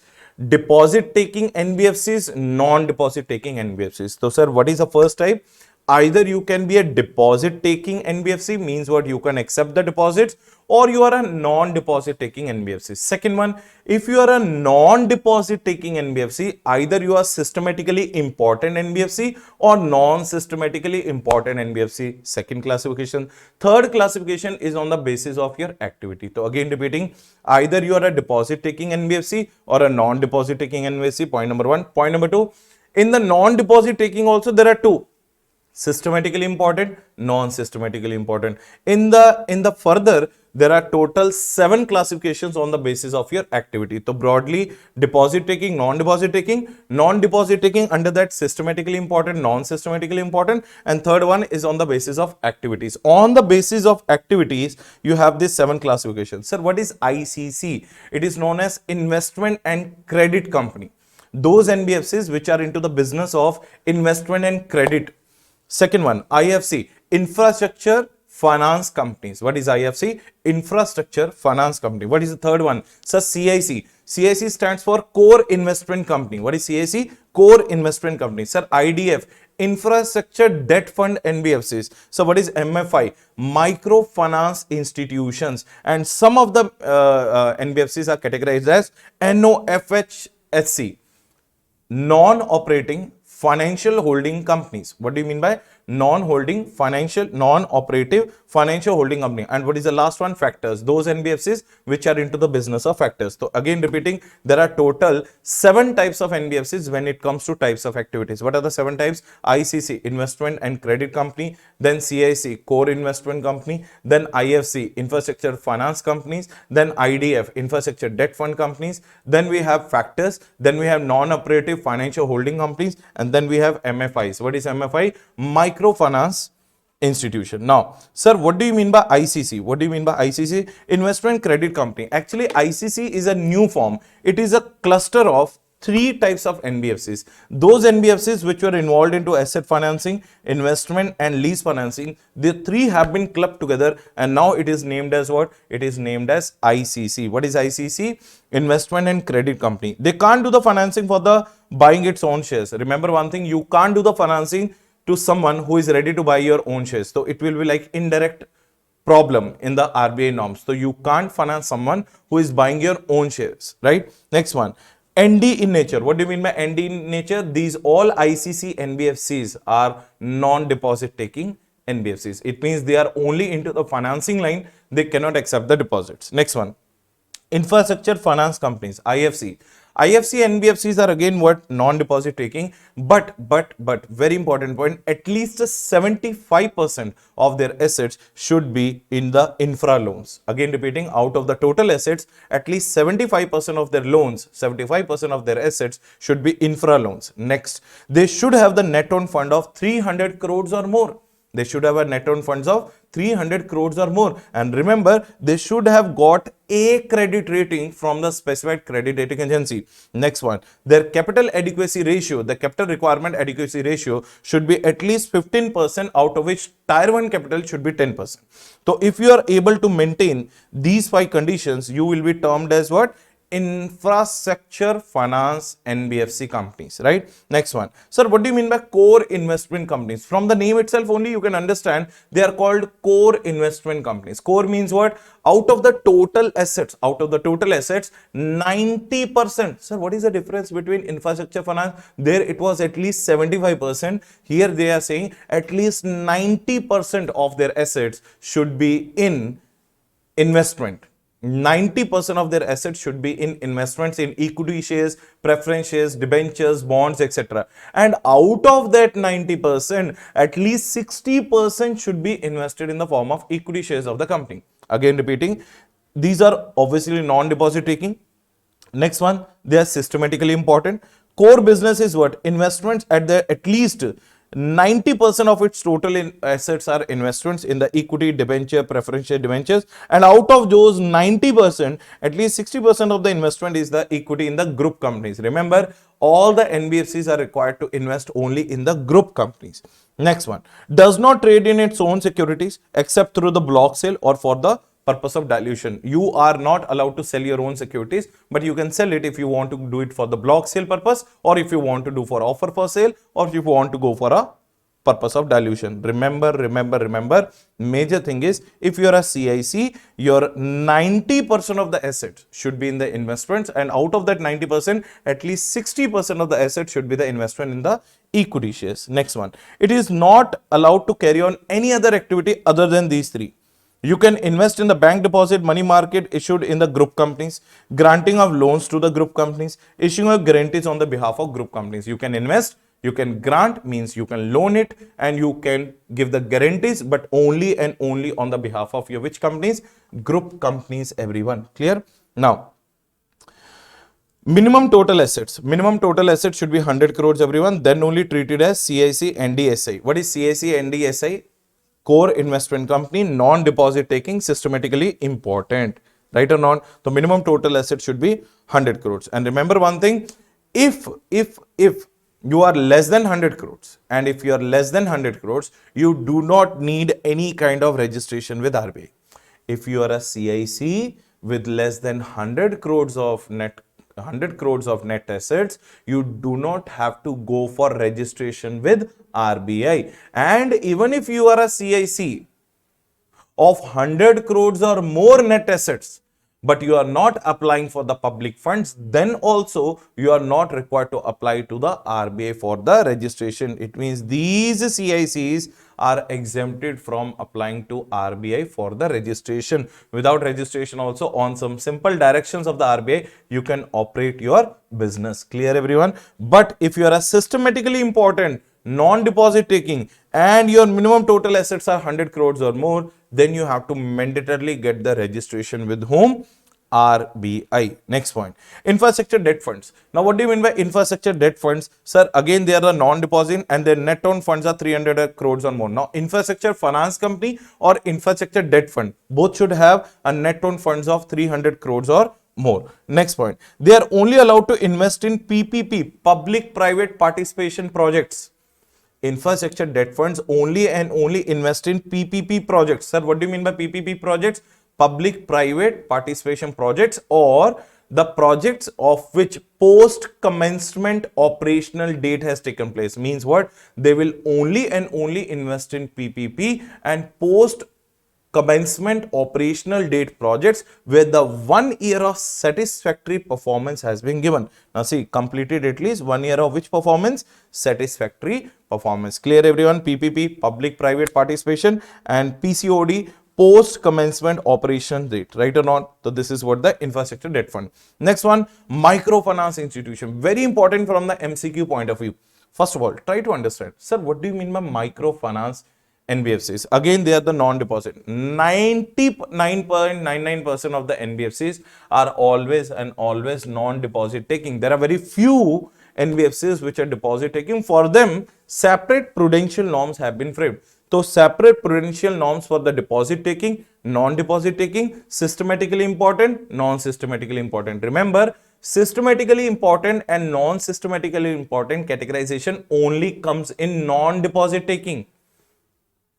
In the deposit taking, there is no systematically important, non-systematically important. Systematically important and non-systematically important categorization only and only comes in non-deposit taking. Clear, everyone? Yes, sir. We are very much clear. Now, if you are a microfinance institution, right? If you are a microfinance, from the name itself says that it will give you the finance in a very small amount. If you're a microfinance institution and if you open your microfinance institution in the northeastern states, you only and only have to have 2 crores of net owned funds. But if you are a microfinance institution and you are opening your institution other than northeastern states, then in that case, it has to be 5 crores. Now see, if it operates in northeastern states, minimum 2 crores of net owned funds. If it is other states, 5 crores of net owned fund. Point number 1. Point number 2, at least 85% of your total assets, at least how much? 85% of your total assets should be qualifying assets. So what do you mean by qualifying assets? I will tell you the meaning. Now, at least 85% of your net assets. So while calculating that 85% of the net assets, we have to reduce cash, bank and money market instruments from the total assets. So from the total assets, if you will reduce cash, if you will reduce, if you will reduce cash and if you will reduce bank and if you will reduce the money market instruments, then it will be treated as what? Then it will be treated as net assets. Now, 85% of the net assets should be in the qualifying assets. Now, what do you mean by qualifying assets? Now, listen to this. As a microfinance NBFC, and if you are giving the loan to the borrowers who is staying in a rural area, borrowers of rural areas whose household annual income not exceeding 1,25,000. It means you can only give the loans to those borrowers in the rural areas whose annual household income is not exceeding 1,25,000. And if the microfinance institution wants to give a loan to those borrowers who are staying in the semi-urban area or urban areas, then in that case their maximum household income should not be exceeding 2 lakh rupees. So look at this. Annual household income in the rural area should be greater than equals to, should not be greater than 1,25,000. Annual household income in semi-urban area or urban area shall not be greater than 2 lakhs. Next point. So whenever you are giving a loan to the borrower, first time you are not allowed to give a loan more than what? 75,000. Once he has repaid the 75,000 of loan successfully, second time onwards, if the same borrower comes, you can give the loan of maximum 1,25,000. That makes you a microfinance institution. Next point. Without, and remember one thing, when you're giving the microfinance loans, you are not required to collect any kind of security and any charges on the foreclosure. Suppose he wants to prepay the loan, then in that case, no penalty charges like the other banks will charge. Tenure. Remember one thing, you have to give at least 24 months installment for a loan exceeding 30,000 rupees. If the loan of the borrower is exceeding 30,000 rupees, the minimum installment should start from 24 months, because these are generally being given to the rural areas. In the rural areas, they do not have the capacity to pay you that much of loan. Maximum they can give you what? 1,000, 1,500, 2,000 rupees of installment. That's why minimum 24 months installment you have to give. And very important point, remember one thing, the choice of making the payment either weekly or bi-weekly or monthly is given to the borrower. They have the choice to make the payment. And minimum 50% of the total loans of the microfinance, minimum 50% of the total loans of the microfinance should be income generation loans. Sir, why income generation? Because sir, microfinance also institute has to run now. They will only run when they will earn some profit. And how they will earn the profits? If they will make some income. Did you get the point or not? Is it clear or not? Yes, sir. So these are the various features relating to, these are the various conditions to be satisfied if you are a microfinance institution, NBFC. Next one. So what do you mean by factors NBFC? So factors NBFC are those NBFCs who those NBFCs who always receive, those NBFCs who always receive the whose business is into the factoring. Are you getting the point? Whose business is into the factoring. Now, how should I explain you the factoring business? Like say for example, sometimes the banks are unable to collect their money from the NPAs, right or not? So what the banks will do, they will make a pool of those NPA assets and they will sell it to factors company. Now, these NBFCs will immediately pay the money to the banks while purchasing their factors, and later on they will do the recovery from those non-performing assets. But yes, there are two conditions to be satisfied if you want to become a NBFC which is into the factors business. Condition number one, out of your total assets, minimum 50% of the assets should be factors, and out of your total income, minimum 50% of the income should be from that factors assets income only. Same like a normal. So your 50% of your assets should be factors, and your income from the out of total income, your minimum 50% of the income should also come from the factors. So this is what do you mean by factors NBFC. Next one, non-operating financial holding NBFCs. Sir, what do you mean by non-operating financial holding NBFCs? These are non-deposit taking NBFCs, and their only work is to do the investment in the group companies and just holding the investments in the banking companies and other financial institutions. No other work, right? Now, NBFCs where no registration under the RBI is required. So remember one thing, there are some NBFCs which have been given a special privilege under the RBI where no registration with the RBI is required. And let me tell you one thing, what are those NBFCs where no registration with the RBI is required? If you are regulated under some another regulator, so RBI does not want you to get confused between RBI directions and your regulator.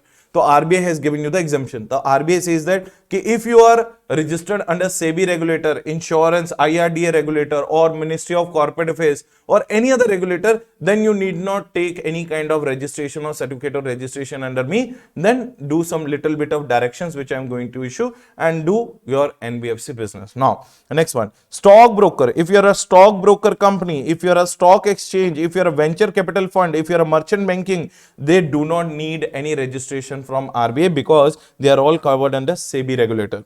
If you are a chit fund company, you are covered under Chit Funds Act 1982, no need of registration. If you are a Nidhi company, you are covered under Ministry of Corporate Affairs, no need of registration. If you are an insurance company, you are covered under IRDA, no need of registration of the company. Next one, housing finance company under National Housing Board, no registration required. Microfinance company other than which are specified above. Just now we have completed NBFC microfinance. If you are unable to meet those criteria, but you still want to call yourself as a microfinance company without complying with those requirements, you can run that business. Then in that case, you will not be considered as MFI COR by RBI.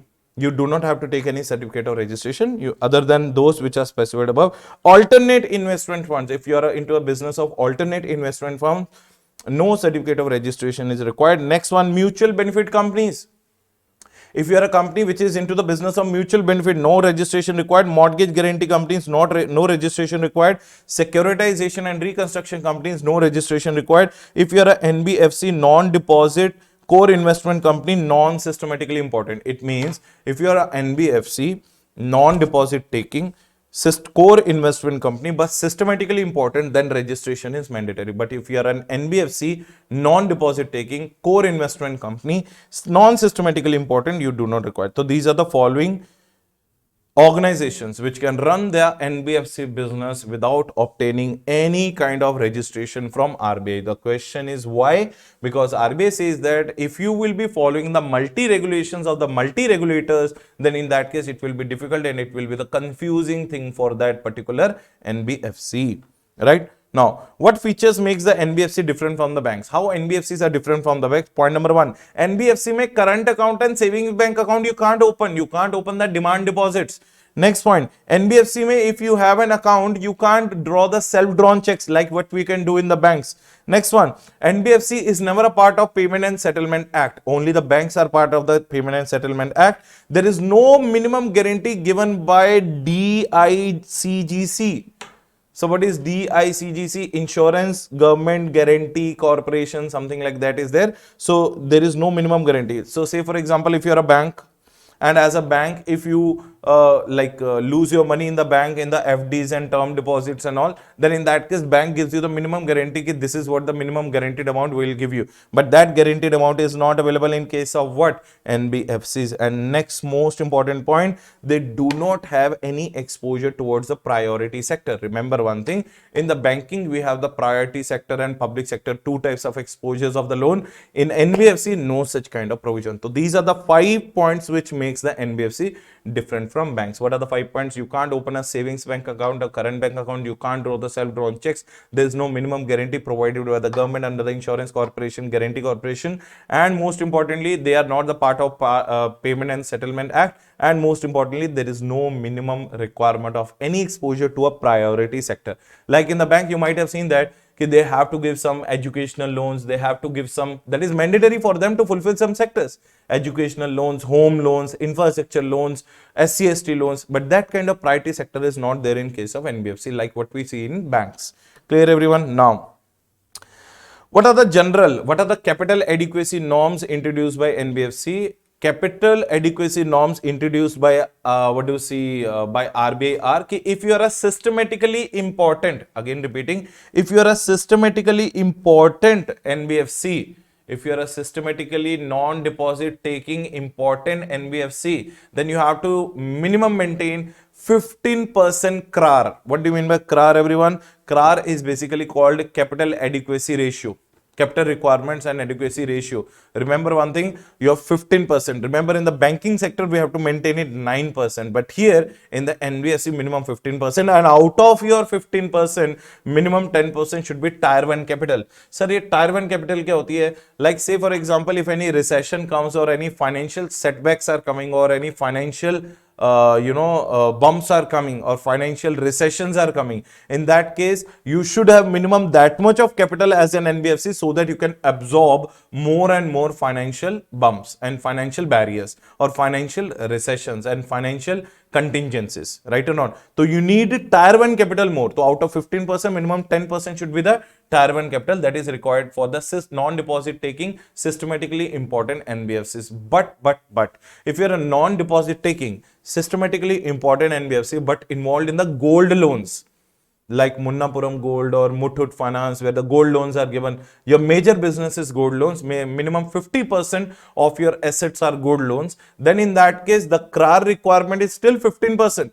CRAR requirement is still 15%, but instead of 10% as a tier 1 capital, you need 12% as a tier 1 capital. How much? 12%. Right? Next one. If you're a non-systematically important NBFC, then these CRAR requirements are not applicable to you. You just satisfy the net own funds requirement. That is more than enough. Net own funds requirement, I told you now, 300 crore like that at two places. So those net own fund requirements are required to be done for the non-systematically important NBFCs. If you're a systematically important NBFC, then it is not required. Next one. Now, remember, whenever we calculate the CRAR, the formula is capital requirements divided by risk-weighted assets plus of the balance sheet items into 100. This is the formula. Now, risk-weighted assets mean what, sir? Whenever you are giving any loan, there is always a risk of turning that asset into NPA. Obviously, suppose I am an NBFC given a loan, what is the guarantee that borrower will repay the loan? So, little bit of risk you have to calculate. So, they are saying that there are types of assets they have categorized where the 20% risk weight you have to multiply with the asset. Like say for example, let me give you an example. Suppose I have invested in the bonds of public sector banks. Suppose I am an NBFC, I have invested in the bonds of public sector bank. How much I invested? Say for example 50 crores. But at the time of calculating of the CRAR, I will not take my asset as 50 crores. I will multiply it with 20%. How much percentage? 20% risk I will multiply. So it means if I multiply with 20%, 10 crores, it means I will only take 40 crores as my net asset value. Did you get the point? So this risk you have to multiply with the asset. Now in some assets you have to multiply at the rate of 50%, like in the 20% where it is required. Bonds of the public sector banks, if you have taken the state government guaranteed claims not in default for more than what? 90 days. If you are invested in a state government guaranteed claims which are not in default for more than 90 days. Now wait here. Now look at these. State government guaranteed claims which are not in default for more than how many days? 90 days. But if you have taken the state government guaranteed claims which are in default for more than 90 days, then it is 100%. It means it is not to be treated at all in your asset. Zero. Means if you have 100 crores invested in the central government guaranteed claims which are more than 90 days overdue, then in that case you can't even take it, because 100 crores into 100% comes to 100 crores. Out of total 100 crores you have to reduce. Zero is only left. But if you are taking the central government guaranteed claims not in overdue for more than what? 90 days, do you have to only multiply how much risk? 20% risk only. And likewise, there are 50% risk ratios, all assets covering public-private participation and post-commencement operational date. And in that assets, you only have to multiply with the 50%. But there are some assets where you have to multiply with the 100%. Now see, what are those? FDs and bonds of public financial institutions, shares and debentures of the company and mutual funds, stock on hire, intercorporate loans, other security loans and advances, bill purchase and other resources or other loans, asset leased out, premises and furniture, other assets, and central government guaranteed loans where the default is more than 90%. There you have to multiply with 100%. Clear everyone? Yes. So this is all required while calculating the CRAR, because what is the formula of CRAR? Capital requirements divided by risk weighted assets. Risk weighted asset means multiply by that much only you have to take, plus of the balance sheet dates into 100. Clear everyone? This formula is still, and you will do it again when we'll do the audit of banks revision, right? And now income recognition and asset classification. So bhaiya, there is a very important thing you have to understand. Ki here also in the NBFC we categorize the assets at standard, substandard, doubtful up to 1 year, 1 to 3 years, more than 3 years, and loss asset. Remember, very important thing which I am telling you. Here we are going to understand the income recognition criteria. First of all, income recognition means what? Once your asset as an NBFC, once your asset has been declared as an NPA, you are not allowed to take it on accrual basis. You only have to charge the income or credit the income to your P&L account only and only on which basis? Only and only on realization basis. Which basis, everyone? Realization. If the money will come, then only it should be credited to your account. If the money is not coming, it is not required to be credited to your account. Is it clear, everyone? Yes. Okay, so we have talked about the income recognition. In the income recognition, what I told you, only and only on realization basis, not on accrual basis. Now, if you are a non-systematically important NBFC and if you are a systematically important NBFC, how you have to categorize the standard assets? You know that standard assets are what? Standard assets are those assets where the regularization in the payment of principal is there, regular interest payment is there, and common risk which is applicable in all the assets, that is there. So there is no change when it comes to standard asset in case of non-systematically important NBFCs, systematically important NBFCs. Now, when do we call some asset as a substandard asset? In case of, wait.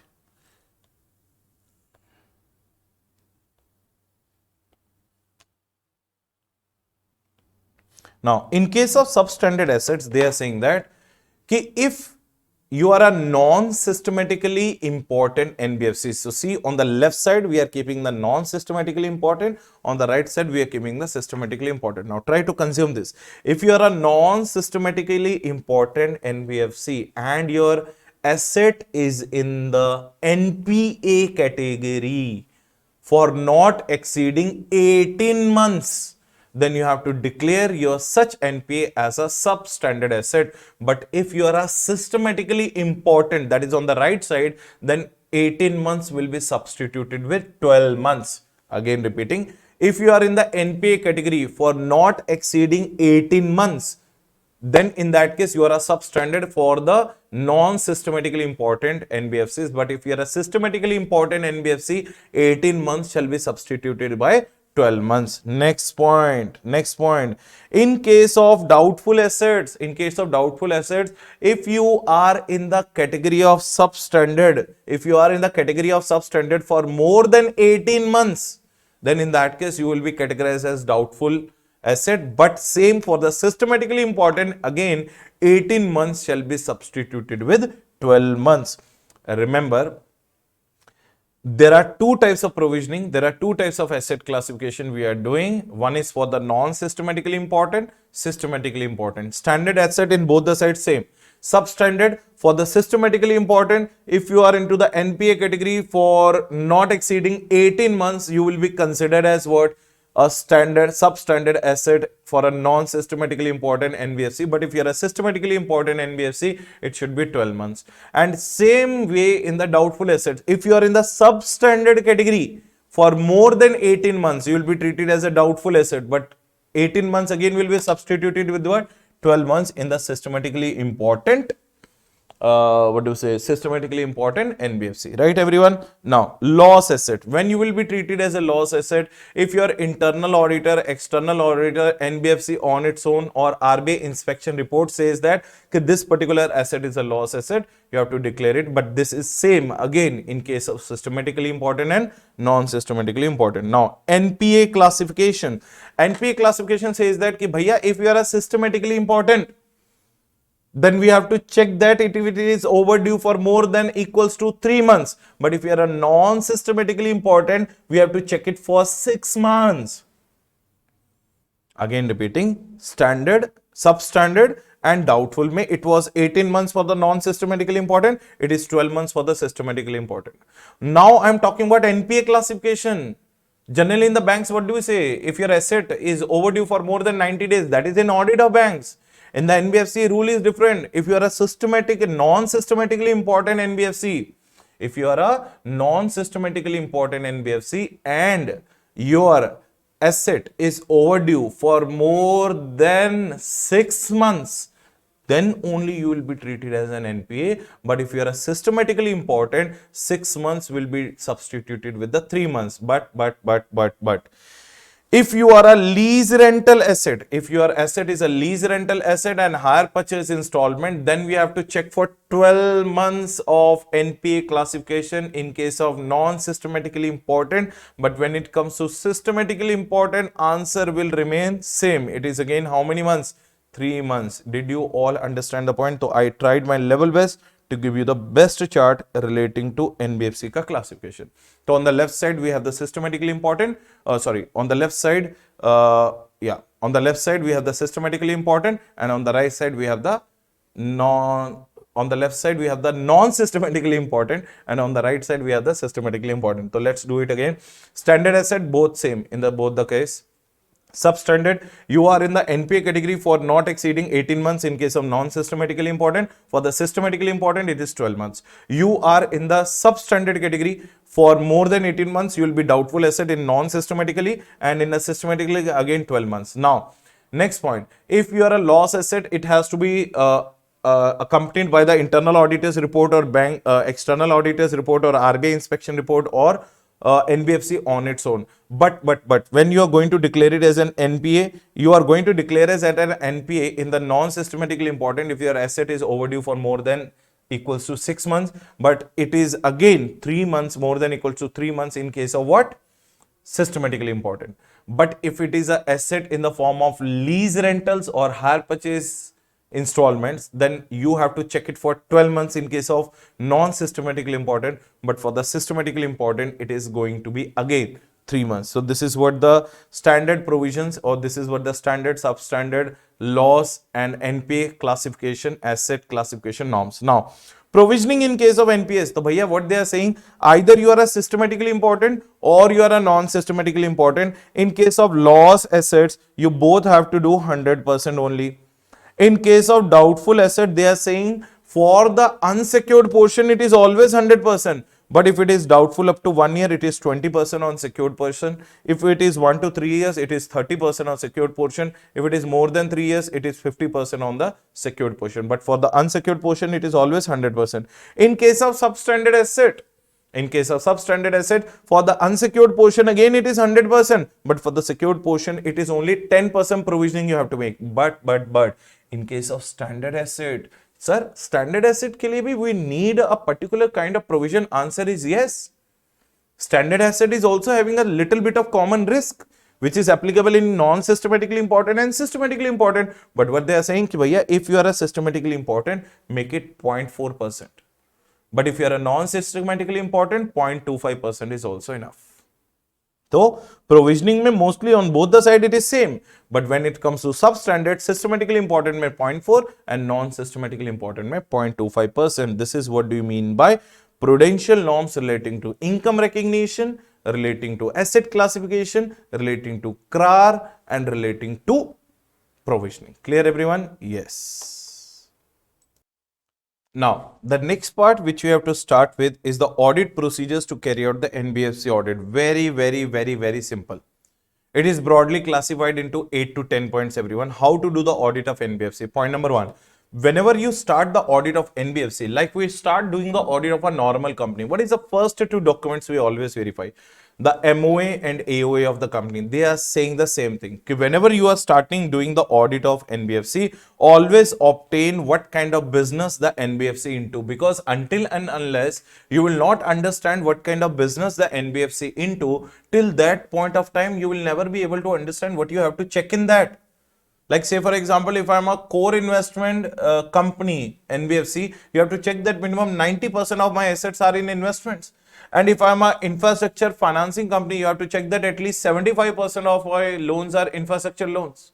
Are you getting the point or not? So first of all, you have to check the business of the NBFC. Sir, how we'll check? We'll obtain the copy of MOA and AOA. What we'll obtain? We'll obtain the copy of MOA and AOA. We'll check their business policy. We'll have a word with the management and TCWG. We'll talk to the management and TCWG. It is a paramount importance to know the business of NBFC because the areas to be examined is based on it. Obviously, that is what I told you. As an auditor, he shall know whether it is a deposit taking or non-deposit. So what is the step number 1? Bhaiya, identifying the business of NBFC. What is the step number 2? Evaluation of internal control system. Remember one thing, when you do the audit of NBFC, the most important thing in the NBFC, like in the any other company, is internal control system and testing its operational effectiveness. Like in the normal company, we test the TOC, we call it as TOC, testing of controls. Here also you have to do the testing of controls. First of all, they tell me installation and adequacy of internal control system is a prime responsibility of whom? It is the prime responsibility of the management. Whose? It is the prime responsibility of the management. But at the same point of time, you have to understand that when we are doing the audit of our NBFC, even though it is a prime responsibility of the management, we will not forget to do our TOC. We will check whether it is adequate as per the size and nature of the NBFC or not. A sound internal control system helps in plugging the loopholes in its working. It works like a plug. The plug is having the loopholes now, so that plug is going to fill those loopholes. This internal control system also helps in NBFC to plug in the loopholes. Obtain the knowledge of their accounting system and related controls. Same thing what we do in the audit system, normal audit of the company, we also obtain their knowledge of their accounting system and related controls. Says also you have to do the same. Check its operational effectiveness by verifying. Sir, what do you have to verify? Its operational effectiveness, whether post disbursement checks are there or not, proper recovery is there or not, security verification is there or not, effective monitoring and follow-up is there or not. So what is the step number 1? Step number 1, maybe we have to identify the business of NBFC. Step number 2, maybe we have to check the evaluation. Step number 3 is very important. If you are an NBFC, you definitely have to obtain the certificate of registration with whom? RBI. Until and unless you are not in that category who do not need the registration with RBI. So you definitely have to obtain the registration with RBI. From the 9 January 1997 onwards, it was made mandatory to get registered with RBI and obtain certificate of registration from RBI. Net on fund requirement 25 lakhs. I already told you 25 lakhs was before 21st April 1999. But on or after 21st April 1999, it has been increased to 2 crore rupees. Auditor shall check both certificate of registration and net on fund requirement. What is the net on fund requirement? This is what the net on fund requirement, right everyone? Without any of it, NBFC can't commence their business activity. Auditor has to check that without certificate of incorporation or registration, you are not allowed to do any kind of commencement of business activity. Now the question arises, sir, can we write certificate of incorporation and certificate of registration? Both or any one of them? No. Certificate of incorporation RBI does not give. Certificate of incorporation as a company ROC gives. RBI gives certificate of registration to commence the business activities. Requirement of maintenance of liquid assets. Yes, every NBFC has to maintain the liquid assets. You know that if you are a deposit taking NBFC, sometimes a sudden demand or uncertain demand of deposit holders may take place. At that point of time, you should be having the enough liquid assets to make sure that you are meeting such satisfaction. Investment in the approved securities, checking of quarterly returns. All these things we are going to check whether this NBFC is registered with RBI or not. So what are the 3 things we have checked? In the first thing we have to check identification of the business of NBFC. Second, we are checking evaluation of internal control system. Third, registration with RBI. Now, specific audit procedure for NBFC accepting the public deposit. Now the main prudential norms have come. If you are a public deposit taking NBFC, first of all, I have to check your credit rating. What do you mean by credit rating? Remember one thing, if you're a deposit taking NBFC, you have to obtain a credit rating from a specified credit rating agency. And that specified credit agency means CRISIL, Fitch, S&P, CARE, ICRA. These are the various credit rating agencies from where you have to obtain the credit rating for the instrument you are issuing. And you also have to check if there is any upgrading or downgrading of credit rating. Doesn't mean that once the credit rating given, the work is done. No. I have to check during the year any upgrading or downgrading. If the downgrading has taken place, so bhaiya, no fresh public deposits are allowed. No renewal of the existing public deposits are allowed. And at the same point of time, existing shall move towards the maturity.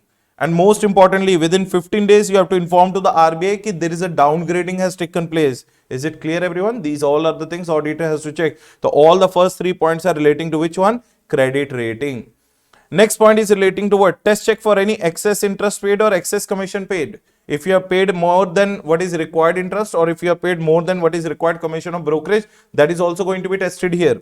What is the next thing going to be tested, everyone? Next thing is you have to check there कि no deposit to be renewed without any written consent of our deposit holders. As a NBFC, you are not allowed to renew the public deposit without any written consent you have received from deposit holder. Next most important thing, register of public deposit you check with the clear categorization of whether the promoters are your public deposit holders or directors are your public deposit holders. Members are more importantly public is your public deposit holders, because if the public is public deposit holders, then little bit things go in more strict manner. Clear?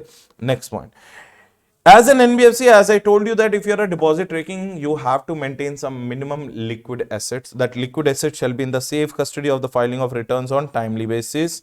Next one, if there is no public deposit, verify the board resolution. Bhaiya, if you're a non-deposit taking, it is mandatory for that NBFC to pass a board resolution declaring that ki I am not accepting any deposit during the year. So we have to check the board resolution. In case of group holding investment companies, check the board resolution to ensure that NBFC has invested only and only in group companies. Declaration that no trading in such shares and securities is allowed. Now this is what is relating to deposit taking norms. Very easy deposit taking norms. If you are not able to understand, just rewind the video 3-4 minutes back and you will be able to understand one by one each and every point inside your head. Next one, NBFC prudential norms. We also have to check while doing the auditing ki bhaiya whether NBFC prudential norms relating to CRAR, asset classification, income recognition and provisioning are properly dealt with or not. Check its policy for making the demand and call loans. Classification is proper as substandard, doubtful and loss assets. Income on NPAs only and only on which basis? Realization basis. And check if there are any changes from the last year to this year. So this is what brings an end to while doing the audit of NBFC. So sir, let us start how we started doing the audit of NBFC. First of all, we identified the business of NBFC. Second thing what we did? Second thing we checked the evaluation of internal control system. Third thing what we did? Third thing we checked this registration with RBI. Fourth thing what we checked? We checked if it's a deposit taking. Then 7-8 points we have wrote about the deposit taking, that you will check it while rewinding my this particular video. Then in the last we have to check whether the other prudential norms are also being equally important, being verified by the auditor or not, relating to CRAR, relating to income recognition, relating to asset classification and relating to what? Relating to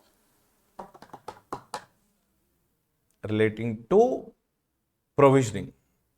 CRAR, income recognition and asset classification, right everyone? Now classification of frauds by the NBFC, very important question. Now, how the NBFC classifies? So basically, there are total 7 classification of fraud by the NBFC. Are you getting the point? Now, sir, 7th classification is actually not a classification. It is a dustbin. It is a dumping zone. So if you are not meeting any kind of fraud, meeting the criteria of the first 6 classification, you can dump it into the 7th one. What are the 7 classification? Read the first one. First one is misappropriation and criminal breach of trust. While doing the business of NBFC, if there is any misappropriation of asset or criminal breach of trust, it is classified as a fraud in the NBFC. Second one is fraudulent encashment by making or manipulation of the books of accounts by making fake accounts or fictitious accounts, or by converting the properties and all those things. So if there is any manipulation of books of accounts, or if there is any forged instruments, if there is a falsification of books of accounts or fraudulent act in the books of accounts, that is also one of the act to be defined as a fraud by fraud classification by the NBFC. The first one is misappropriation and the criminal breach of trust. Second one is fraudulent transactions, fraudulent encashment via forged instruments and manipulation of books of accounts via fictitious account. Next one, unauthorized credit facility. Suppose the NBFC was not authorized to give that credit facility, but you give it for illegal gratification or negligency and the cash shortages. Suppose you are very much gross negligent and there were cash shortages because of that, then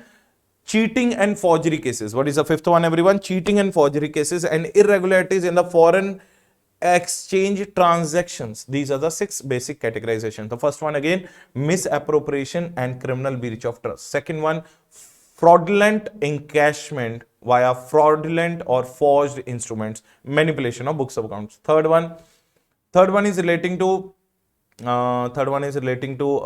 unauthorized credit facilities for illegal gratification. Fourth one is relating to cheating and forgery. Fourth one is relating to negligence and what do you say, negligence and cash shortages. Fifth one is relating to cheating and forgery. Sixth one is relating to sixth one is relating to irregularities in the foreign exchange transaction. And seventh one, you can see that any other frauds, it's a dumping zone. If it is not categorizing in the first six, you can dump it there. But remember one thing, in case of 4 and 6, sir, what is the fourth one? Negligence and cash shortages and irregularities in the foreign exchange. May you as an auditor has to prove that okay, there's a suspected intention or there's a proved intention behind that.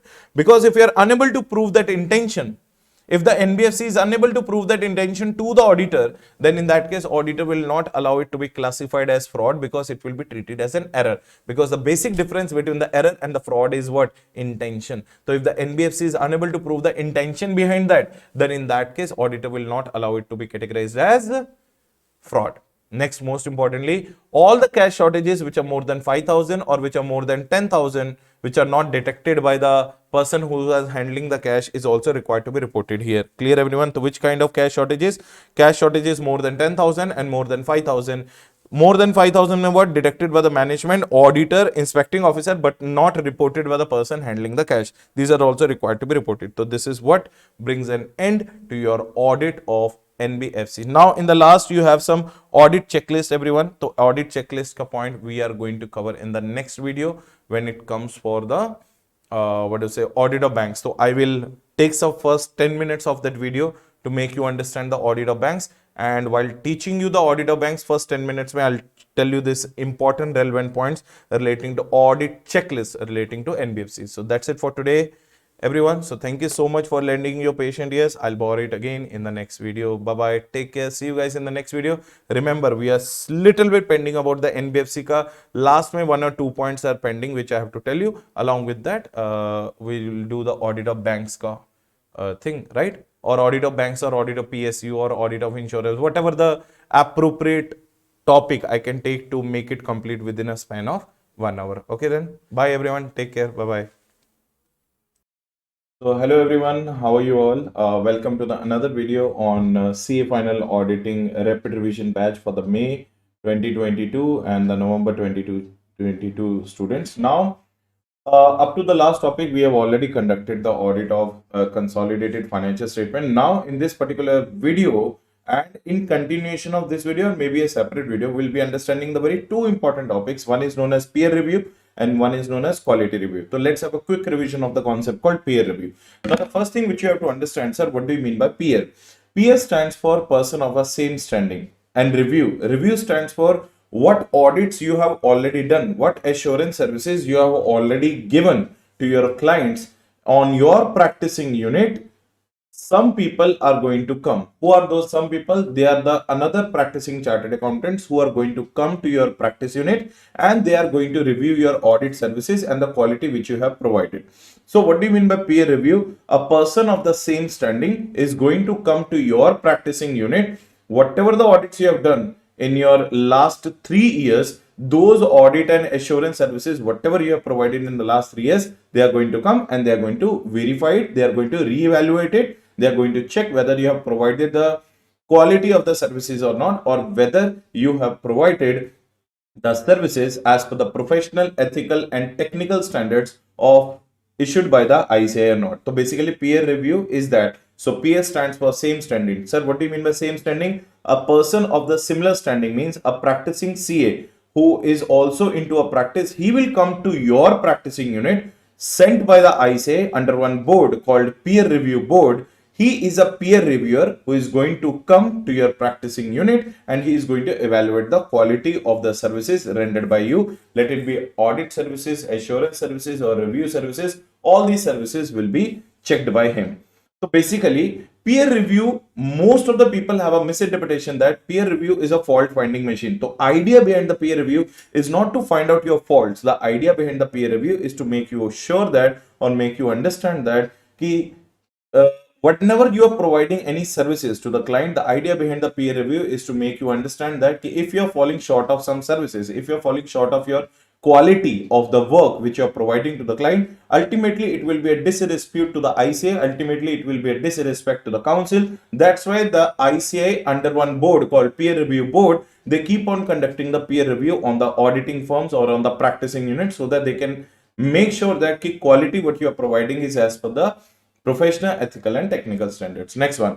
Recently in the peer review, so many amendments have come. Now, when we talk about the amendments in the peer review, amendments in the peer review comes on the basis of statement of peer review, which is always and keeps on getting amended. Now, recently in the July 2021, the peer review statement got amended, and when the peer review statement got amended, so many minor changes have been brought. So changes have come in the level 1 category of practicing unit, level 2 category of the practicing unit, and so many other places also. Now, next important thing is, what is the significance and what is the importance of peer review? For the auditor, the significance, the advantage of the peer review is it is a stamp of your competency. It is a self-defensing tool. Now you can hang that peer review certificate in your office and you can tell to the outside world that, boss, I am giving the quality services, right? So it displays it demonstrates your performance. So another advantage is your regular work won't get disturbed. And what is the advantage to the society regarding the peer review? Society will have enhancement in their trust and confidence over your services, because peer review certificate demonstrates that you are an efficient and good quality practicing unit. People will not think twice before coming to your firm and giving the assignment. So that is what the benefit of the peer review from the auditor point of view and for the society point of view. Next thing, what are the objectives of the peer review? I already told you the objective of the peer review is to check whether the practicing unit is following the statutory and other requirements or not, whether it is doing the audit and assurance services as per the technical standards or not, and the ultimate objective of the peer review is to enhance the confidence, trust and the credibility by the what? By the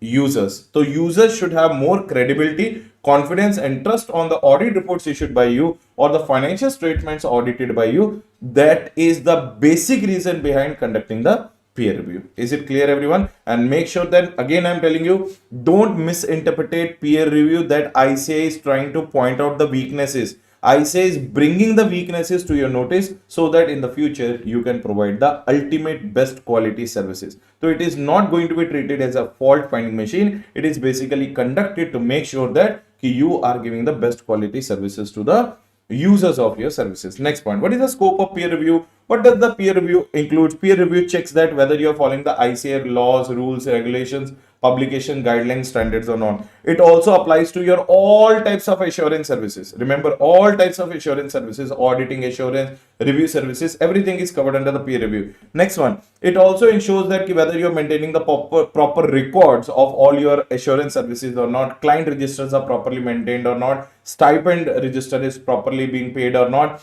work diaries by the article assistant is being properly prepared or not, your attendance register of the article is being prepared or not. Next one, it also ensures that you are following the professional, ethical and tech standards. So it is very easy to combine it one together in one word. We can call it as a professional, ethical and technical standard, as a PET standards. Next one, the other purpose, the other scope of the peer review is to ensure that you are giving the best quality services, and most importantly, it also covers whether you're giving the adequate training to your staff who is being hired by you, either as a audit staff or as an article assistant. Next point, what is not included in the peer review? What is not under the scope of peer review? The peer reviewer cannot check your law consultancy services and auditing standard services. If you are engaged in preparation and compilation of financial statement, that is not covered under the peer review. He cannot check your tax advisory and tax preparation of tax returns services. He cannot check your representations if you have done any in front of the income tax authorities. If you are being testifying as an expert witness, that is also outside the scope. Management consultancy services, due diligences. So these 7 are not under the scope of the peer reviewer. Now, when the peer reviewer comes to your practicing unit, now the biggest question arises is, sir, up to how many years of documentation, up to how many years of audit and assurance services he can look at? He can look at your last preceding 3 financial years, right? Next one, what do you mean by professional ethical standard? The professional, ethical and technical standards, the meaning of that is they want to assure that you have a good knowledge of framework related laws, you have a good knowledge of auditing related laws, you have a good knowledge of accounting related laws, you have a good knowledge of law related compliances, and you have a good knowledge of standards on internal audit. So it means basically The peer reviewer, basically the peer reviewer is checking that do you have the knowledge of particular laws and regulations or not? Do you have the knowledge of the framework related applicable financial reporting frameworks or not, Schedule 3 requirement and accounting standards? Do you have the knowledge of INDAs or not? Do you have the knowledge of standards on auditing, standards on assurance engagement, standards on review engagement, standards on internal audit? And basically, this is what the idea behind conducting the peer review or not. And are you getting updated with the guidance, amendments, notifications, revisions, pronouncements given by the ICA from time to time or not? All that put together is known as PET standards, right everyone? Next one, focus of the peer review. Now, what is the focus of the peer review? The focus of the peer review is system related and quality related. System related, it is going to check whether you are giving proper training to the staff or not, system and procedures for the assurance services or not. Quality related, are you complying with the PET standards or not? Are you maintaining the register of assurance engagements or not? Are you maintaining the register of attendance of or articles or not? Are you paying them the stipend on time or not? Are they maintaining the work diaries or not? Are you making the record of number of assignments you have done? Are you making a record of fee charged by you? And are you ultimately providing the quality in your auditing services and assurance services or not? Next, most important thing, and the big amendment came here is, sir, what do you mean by peer review board? When we talk about the peer review board, there should be maximum 12 persons, minimum 50% of that. First of all, the question arises, a peer review board banata kaun hai? Who constitutes a peer review board? ICA, our council, makes the peer review board. Don't mix it with the quality review board. Quality review board is constituted by the central government.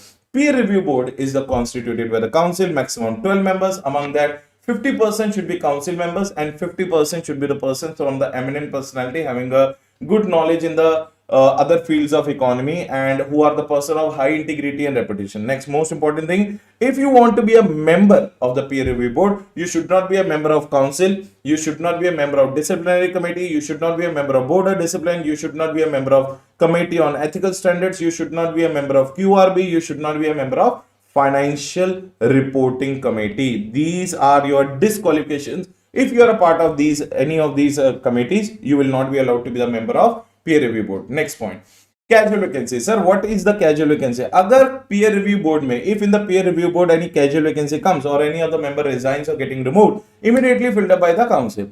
Next, most important thing, who constitutes it? As I already told you, who constitutes it? Council. And who is going to be the chairperson and vice chairperson? Remember, the vice chairperson and the chairman of the peer review board, again repeating, vice chairperson and the chairperson of the peer review board is to be decided, is to be appointed by the council among the CA members only. Are you getting the point? Next point, what is the tenure going to be? The tenure of the chairperson and the vice chairperson, they are going to be rotated every year.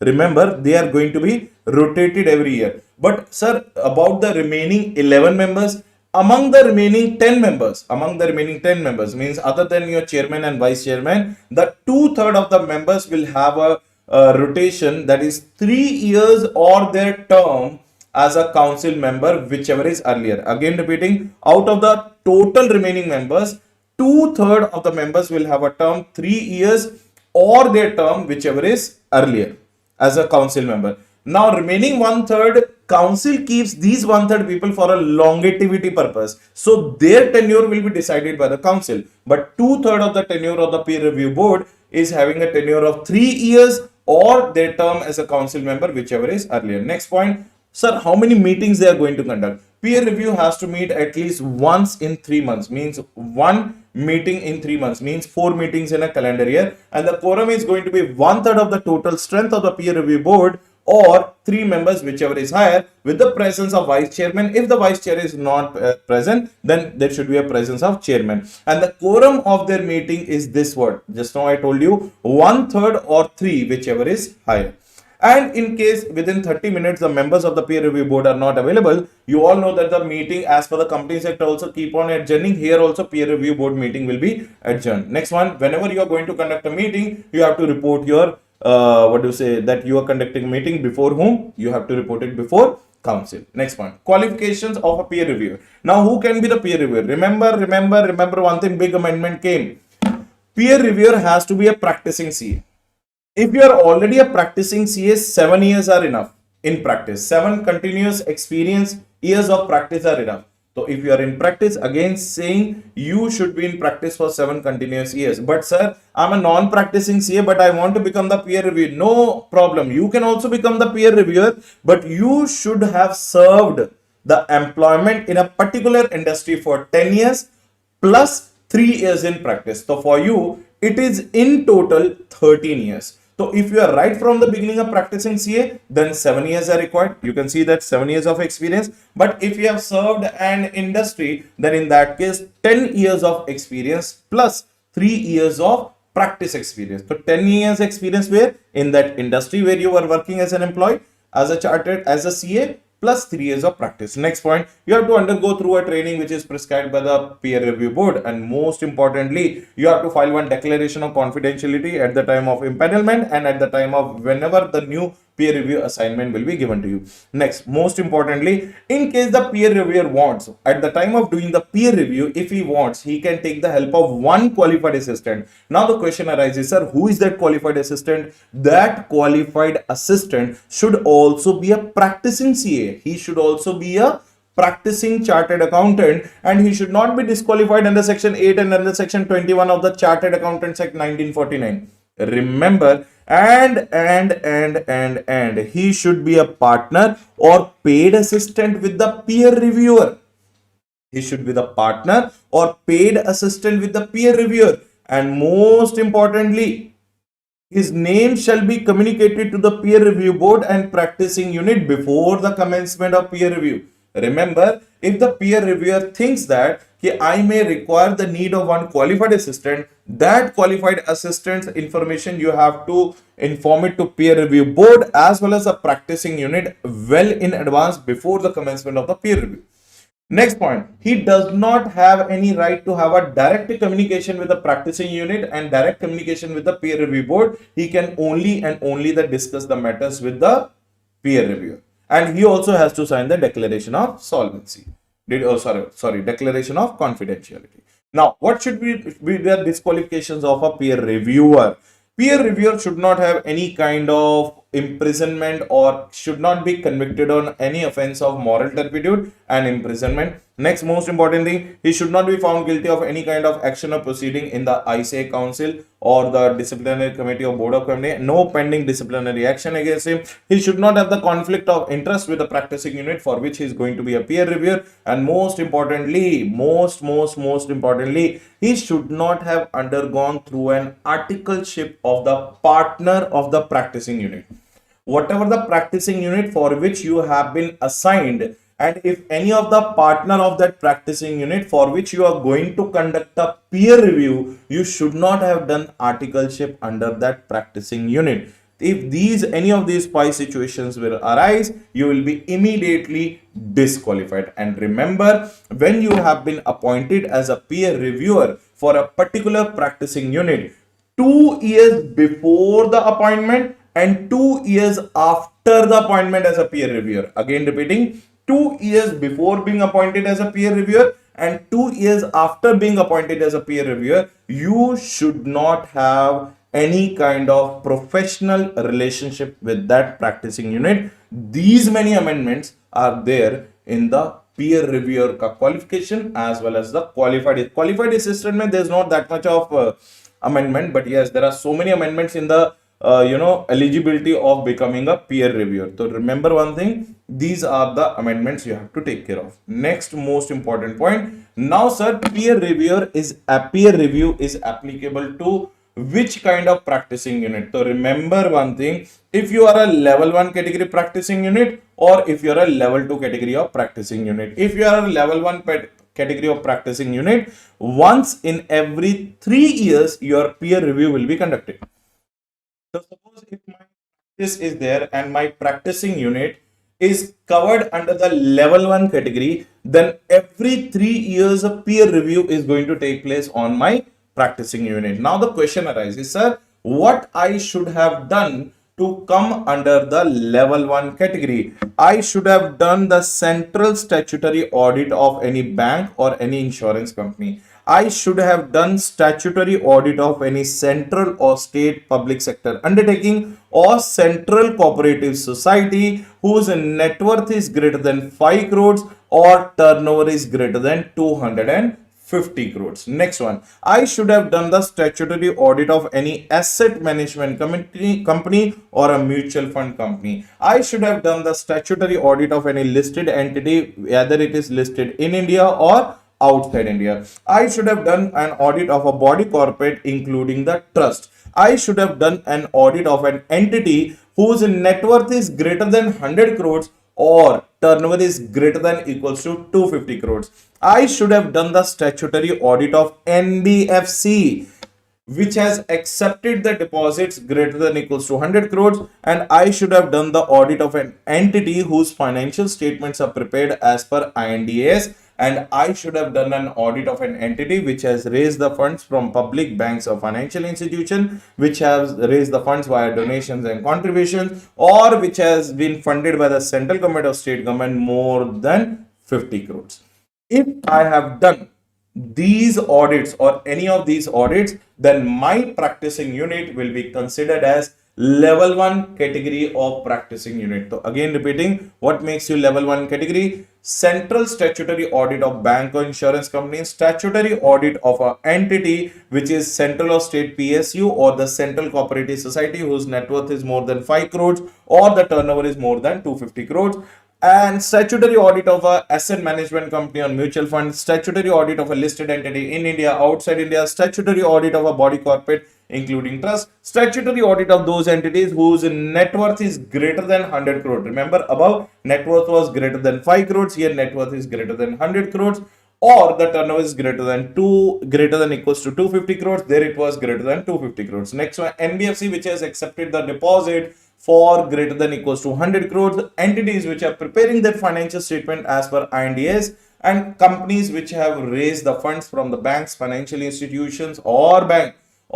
from the public by the way of donations or contributions or funded by central government or state government for more than 50 crores. So in that case, you will be treated as a level 1 category practicing unit, and your peer review will be conducted once in 3 years. Clear everyone? What makes your level 2 category? If you have done statutory audit, internal audit, concurrent audit, system audit, tax audit, departmental review. Again repeating, statutory audit, internal audit, concurrent audit, systems audit, tax audit or departmental review of public sector undertakings, banks or insurance companies, then in that case you are a level 2 category. Or if you have done the audit of those NBFCs which are not covered by level 1. Do you remember that in the level 1 what is covered? What was covered in the level 1? What was covered in the level 1? Level 1 में those NBFCs who have raised the deposit more than 100 crores. Here more than equals to 100 crores. Here it means less than 100 crores will be covered over here. And if you have generated the UDIN, unique document identification numbers, more than prescribed by the peer review board, then in that case you will come under the scanner of the peer review board, and any other practicing unit providing assurances not covered or other services not covered under the 1, 2 and 3 above. So if you are a level 2 category, as on the right side you are able to see, then every 4 years once your peer review will take place. So once in 4 years your peer review will take place if you are a level 2 category, and once in 3 years your peer review will take place if you are a level 1 category once in 3 years and level 2 category once in 4 years. Next, sir, can I get the peer review done on my own? Yes, you voluntarily can also apply to the peer review board ki I want my firm to be peer reviewed. Now you might be thinking, sir, which firm will I already told you peer review board is nothing but gives you an authority. Peer review board is basically not a fault finding machine. It is basically demonstrating your performance. So remember one thing, yes, you can also request the peer review on your own and make sure that the peer review board will act within 30 days from your request. And not only that, in case your client wants you to get peer reviewed, it means your auditee can also contact with the peer review board, and peer review board will put the peer review on you. It means on your own request peer review can be done, on the request of your auditee, your client also peer review can be done. In both the cases peer review board must act within 30 days. And the fifth area where the peer review can be done on you if your practicing unit is referred to the peer review board on the request of the secretary, on the request of ICI, disciplinary committee, board of discipline, directorate discipline, or other regulatory authorities. So remember one thing, there are different 5 methods of getting your peer review done. If you're falling under level 1 category, if you are falling under level 2 category, on your own request, on your request of your client, and most importantly, if it is requested by the ICI, secretary, board of discipline, disciplinary committee, or directorate discipline. Are you able to understand? In your case and your client's request case mein, peer review board must act within 30 days. Clear everyone? So this is what the main topic relating to the peer review board, everyone. Clear everyone?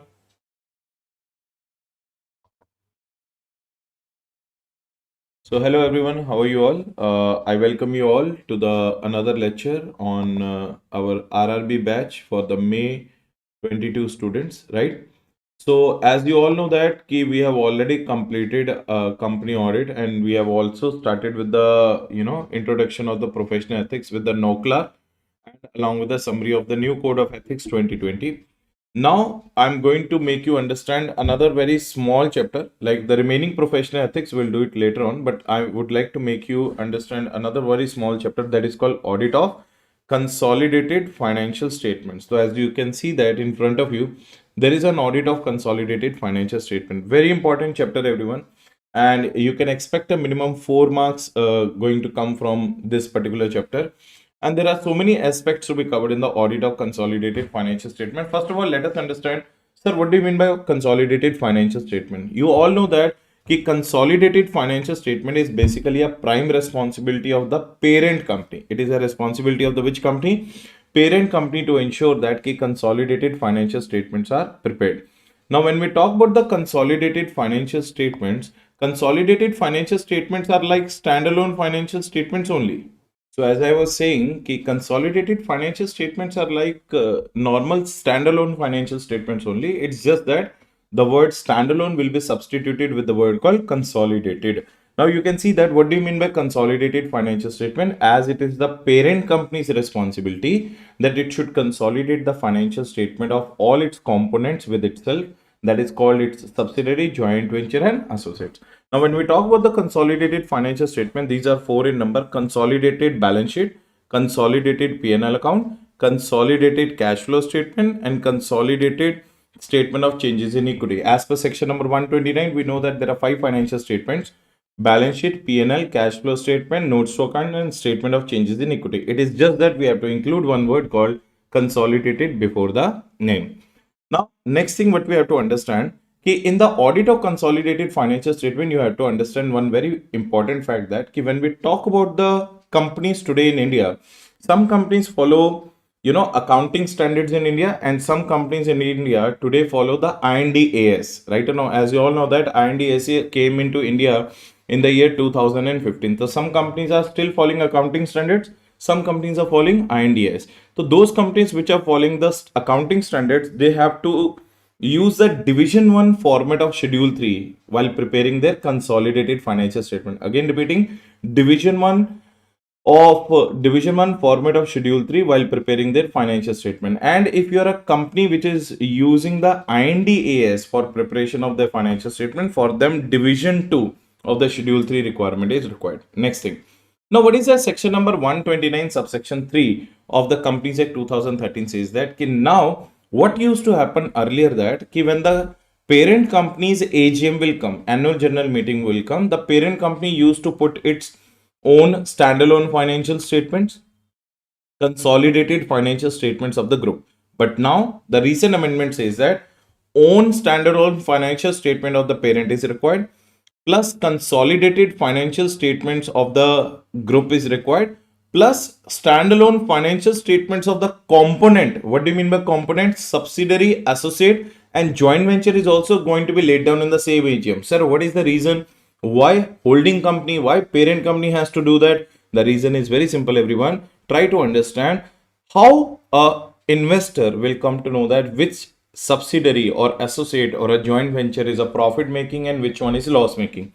They can only come to know that when they will see the standalone financial statements of joint venture, associate, as well as the subsidiary. So section number 129 subsection 3 says that every parent company along with its financial statement shall also prepare the consolidated financial statements of its components, and along with the consolidated financial statement of its components, standalone financial statement of component is also the parent's responsibility. Clear everyone? Yes sir. Next, what is section number 129 subsection 4 says?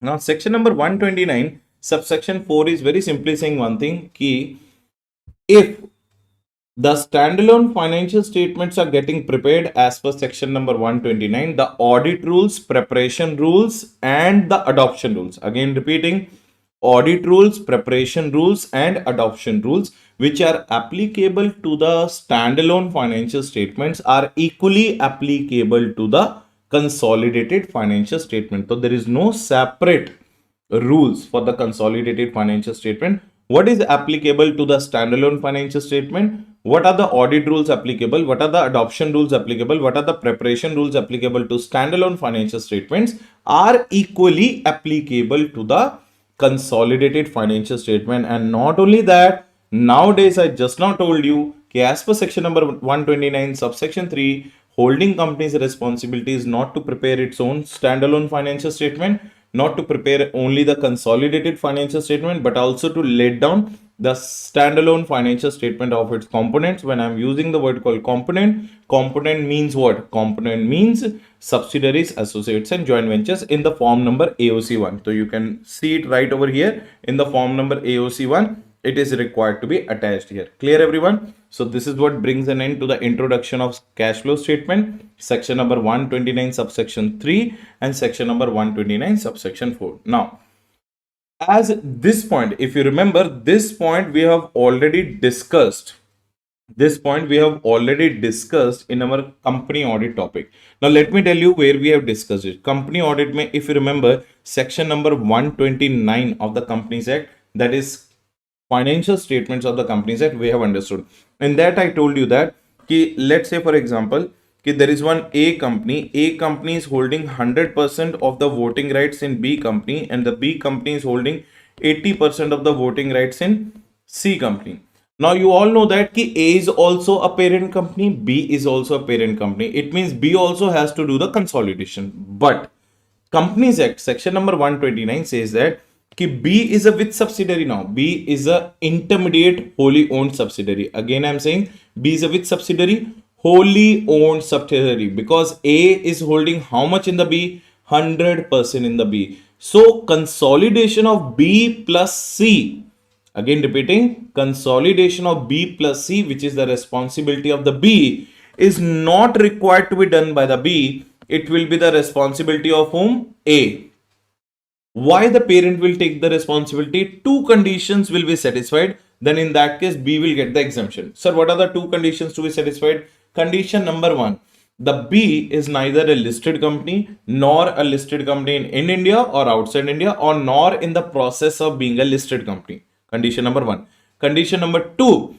Its immediate parent company. Who is the immediate parent company of the B? Its immediate parent company A must be located in India.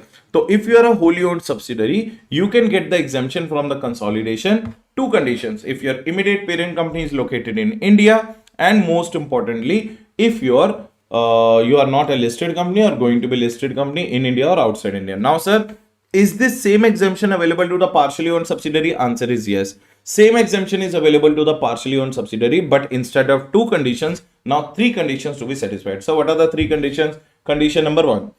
Immediate parent company should be located in India. So same condition. Yes. Condition number 2. Condition number 2 says that in case you are not a listed company in India, outside India, or not in the process of being a listed company. Okay, sir, that also we understood. So in case your parent company is immediate parent company in India, immediate parent company is located in India, or you are neither a listed company nor going to be listed company in India or outside India. And the third condition is you have to send a written notification to your non-holding members. What is a written notification to your non-holding members? You have to send that, do you have any objection if I do not make the consolidation. Now the question is, who is sending this? Let's say for example, A is holding 80% of the voting rights in B now, and B is holding 60% of the voting rights in C now. Now you can see that B also has to do the consolidation of B plus C, but remember, B is not required to do the consolidation if the immediate parent A is located in India. Now what is B? Is B a wholly owned subsidiary? Answer is no. B is not a wholly owned subsidiary. B is a which subsidiary? B is a normal subsidiary, partially owned subsidiary. But what is the third condition? Now tell me, how much A is holding in B? A was holding 80% of the voting rights in B. Now you can see that. What about the remaining 20%? Remaining 20% are non-holding interest. So what the B will do? B will take the permission from the non-holding interest. Do you have any objection if I do not give you the consolidated financial statement? If the non-holding interest give the permission, then in that case B has to do, or B need not do? B need not do any kind of consolidation. Did you get the point? So yes, we have already covered that in section number 129 in the company audit. If you want to read it again, you can refer to the 129 company audit chapter again.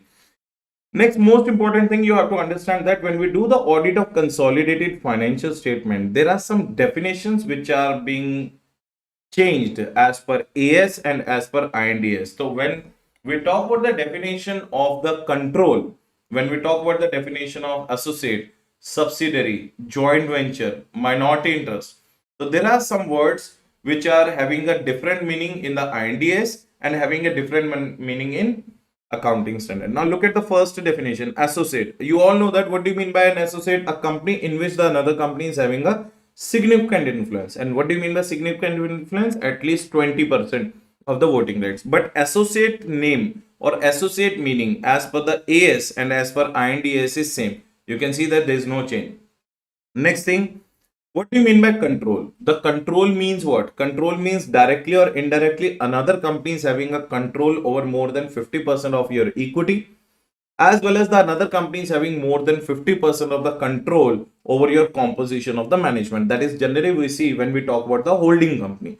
But here, instead of using the holding and subsidiary, they have started using the word called investor investee in INDS. Now, what is the definition of the control? Same definition only the words have changed. Now, what is the word? When an investor has rights over the investee. Who is investor? Holding company. Rights over the investee, holding company, and has ability to affect the returns throughout its power over an investing. It means it has a right to exercise its power over an investing. The same thing we are talking in AS and in INDS, just that the words have been changed. Instead of holding subsidiary, we have now started calling them investor investee company. Clear everyone? Next one. Sir, what do you mean by joint control and joint venture? You know that joint control and joint venture is an arrangement between the two companies where they will be having the joint control over the same project. It does not have any different meaning in INDS. It is same.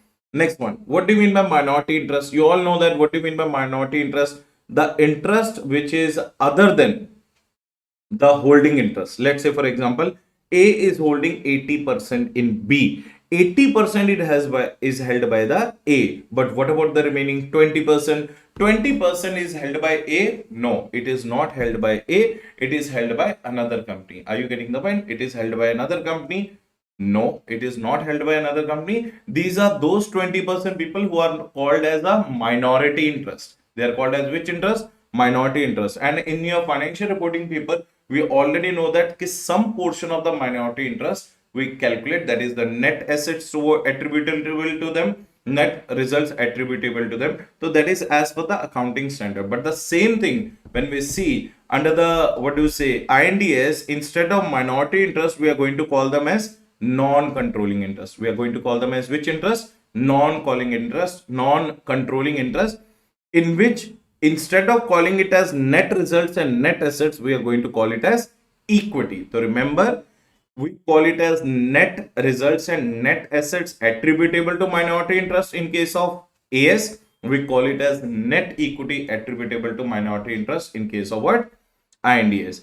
Next one, subsidiary definition is same, which is there in the AS. It is also equally applicable in the INDS, right or not? So this is what the introduction of this chapter called audit of consolidated financial statements. Next thing, What is a parent's responsibility when it comes to the audit of consolidated financial statement? As you all know that consolidated financial statements preparation and presentation is whose responsibility?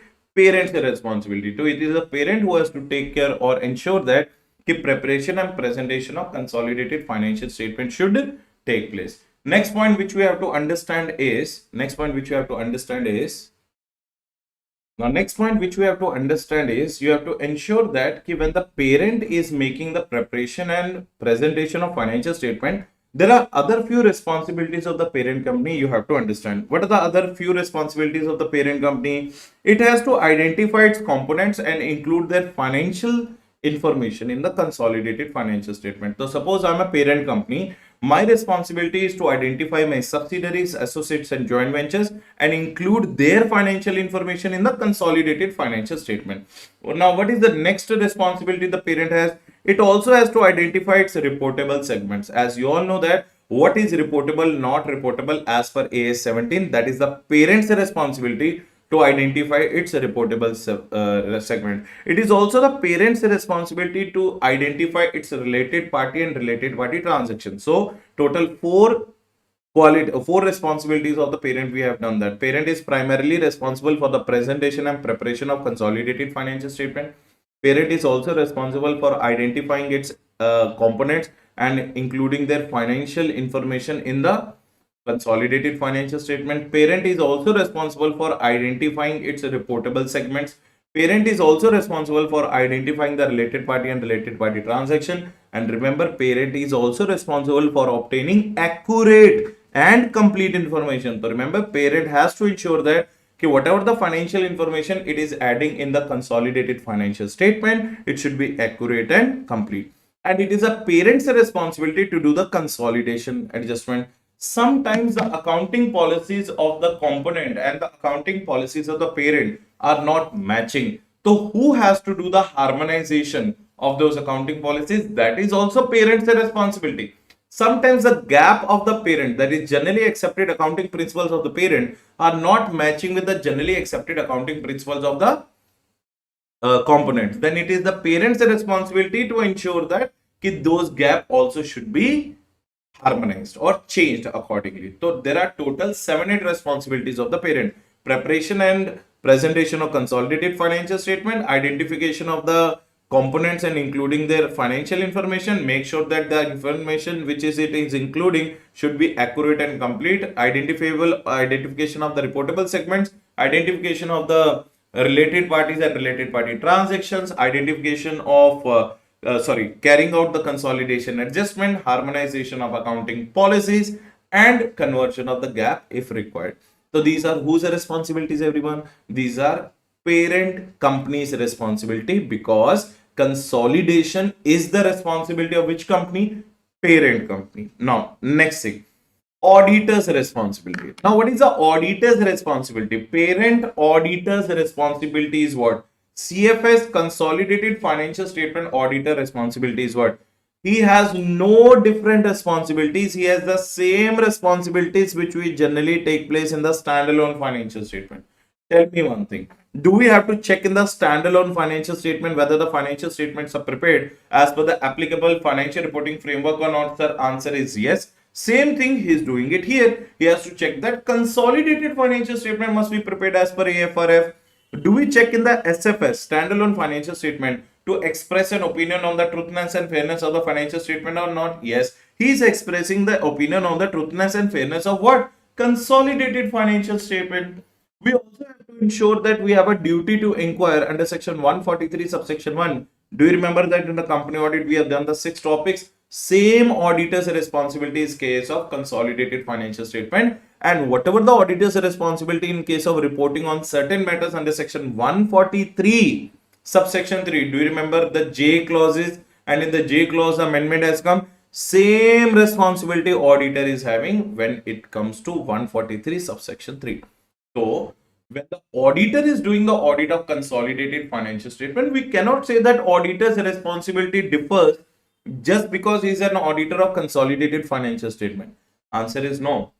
His AFRF checking will remain same. Expression of opinion will remain same. Duty to inquire under 143 subsection 1 will remain same. Duty to report under 143 subsection 3 will also remain same. Next point.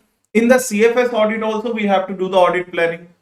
Why the auditor does the audit planning in the SFS audit? So that he can complete his audit on timely, efficiently and effectively based. Same is the case here. When the auditor is doing the audit of consolidated financial statement, he has to ensure that he should do the adequate planning, strategy and programming so that he can complete the consolidated financial statements on timely basis, effectively and efficiently. Audit can be done on time. So this is what SA 300. Now, in the standalone financial statement, do we acquire the knowledge of internal control system and accounting system of the client? Same way, auditor has to acquire the knowledge of internal control system and accounting system of the consolidated financial statement or total group so that he can understand internal control system, accounting system, general IT control system so that he can decide his nature, timing and extent of his which procedure?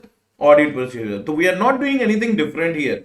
Same thing which you do as a statutory auditor of a standalone financial statement, same way you have to do the audit of consolidated financial statement. Clear everyone? Next one. In the normal general audit of standalone financial statement, we have to check the audit risk or ROMUM applicable in the financial statement, and we would like to proceed with our procedures, RAP procedures, so that we can bring down the ROMUM to the lowest acceptable level. Same thing as a 315 ka ROMUM level. Now you have to check not in the standalone financial statement, you have to check the same ROMUM level at the consolidated financial statement level. Next point, we have to ensure that what rules and regulations are applicable to standalone financial statement are equally applicable to consolidated financial statement. And most important thing, most important thing, tell me one thing, is it necessary that the parent auditor is also the auditor of the subsidiaries? Answer is no. If the parent auditor is also the auditor of the subsidiaries, associates and joint ventures, then there is no requirement of SA 600. What is SA 600 everyone? SA 600 is all about what? It is all about using the work of another auditor. So tell me, if the component auditor and the parent auditor both are same, do we need to consider SA 600? No.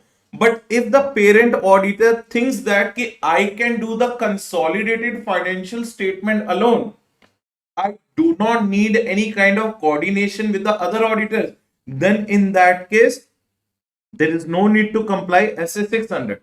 But if the parent auditor or the CFS auditor thinks that he himself alone cannot do the CFS audit alone, he has to take care of the help of another auditors of the components, then in that case there will be a compliance of SA 600. So there's nothing extra, nothing extraordinary we are doing. Generally what we do at the standalone financial statement, same procedure we are following when we are doing the consolidated financial statement. And most importantly, generally we take WRL from the management when management is responsible for the preparation and presentation of financial statement. Management is responsible that financial statements are prepared as per AFRF. Management is responsible that material considerations have been taken care of while preparing the FRF. Standalone financial statement. Instead of standalone financial statement, we have to use the consolidated financial statement. So here also auditor under SA 580 is taking the WRL from the parent company with 3 declaration. CFS are prepared as per AFRF, same point. They approve CFS and take responsibility of its preparation, same point. They consider all the material matters which think they are material for the preparation of CFS preparation. So instead of SFS, we have to substitute the word SFS with what? CFS. Next one. Very important point. Now you have to concentrate very importantly here. Now try to understand which I'm trying to tell you in the next 2 minutes. Now see. What do you understand by materiality level? Every auditor has to check the materiality level of the ROMUM and financial statements which might be affecting the users of financial statement. Am I correct? If you are a parent auditor, you will be having your own materiality level. But if you are a component auditor, you are having your own materiality level. Remember one thing, materiality level is a relative concept. which keeps on changing from person to person, judgment to judgment, auditor to auditor, case to case, entity to entity, year to year, circumstance to circumstance. Make sure that when the materiality level you are considering, you are not supposed to force the component auditor's materiality to be dropped down, and they should not be forced to follow your materiality level. Just because you are a parent company auditor or just because you are a CFS auditor, it doesn't mean that ki component auditors do not have their individuality. You are not allowed to challenge their competency if they have already considered or if they have already made their own materiality level. It is your responsibility that while drafting the consolidated audit report, you have to take their materiality level as it is. You are not allowed to do any kind of changes in their materiality level. Say, for example, there is one subsidiary auditor. He has kept his own materiality level, due to which he has given a modified or qualified report. Even though that subsidiary is ignorable in nature, but as a CFS auditor, you are not going to ignore that subsidiary just because it is ignorable in size. The materiality level of that component auditor which he used for modifying and keeping the reservations in the audit report, you have to take it as it is. You are not allowed to alter the materiality level of the component auditor just because they are smaller than you. Are you getting my point? The materiality point of level pay, the subsidiary auditors may have their own point of view, you may have your own point of view, no one is challenging yours, and parent auditor, the CFS auditor, is also not allowed to challenge theirs. That is what the 320 special point you have to mention. Is it clear, everyone? Yes or no? Yes. Now, what is the next point? The next point you have to understand what is the other financial information the auditor is responsible for. Auditor has to look for there is a proper harmonization of accounting policies done by the parent company. There's a proper conversion of gap done by the parent company. Let me tell you one thing. When the accounting policies of the component are not matching with the accounting policies of the parent, components have to change according to the parent. Parent will not change according to the components. So remember, child is going to change according to the parent. Parent is not going to change according to the child. Are you getting the point? When the conversion of gap is also taking place, components gap should be changed as per the parent, not the parent's gap should be changed as per the component. And same thing applies with the consolidation adjustment also. Consolidation adjustment is also whose primary responsibility? It is a primary responsibility of the parent, and sometimes subsequent event adjustments will come. Sir, how? Let me tell you one thing. Suppose A is the parent company. Its financial year is starting from 1st April to 31st March. B is the component company. Its financial year is starting from 1st June to 31st May. Now tell me, is the financial year of the parent company and the component company same? Answer is no. Any event took place in the month of April is going to be a subsequent event for company A, but it is a in-year event for company B. Again, I'm saying, suppose any event took place in the month of April, it is a subsequent event for company A, but it is an in-year event for company B. Why? Because company B's financial year gets over on 31st May, whereas the company A's financial year gets over on 31st March. So for the 31st March ending company, April month event will be a subsequent event, whereas for the company which is ending on 31st May, for them it is going to be a in-year event. So auditor has to take care of all these things. Next most important point, audit the consolidation. Now it is the high time that auditor should start auditing the consolidation. Now it's very important point you all have to understand. Whenever auditor does the audit of consolidation, he has to first understand the importance or first understand the group structure. How many associates are there? How many joint ventures are there? How many subsidiaries are there? Second thing, he has to understand the group controls, not individual, because he is an auditor of CFS, so he has to make sure that he should understand the group structure. At the same point of time, he has to make sure that he understands the group control. Now, what do you mean by group control? What are the information technology controls, general IT controls, IT dependent controls? What are the application controls? How many are manual? How many are automated in the total group? He has to also ensure the nature, timing, and extent of his audit procedure on the basis of ROMUM in the CFS. You all know that while doing the consolidation, there's a high risk of material misstatement. So, on the basis of that, it is the auditor's responsibility to determine his nature, timing, and extent of his audit procedure. It is the auditor's responsibility to understand the accounting policies of not only parent, he also has to understand the accounting policies of the component, because he will be watching how the parent company does the harmonization of the both.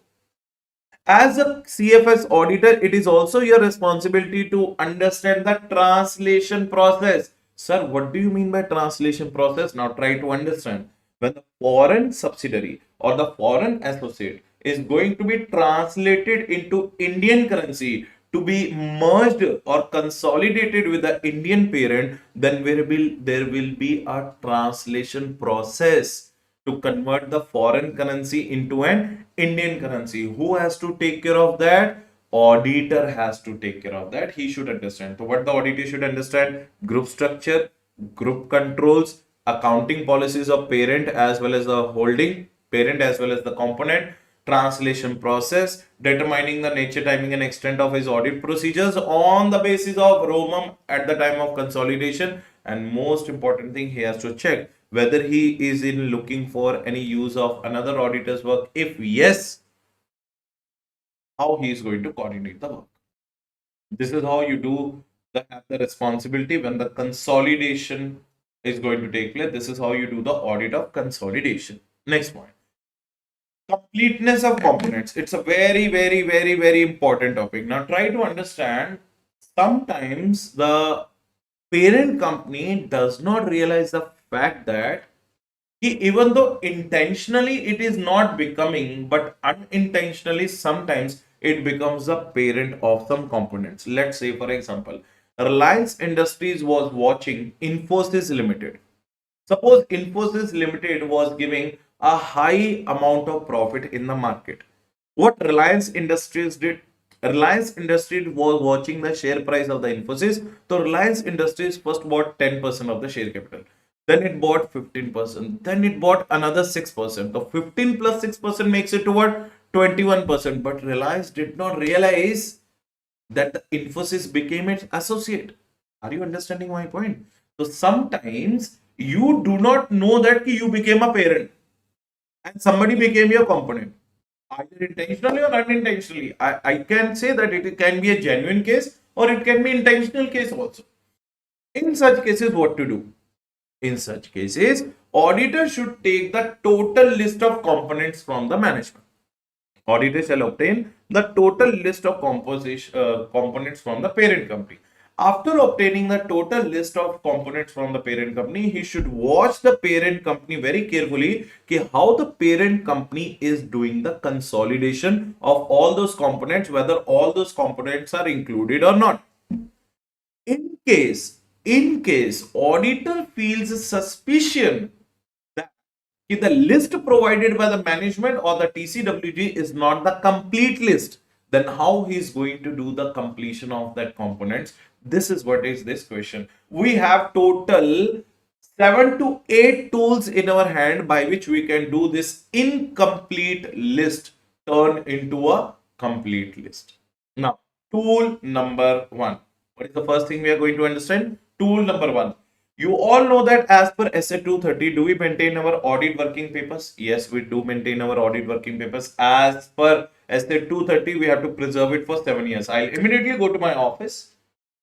We'll review my audit working papers of the past year. I'll come to know that how many components were there in the last year. Tool number 1. Tool number 2. I will directly go to the management and inquire how many components you have included in the consolidation and how many components you have excluded in the consolidation. If you have included, that is very well, but if you have excluded, why? So this is what the point number 1. Point number 2, I am telling you. The third thing is, I will identify or I will check the management's method of identification of the components. How management identifies that something is a component or not, I'm going to check their method also. Next, I'm going to check their investment register. Sir, what you will come to know from the investment register? Bhaiya, from the investment register, I'll come to know that whether the company has invested in that company to make it as its associate or to make it as its subsidiary or to make it in a case of joint venture. So from the investment register only, I'll come to know that if 20% to 50% investment the parent is having in one company, it means that company is associate. More than 50% subsidiary. If there is a joint control, that is a joint venture.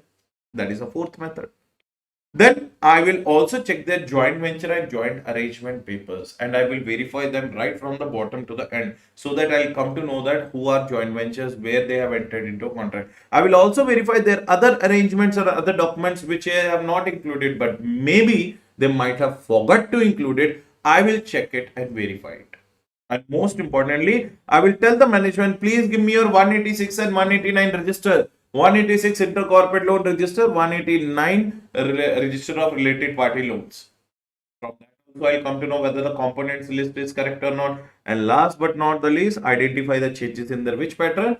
Holding pattern. So there are total 8 methods available with the auditor by which he can accomplish the objective of completeness of components. If he thinks that the components are not properly included, he can immediately on the spot, he can come across this. Did you get the point or not? Yes. Next point. Next thing what we have to understand here is, sir, you just said in the point number 2, is some components might be included, some components might be excluded. Yes, I said. On what basis the company can exclude its components? Remember one thing, if the company is following accounting standards, there are 2 types of components which the company can exclude from the consolidation. How many types of components, everyone? 2 types of components. Sir, what are the 2 types of components? Components number 1, with whom the parent company and the component relationship is temporary in nature. Let's say, for example, I bought some 25% of the shares in one company. Now tell me, that company became my associate or not? Yes. But I did not buy it from the associate point of view. I bought it to sell it in the near future to get the maximum profit out of it. So tell me, was it an investment purpose or was it a trading purpose? It was a trading purpose, short-term purpose. So here the parent and the component relationship was what? Permanent? No, it was temporary. Such components are not required to be included in the consolidation. That is what the point number 1. If the company is following what? Accounting standards. If the company is following accounting standard, there are second set of components also not required. Those components are not required where there is a severe restriction. Those components are not allowed where there is a long-term severe restrictions is there on the components which impairs their right to transfer the funds to the parent. Means what? You are a subsidiary. On you, there is a long-term severe restriction that you are not allowed to transfer the funds back to the holding. Even though you want to give the funds back to the holding, ki bhaiya, I don't want your funds, but there is a long-term severe restriction on the component which impairs the right to transfer their funds back to the holding company. If you are a company following accounting standard, these are the 2 types of consolidations which are not allowed to you. These are the 2 types of components which are not required to be included for the purpose of consolidation. If you are a company following INDAS, in generally INDAS, you are not allowed such kind of exclusion. INDAS says that all companies are required to be included. All company, whether temporary relationship, long-term severe restriction, it matters or does not matter? It does not matter at all. Did you understand the point? It does not matter at all. But recently what has been told that if you are a company following the INDAS, there are some sort of what do you say components which can be excluded. Sir, which kind of components can be included? Those components, those subsidiaries which I only made or acquired for investment purposes. It means those subsidiaries ka nature is what? The nature of those subsidiaries are investment subsidiaries. Those are which kind of subsidiaries? Investment subsidiaries. Those investment subsidiaries are not required to be added in what? They are not required to be added in the not required to be added in the consolidation, but that is only available if it is the company following INDS. If it is the company following AS, then two: short-term relationship, temporary, and long-term sway restriction on the subsidiary. On the other side, if the company is following INDS, which are excluded from the consolidation, which are what? Which are only and only investment purpose related subsidiaries. Next most important thing, consolidations to be done on line to line basis. Remember one thing, if you are a company following accounting standard, your consolidation must be as per AS 21, AS 23, AS 27. But if you are a company following INDS, your consolidation must be as per 110 INDS, INDS 103, INDS 111, INDS 28. So what are the four standards which are applicable for consolidation when you are doing the consolidation as per INDS? INDS 110, INDS 111, INDS 103, INDS 28. But if you're a company following accounting standards, you have to do line to line consolidation by following AS 21, 23, 27. And remember, your assets, liabilities, income, expenditure, and cash flows should be line to line added with each other. You also have to calculate the goodwill and capital reserve. As you all know that when do we calculate the goodwill? When we end up paying more than what is required to be paid, and when we end up paying less than what is required to be paid, in that case it results into capital reserve. And attribution of the equity towards the minority interest. So if you are a company following accounting standards, you have to follow the consolidation rules of AS 21, 23, 27. But if you are a company using INDS, you have to follow 110, 111, 103, and 28. The list is given in front of you. Is it clear, everyone? Yes. Now, the most important part. Sir, what is the most important part? After this, our particular topic on the audit of consolidated financial statement will be over. Remember, every company has to do, every parent has to do two types of consolidation adjustments. What are the two types of consolidation adjustments? One is known as permanent consolidation adjustment and one is known as temporary consolidation adjustment. Permanent consolidation adjustments are those adjustments which are only required to be done once, that too in the first year. It is not required to be done at the later stage. But at the subsequent years, if there is a change in the shareholding pattern, then this adjustment may come again. Remember, 99.99% of the cases, permanent consolidation adjustments are only required to be done at the first occasion, not at the subsequent occasions. But in the subsequent occasions, it might be required if the shareholding pattern changes. Point number one. Now, question is, sir, what are those permanent consolidation adjustments? There are two permanent consolidation adjustments. One is the calculation of goodwill and capital reserve. What is the first one? Calculation of goodwill and capital reserve. The another one is determination of equity. What is another one? Determination of equity attributable to the minority interest. These are the two permanent consolidation adjustments which are only and only required to be done at the first occasion. Otherwise, it is not required to be done. But yes, equity movement towards the minority interest may keep on changing on yearly basis. That might be the thing which you have to calculate it again and again in the coming years. But calculation of goodwill and capital reserve is only required to be done one. That's why it is known as which one? These are known as permanent consolidation adjustments. Is it clear, everyone? So, when the permanent consolidation adjustments are happening, what are the 6 audit procedures of an auditor?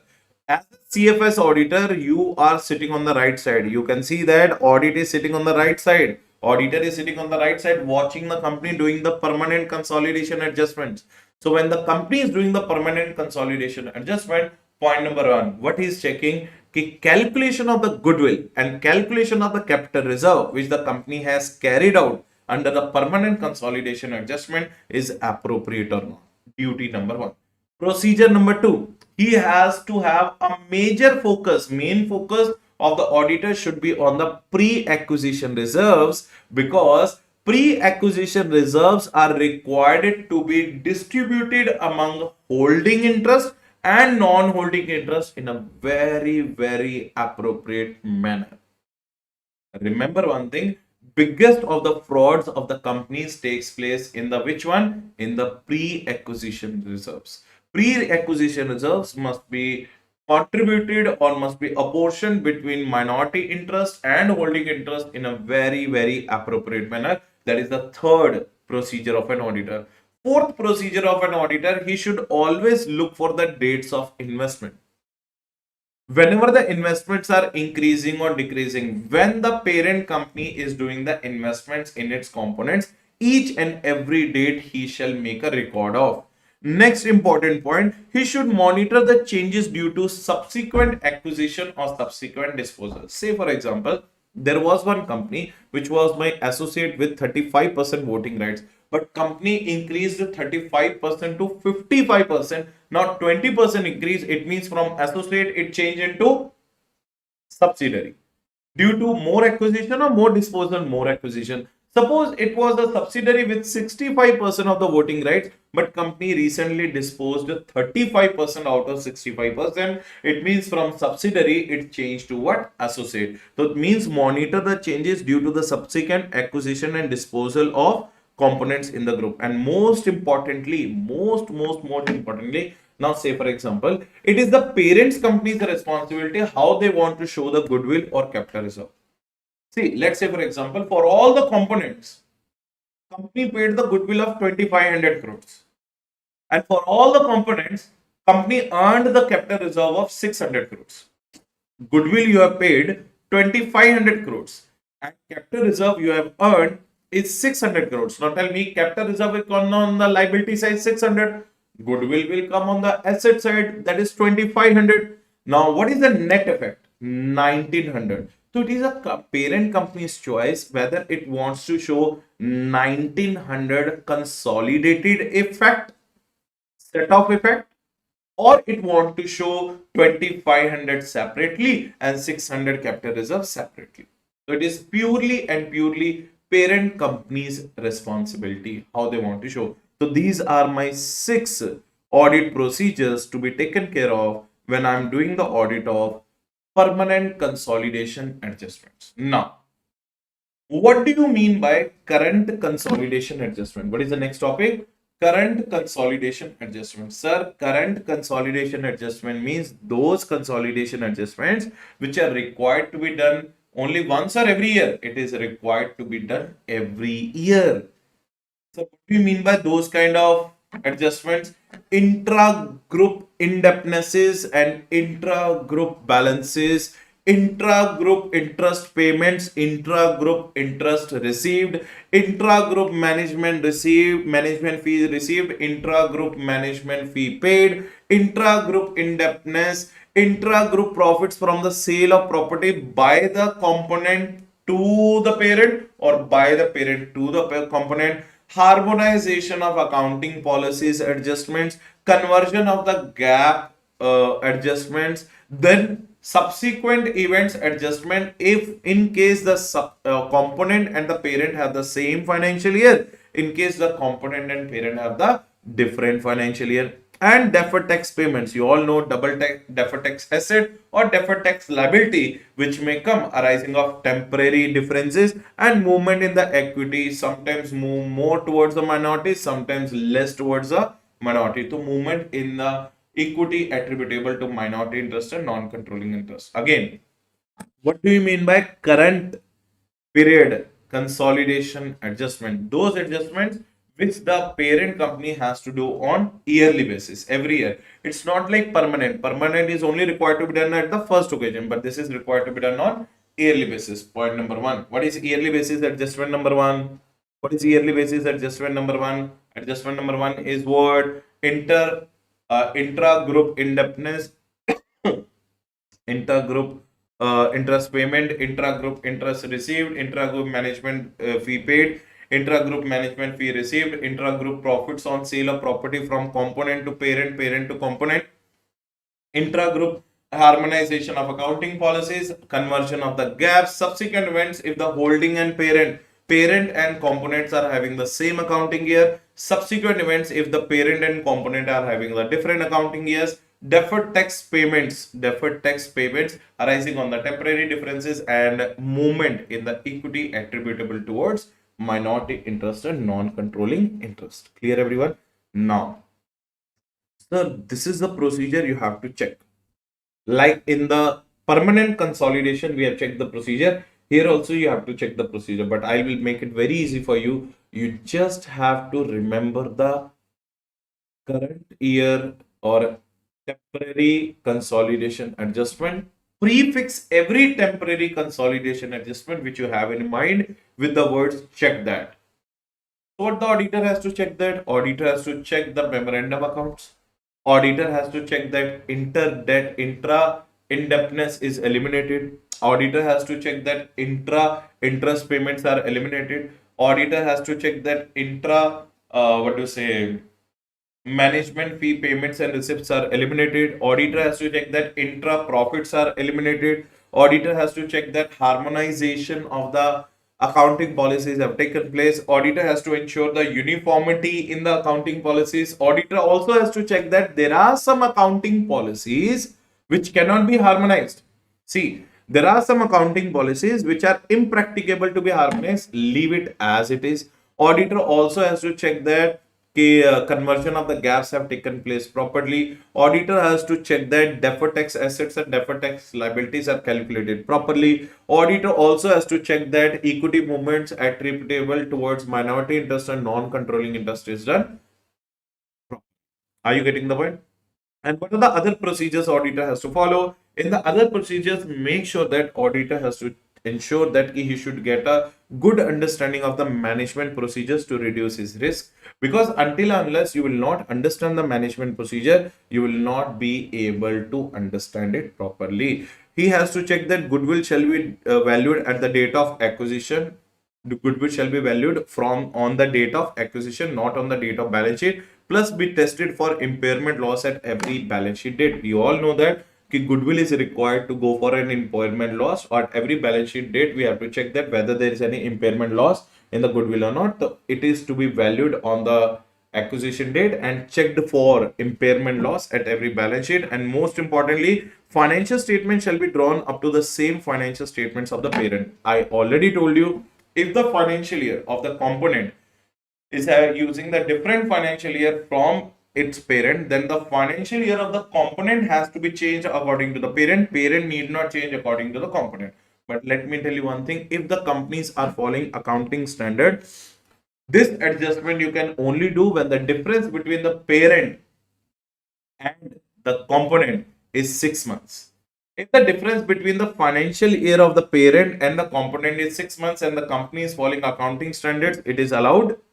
If the difference between the parent's financial year and the component's financial year is maximum 3 months, then only allowed if the company is following INDS. So it means accounting standard based companies. Accounting standard based companies are only and only going to allow you when accounting standard based companies are only and only going to allow when the difference between the parent and the components, what parents and components financial year is maximum 6 months difference, and it is allowed in case of INDS if the difference between the parents financial year and the components financial year is maximum 3 months. I hope all of you understood the same. Yes. Now, informations to be disclosed in the consolidated financial statement. Remember one thing, auditor shall check that following information shall be disclosed in the consolidated financial statement: amount of net profit, amount of net assets, amount of other comprehensive income. Repeat, amount of net profit, amount of net share in the profits, net share in the assets, and net share in the other comprehensive income of each and every component.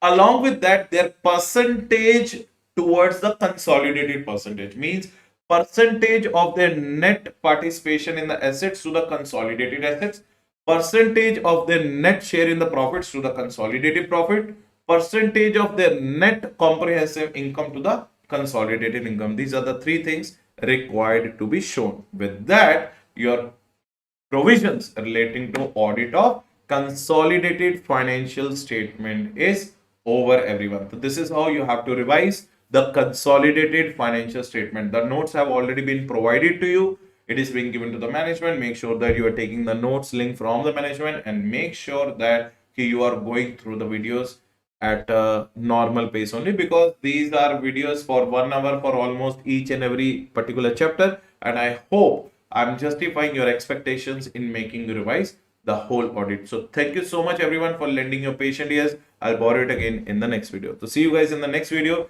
relating to professional ethics. So bye everyone. Take care. Bye bye.